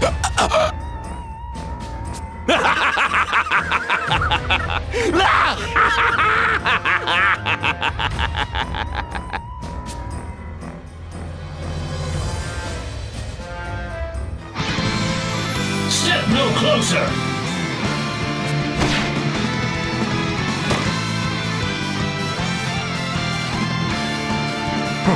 Who do you think you are?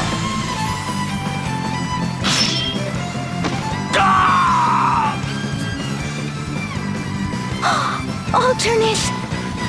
What are you doing here? Whenever you are in peril, there I will be. I will protect Idia against any foe. You are in my way. Time that you disappear.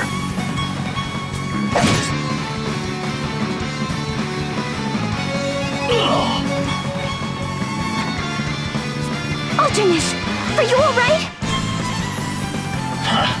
Never better. Way to strike! The more pain I suffer, the more powerful I become. Impressive. My blade knows no mercy. My wounds become yours. This is the way of the Dark Knight. Gladly I give my own life to vanquish my foe.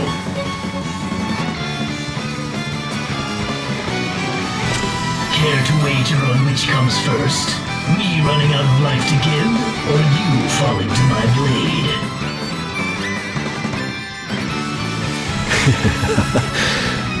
We may be made to clash, you and I.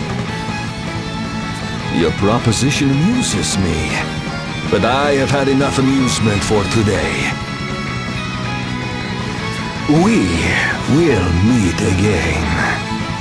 I suggest you say farewell to your loved ones before we do.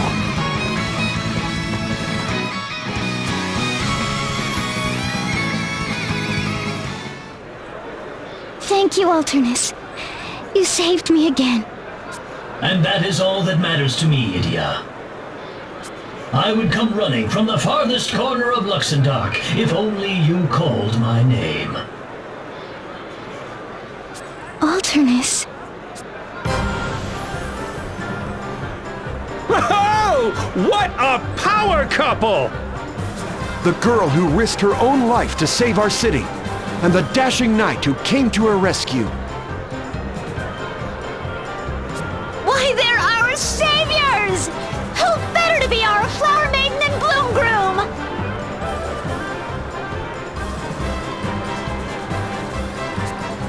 No doubt about the inner beauty of these two selfless souls.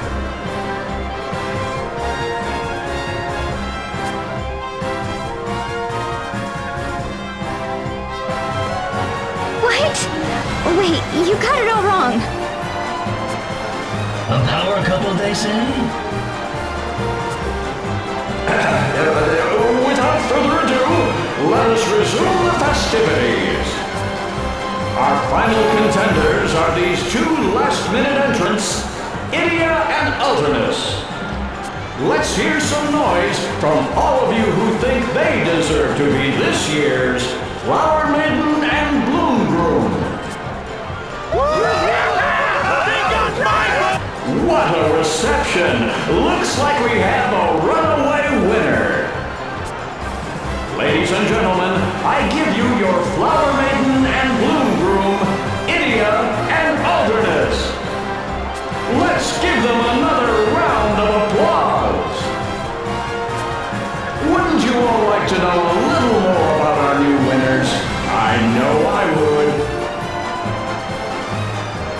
Tell us, how does it feel to be voted the finest couple in Florum? Not too bad. It seems that even with my helmet gone, I cannot hide my manly charms.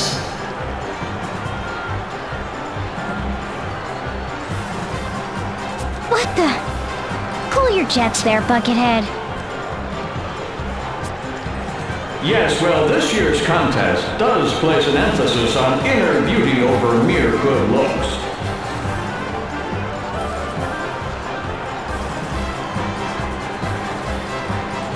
And the beauty within you two has clearly charmed our audience today. I have every confidence that Idia would have been chosen even if the contest was still one of looks alone.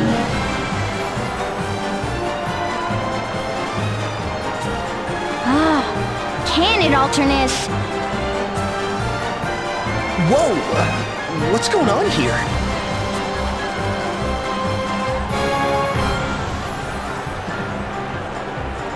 Sir Alternus, what are you doing here? You guys, can you believe this? They chose us to be their flower couple or whatever. Us! Vraiment? How wonderful! Oh, might you be friends of the Flower Maiden and her Bloom Groom? We'd love to hear your impressions as well. I'm not quite sure what's going on, but good job, Idia. Yeah, way to go, you two.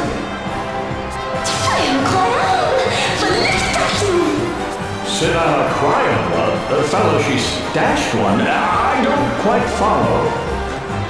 No, all I meant was, you're just magnifique. Truly a couple for the ages.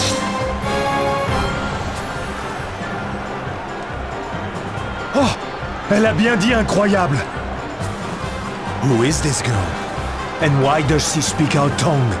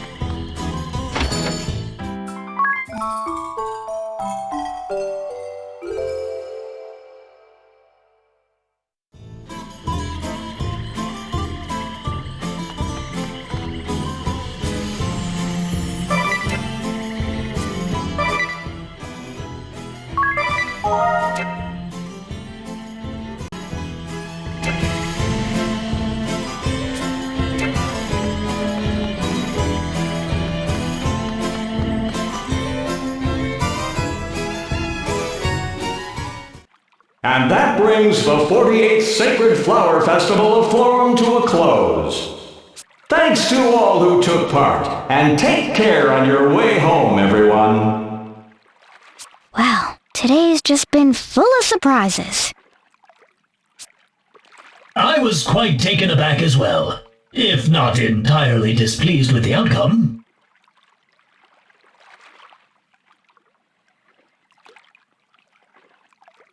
Excusez-moi, vous avez une minute?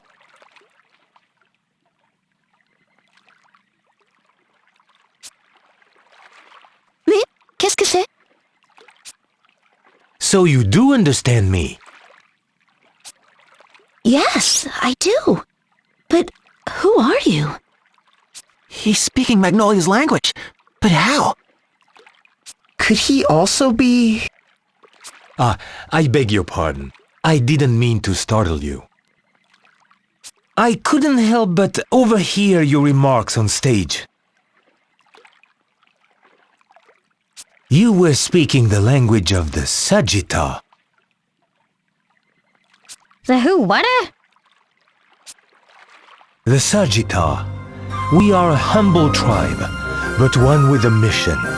Defeat the destroyer from the heavens, Baal. We live deep within the forest of Florum, far from the eyes of the people. Ah, la vache! You also battled the balls? Yes. Since my father's time, my father's fathers, and all who came before me. We live in isolation, so that the technology we wield against our enemy does not fall into the wrong hands. Interaction with the outside world is kept to a minimum. So you can imagine my surprise to hear you speaking the sagitar tongue. Tell me, how did you come to know it? That's what I wanted to ask you. This is my language, the language of the moon. What's this you say? You come from the moon? This is quite the turn of events. If you would, pray come and speak with our elder. Surely you have questions for us as well. What do you say? An exchange of information? Right. You can tell us about the moon, and we can tell you about that beam of light, for instance. You! I heard him. Now we have to go. But what if the Empire comes pounding on Florum's door again? I'll speak with the matriarch about shoring up the city's defenses. In the meantime, count on me to watch over Florum. You're the best, Alternus. All right, monsieur. Will you show us the way to your village? But of course.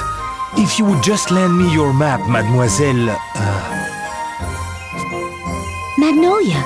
Enchanté. Moi de même.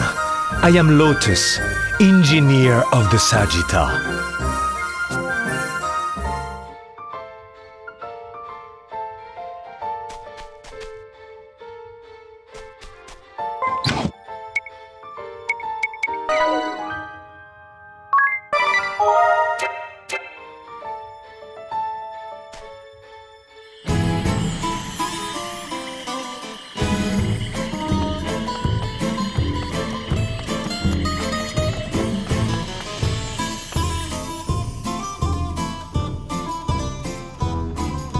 gracious me, what an outrage! Can I not even eat dessert in peace? I thought 4 servings of cake was enough, ma'am. Now, if you please. Of course, I'm just so busy with everyone pulling me in every direction. I'm starting to get motion sickness. Well then, what's on the agenda for today?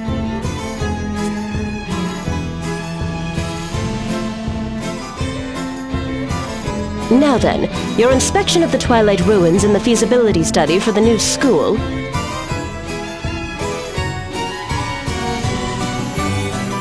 Oh, no! An inspection and that blasted study? There would need to be 2 of me to do it all. They worked me to the bone, I say. To the bone! It's exploitation, that's what it is. They think they're going to dump all this work on me? Alone?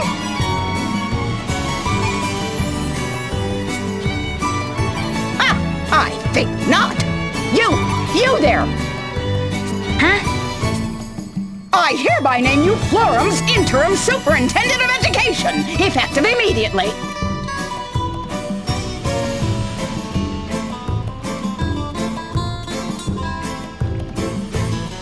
Hetty, do see that all the necessary paperwork is filed. Yes, ma'am. Super and what? Sorry, I'm not sure. Now that that's taken care of, since I am so passionate about Luxembourg's cultural heritage, I will go to the ruins. While you survey people about the new school, your stocky little legs look well suited to tromping about the town, at least. Chop chop! Hold on, lady. I don't know you from a bowl of gravy, but... Shush, shush, shush! Zip those lips and move those hooves.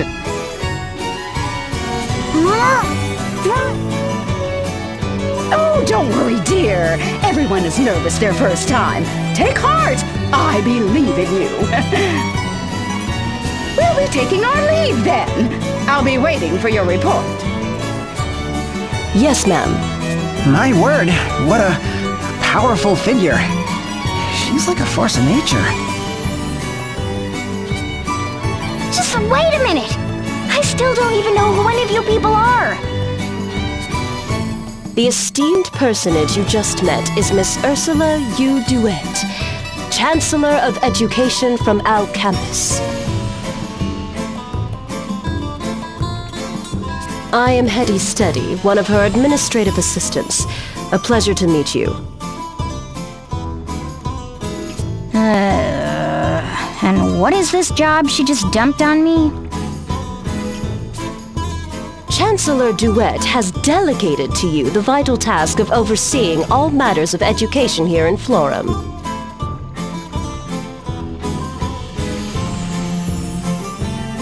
It's an honor, Superintendent Lee.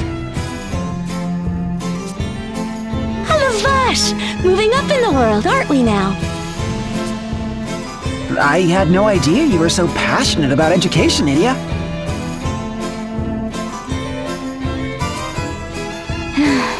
Laugh all you want, guys.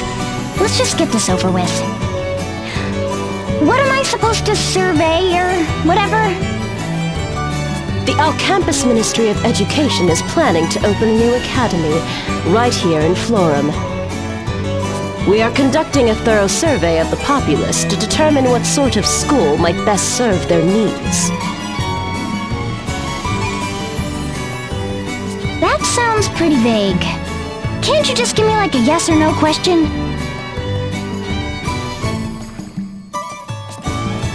Indeed. Let us start with the question of whether or not the campus should be coeducational.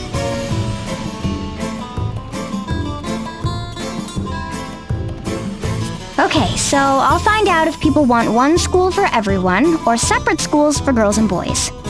Then I'm done, right?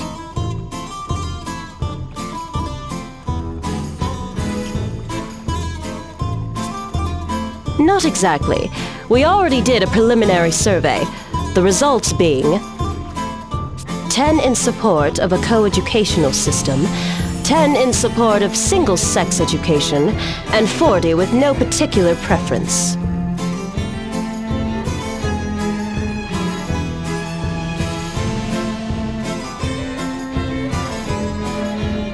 If you already did the survey, then what do you need me for? Okay. So what should I do? Find out more about the co-ed supporters and naysayers? That would be a suitable place to start. The leaders of each faction are both teachers here in town.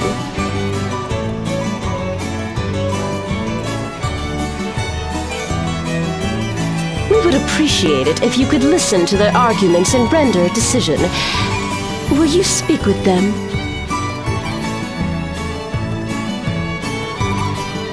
I don't see what choice I've got. Lead the way. I'd be delighted to, if you would just follow me to the city's upper level. That is where we will find the leader of the anti-co-ed faction, one Ms. Rhea Veeling.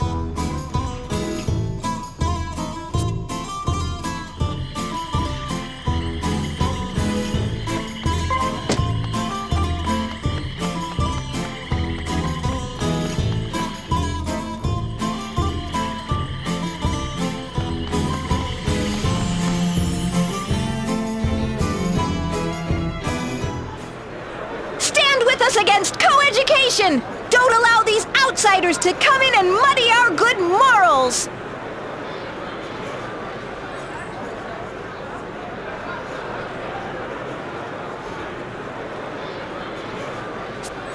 Take a stand against co-education!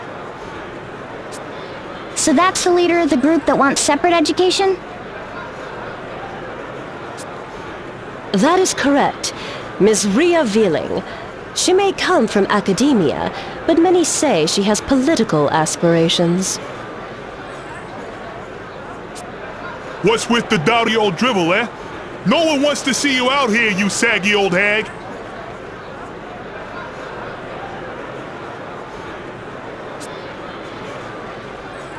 This is the era of gender equality. Co-education is the only way to the future. Equal opportunities for men and women. One school for men and women. And that's the leader for the co-ed supporters? Quite so. Mr. Sweaty Tracksuit.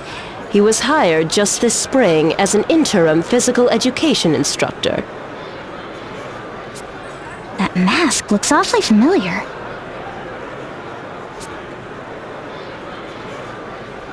There you are, and in that grubby tracksuit no less. Today's the day we win this debate once and for all! Dream on! Just you try with those old-fashioned ideals of yours. It would seem your awareness of the times is rivaled only by your impeccable fashion sense.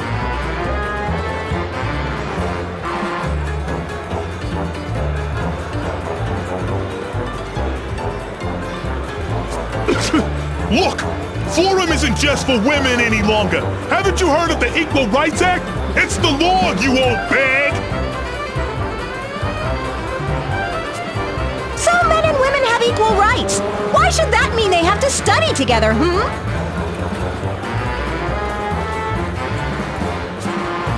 and women are different, and there's no denying that. Why should they have to do everything exactly the same way? Oh, come off it! What's so different about us? We wear different clothing, we show our emotions differently, we even use different toilets. It's like comparing this impeccable couture skirt of mine to a stinky, threadbare tracksuit.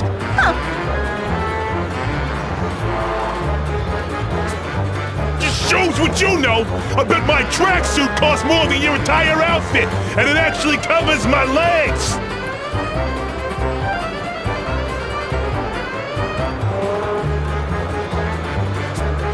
And the whole world thanks you for that. Some sights can never be unseen, after all. Anyhow, there is simply no reason why girls and boys should have to study together. Why, even if we were to adopt your proposal, the female-to-male ratio would be nearly 70 to 1!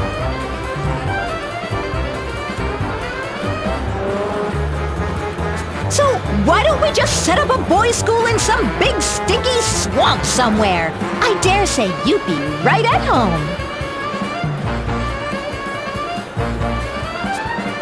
Why, you nasty old... Ugh. You expect boys to enjoy that kind of school life? Where's the passion? The romance?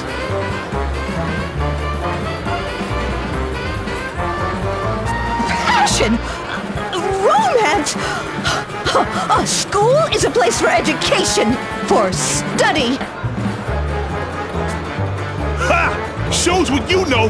Romance might be the single most important part of a student's life. Young boys and girls sitting across from each other in the classroom, stealing glances. That's all a part of education. The bittersweet taste of first love is what being young is all about. Not that an old maid like you would know anything about that. Oh! Who are you calling an old maid? I think I've heard enough. I'd better stop this before they sink any lower with their insults.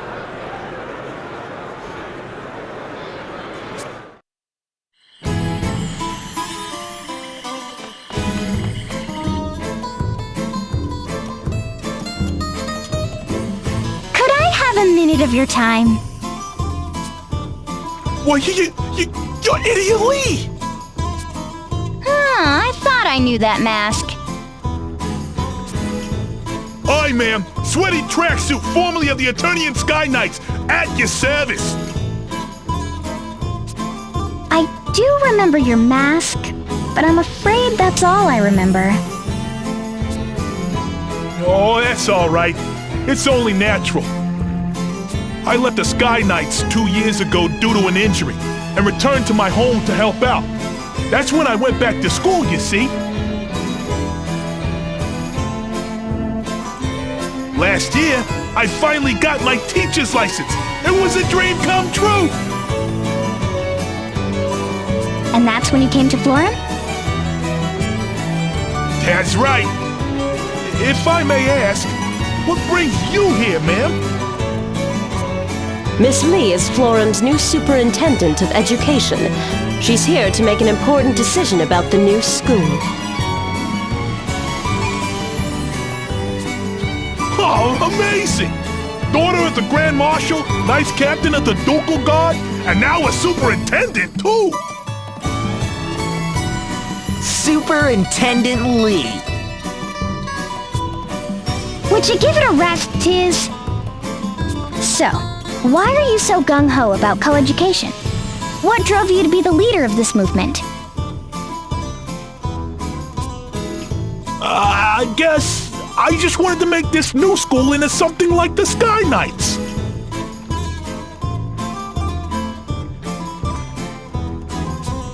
Like the Sky Knights? Yes, ma'am. In the Sky Knights, I served alongside both men and women. Everyone laughing and working together. Sure, we didn't always see eye to eye. Sometimes we even came to blows. But we were always there for each other.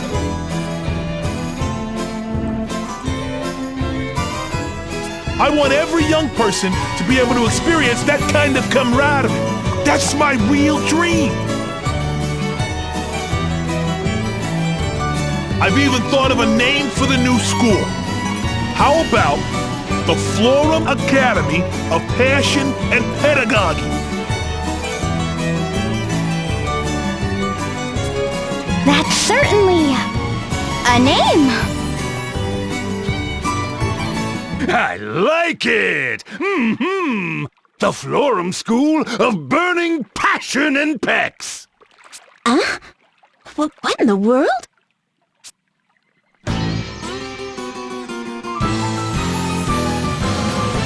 Greetings, little friend. It's been far too long, I'd say. What was your name again? Tracksuit, sir. Sweaty tracksuit. I was under your direct command, sir. Oh, ho, ho! And if it ain't Idia, how you been, girlie? Great! Thanks, Ferris. What an imposing friend you have, Idia. Aren't you going to introduce us?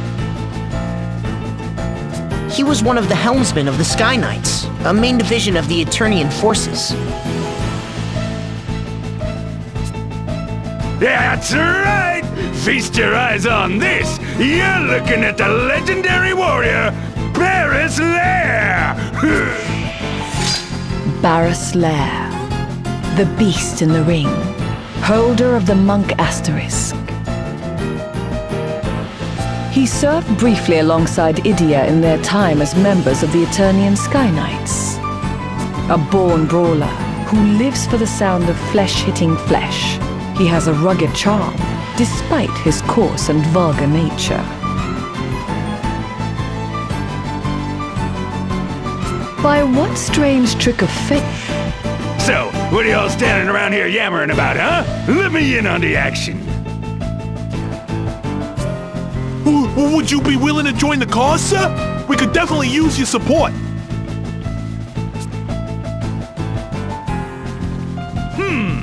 I really don't get what you're so worked up about, but you just want me to say I'm on your side, right? That good?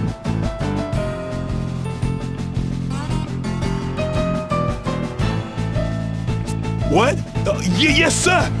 To elaborate, the Sky Knights inspired me to create a learning environment unbound by traditional notions of gender and... Yeah, sounds good. I'll leave the pesky details to you, kid. I'm on your side! Whatever it is you want to do. Bet you're feeling pretty lucky right about now, huh? Who wouldn't?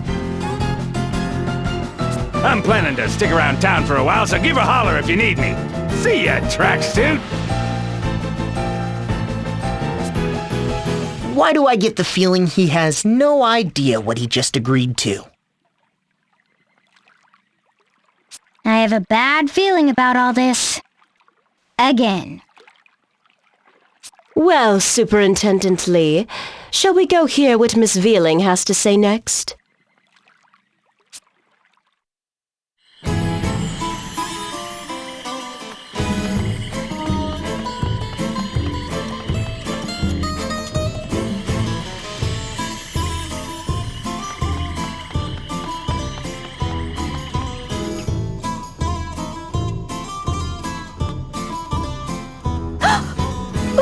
But you're Idia Lee!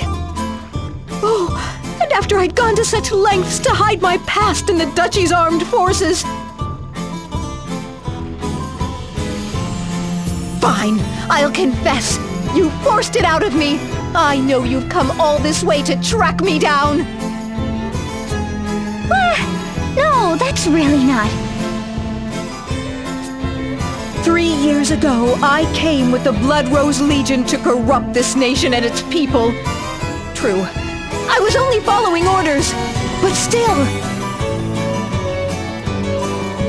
I knew I had to do something to atone for my crimes, and so I dedicated myself to education. Yes, with this. Education for the educationally challenged. Get your teaching license in just 30 days with our patented method.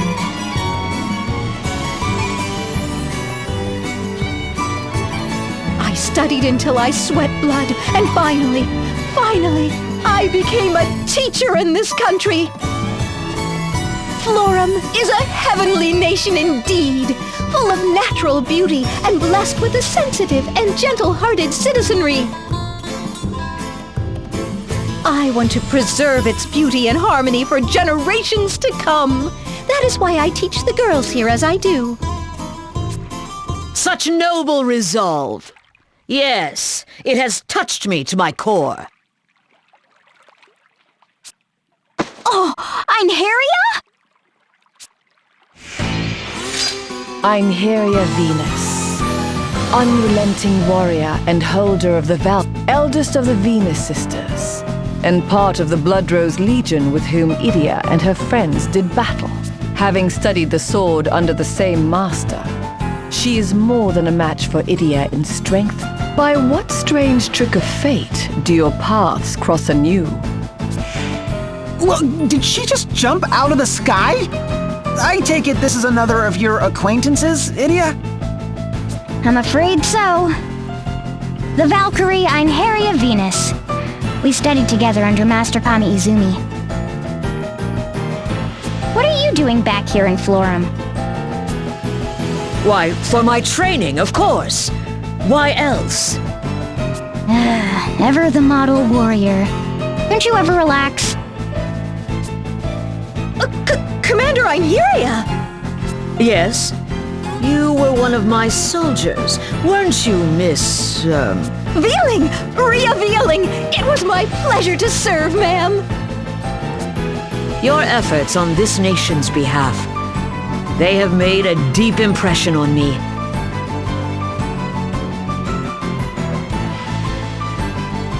Seeing your deeds makes me proud to call myself your former commander.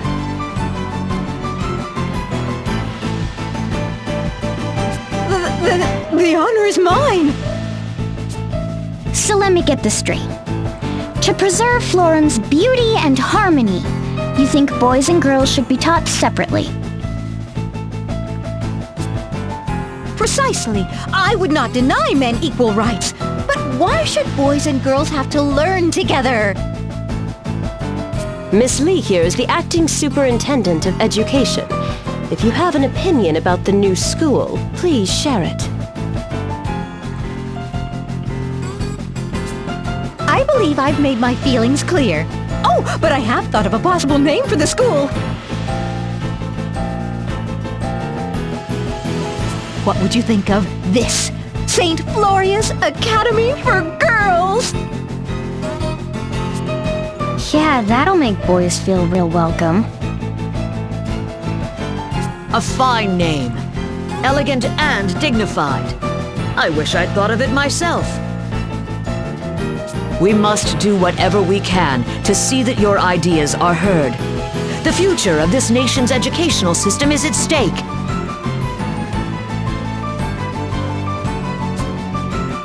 Yes, ma'am! It looks like we'll be seeing a lot of each other from now on, Idia.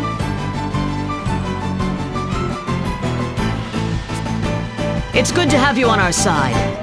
Till we meet again, comrades! No, wait! Now then, Miss Lee, you have heard both sides' opinions. What is your decision? If it's okay, I'd like to make my report directly to the Chancellor. Certainly, Miss Lee. Chancellor Duet is currently visiting the Twilight Ruins. You will find her in the Western Village there. I trust you will think things over very carefully before rendering your decision.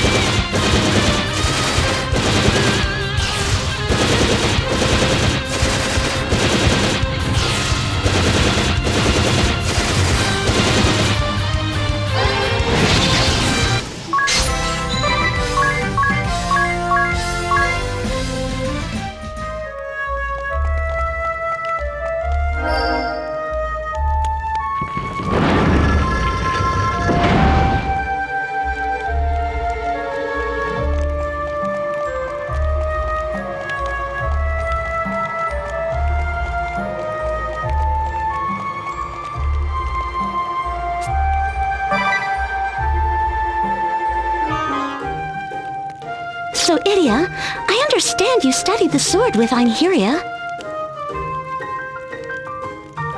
But what about this Barris person? He's from Eternia too, we? Yeah. How many years ago was it when we first met? I remember it was just after I joined Master's school. That winter, Eternia was full of talk of an abominable snowman.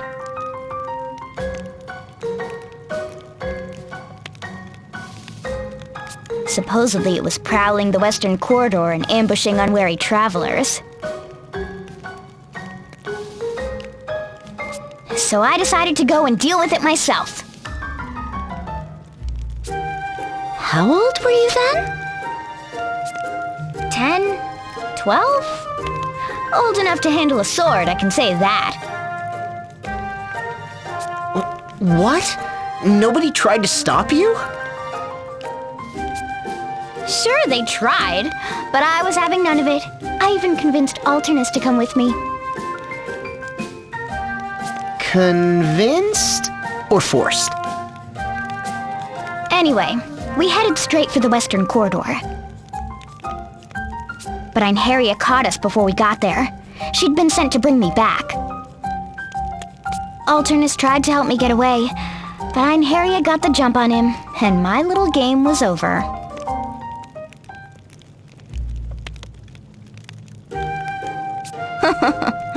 Oh, you should have heard me whine. Einherja couldn't wait to get me back to town.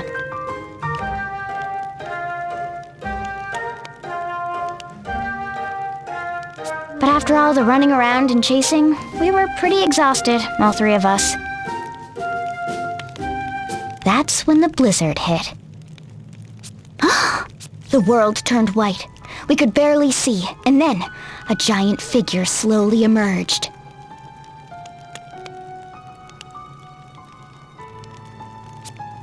The abominable snowman! He knocked out Einherja before she knew what hit her. Alternus moved to protect me, but soon he too was on the ground, unconscious. Then it was my turn. I don't know how much time passed. I awoke inside a cave, warmed by a small campfire. When I looked around me, I saw Einherja on the ground, and also Alternus, battered and beaten. Then I heard the thud of heavy footsteps, and a giant shadow loomed across the cave wall. The abominable snowman! I knew it had come to eat us, but I didn't even have the strength to stand. I trembled in terror as the giant slowly turned and bared its gruesome fangs at me. Yikes! Then, I passed out again. Several days later, I was kneeling on the floor in fencing class, getting a real dressing down from Master. Father had already given me a spanking I wouldn't soon forget. It still stings just thinking about it.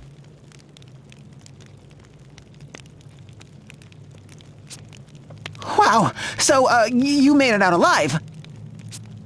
Well, obviously. Otherwise, I wouldn't be here telling you the story, would I?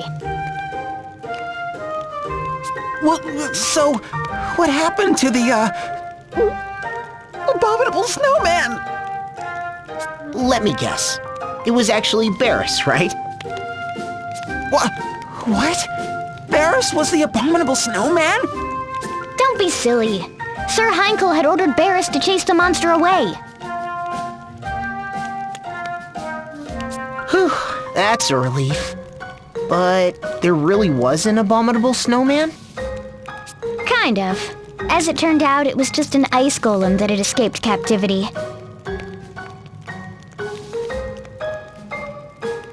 It had knocked us out before we could get a good look at it. But Barris showed up and drove it off before it could do any real damage. Huh, then after, in the cave... It was Barris who carried us there, to keep us warm and treat our wounds. So the second time you passed out, that was Barris? Yeah, that really cheesed him off. I just grinned at you and you conked out like I was some hulking beast, he said. I guess it hurt his feelings or something. Maybe he's more sensitive than he looks. Every time he saw me, every time, he'd bring up how I fainted at the sight of him.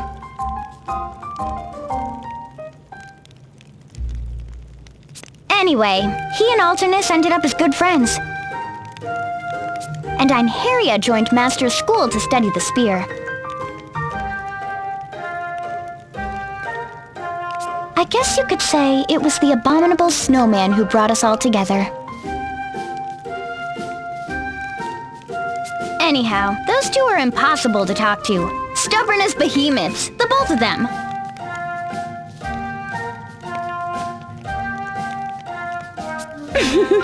What was it they say? Birds of a feather? Hey, what's that supposed to mean?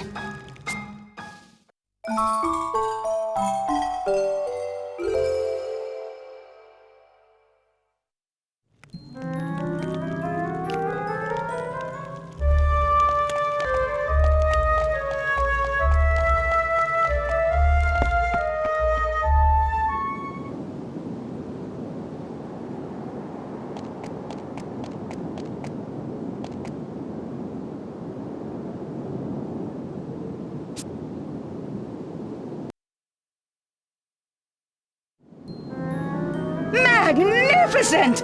Absolutely astounding! Oh, and so well preserved! Yes, I can see no reason not to register these ruins as Luxembourg's 3,867th Cultural Heritage Site!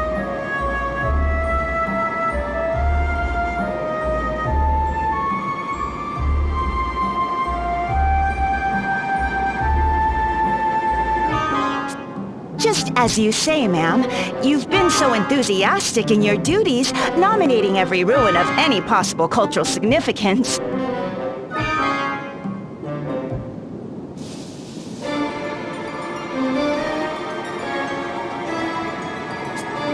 Why, you've registered so many sites that not being registered has also become a mark of prestige in culture.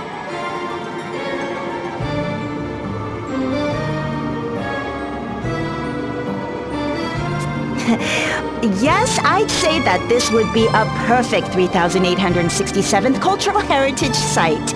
Nice and tidy and compact and boring.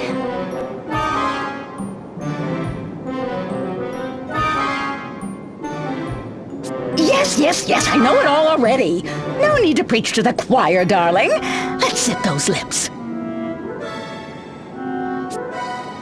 Excuse me? Hello, and who might you be, little girl? That is Miss Idia Lee, ma'am. The young lady that you recently named Superintendent of Education in Florum. Oh, of course! Yes! I had not forgotten, dear. I simply didn't recognize her face at first. And what is the superintendent here for, Oh, wait, I remember. Yes, that's it! She was to investigate whether the new academy in Florum should be co-educational or not. Precisely, ma'am. Yes, of course! I am so on top of things, it's frightening! Now, let us hear your opinion, Superintendent. Shall we separate boys and girls in the new school or not? Let's have it out of you! No dawdling! Well, you see, Enough waffling! Are you trying to vex me, you vexing vixen? Can't you make a simple decision? Hang in there, Idia. Take as much time as you need, Idia. After all, your choice is probably going to drag us into a battle against the losing faction.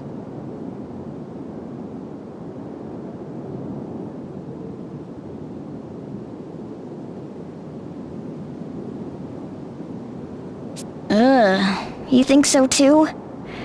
That's what I've been dreading.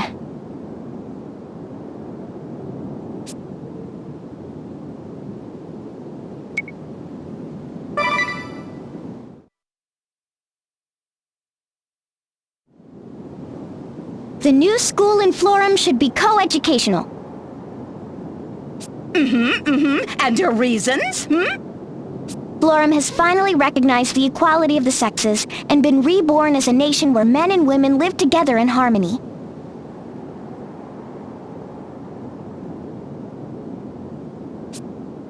Tradition is all well and good, but even the Sacred Flower Festival has changed. Why shouldn't schools be any different? I object, Superintendent Idia Lee. You didn't even let me finish. You dare stomp on the hopes and dreams of my loyal subordinate Idia?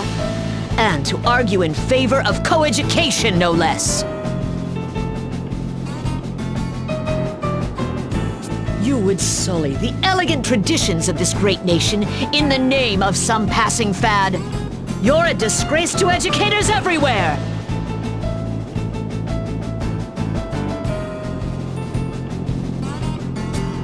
That's what you wanted me to say, right, Veeling?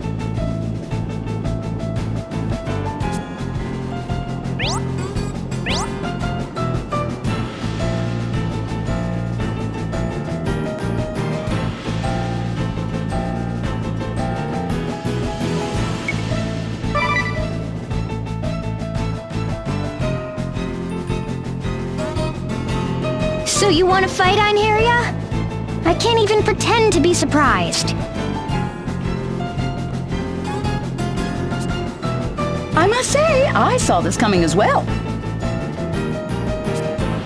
Can't we just get this over with?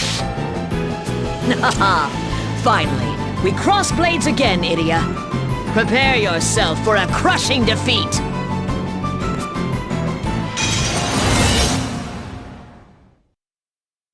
Holder of the Valkyrie Asterisk and mightiest of the Venus Sisters, you stand before Einherja Venus!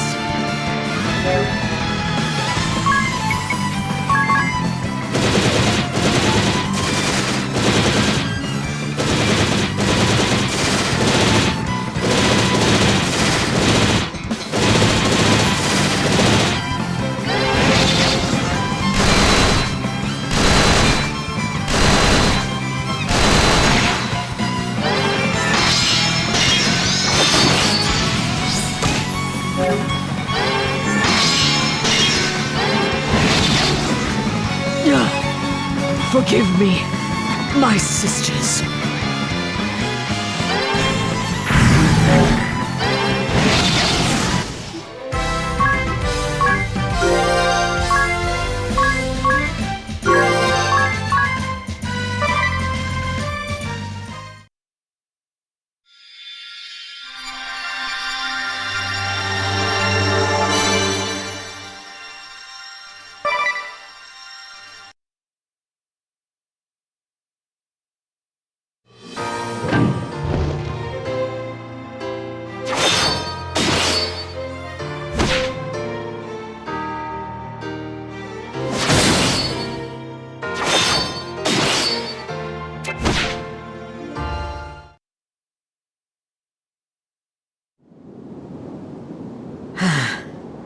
You've grown strong. We will leave this place. Dry those tears. There are still a great many things you can do for this nation. Let us find another cause together. I will always stand by your side, Rhoda. Ryla? Rhea Veeling. Right. Now, farewell, Idia.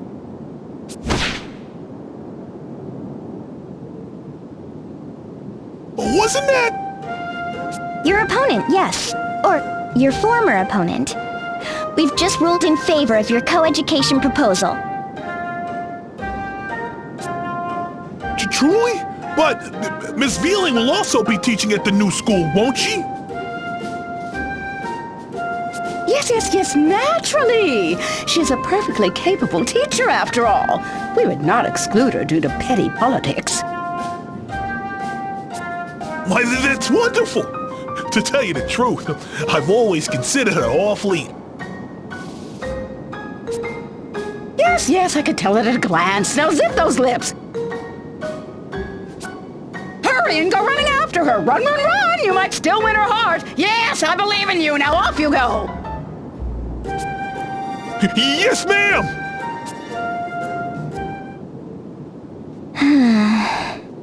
What's the matter, Idia? I don't know. This just kind of brought it home, you know? There are so many sides to every story. Yes, how much you've learned! Why, my naming you superintendent was clearly a stroke of genius.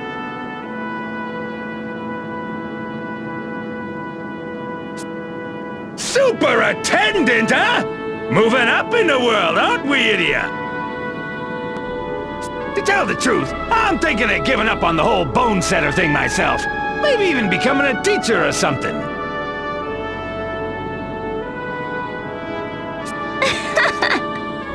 Teaching what exactly? You do know that you need a license to teach, don't you? A license? Course I got one of those! You do? Master Lair is one of the world's foremost martial artists, with certificates in every major fighting style, not to mention...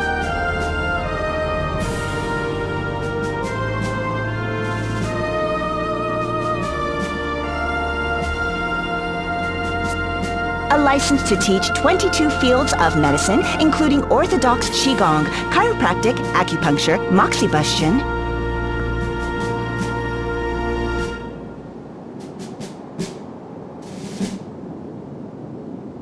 Say what? Yes, a star instructor like you would surely attract promising students from around the world. What do you say? Worth a try, wouldn't you agree? I don't know. I did tell Holly to come open a clinic with me. And recruiting students and all? That sounds like a royal pain.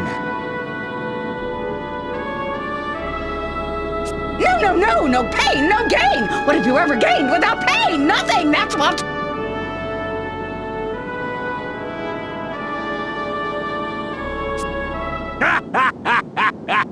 That mouth of yours! I think my ears are bleeding! Catch you later, you crazy old lady!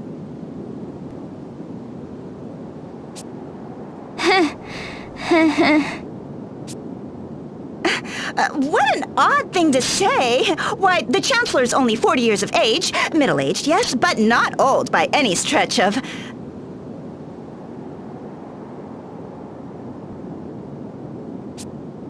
Prima! Zip those lips.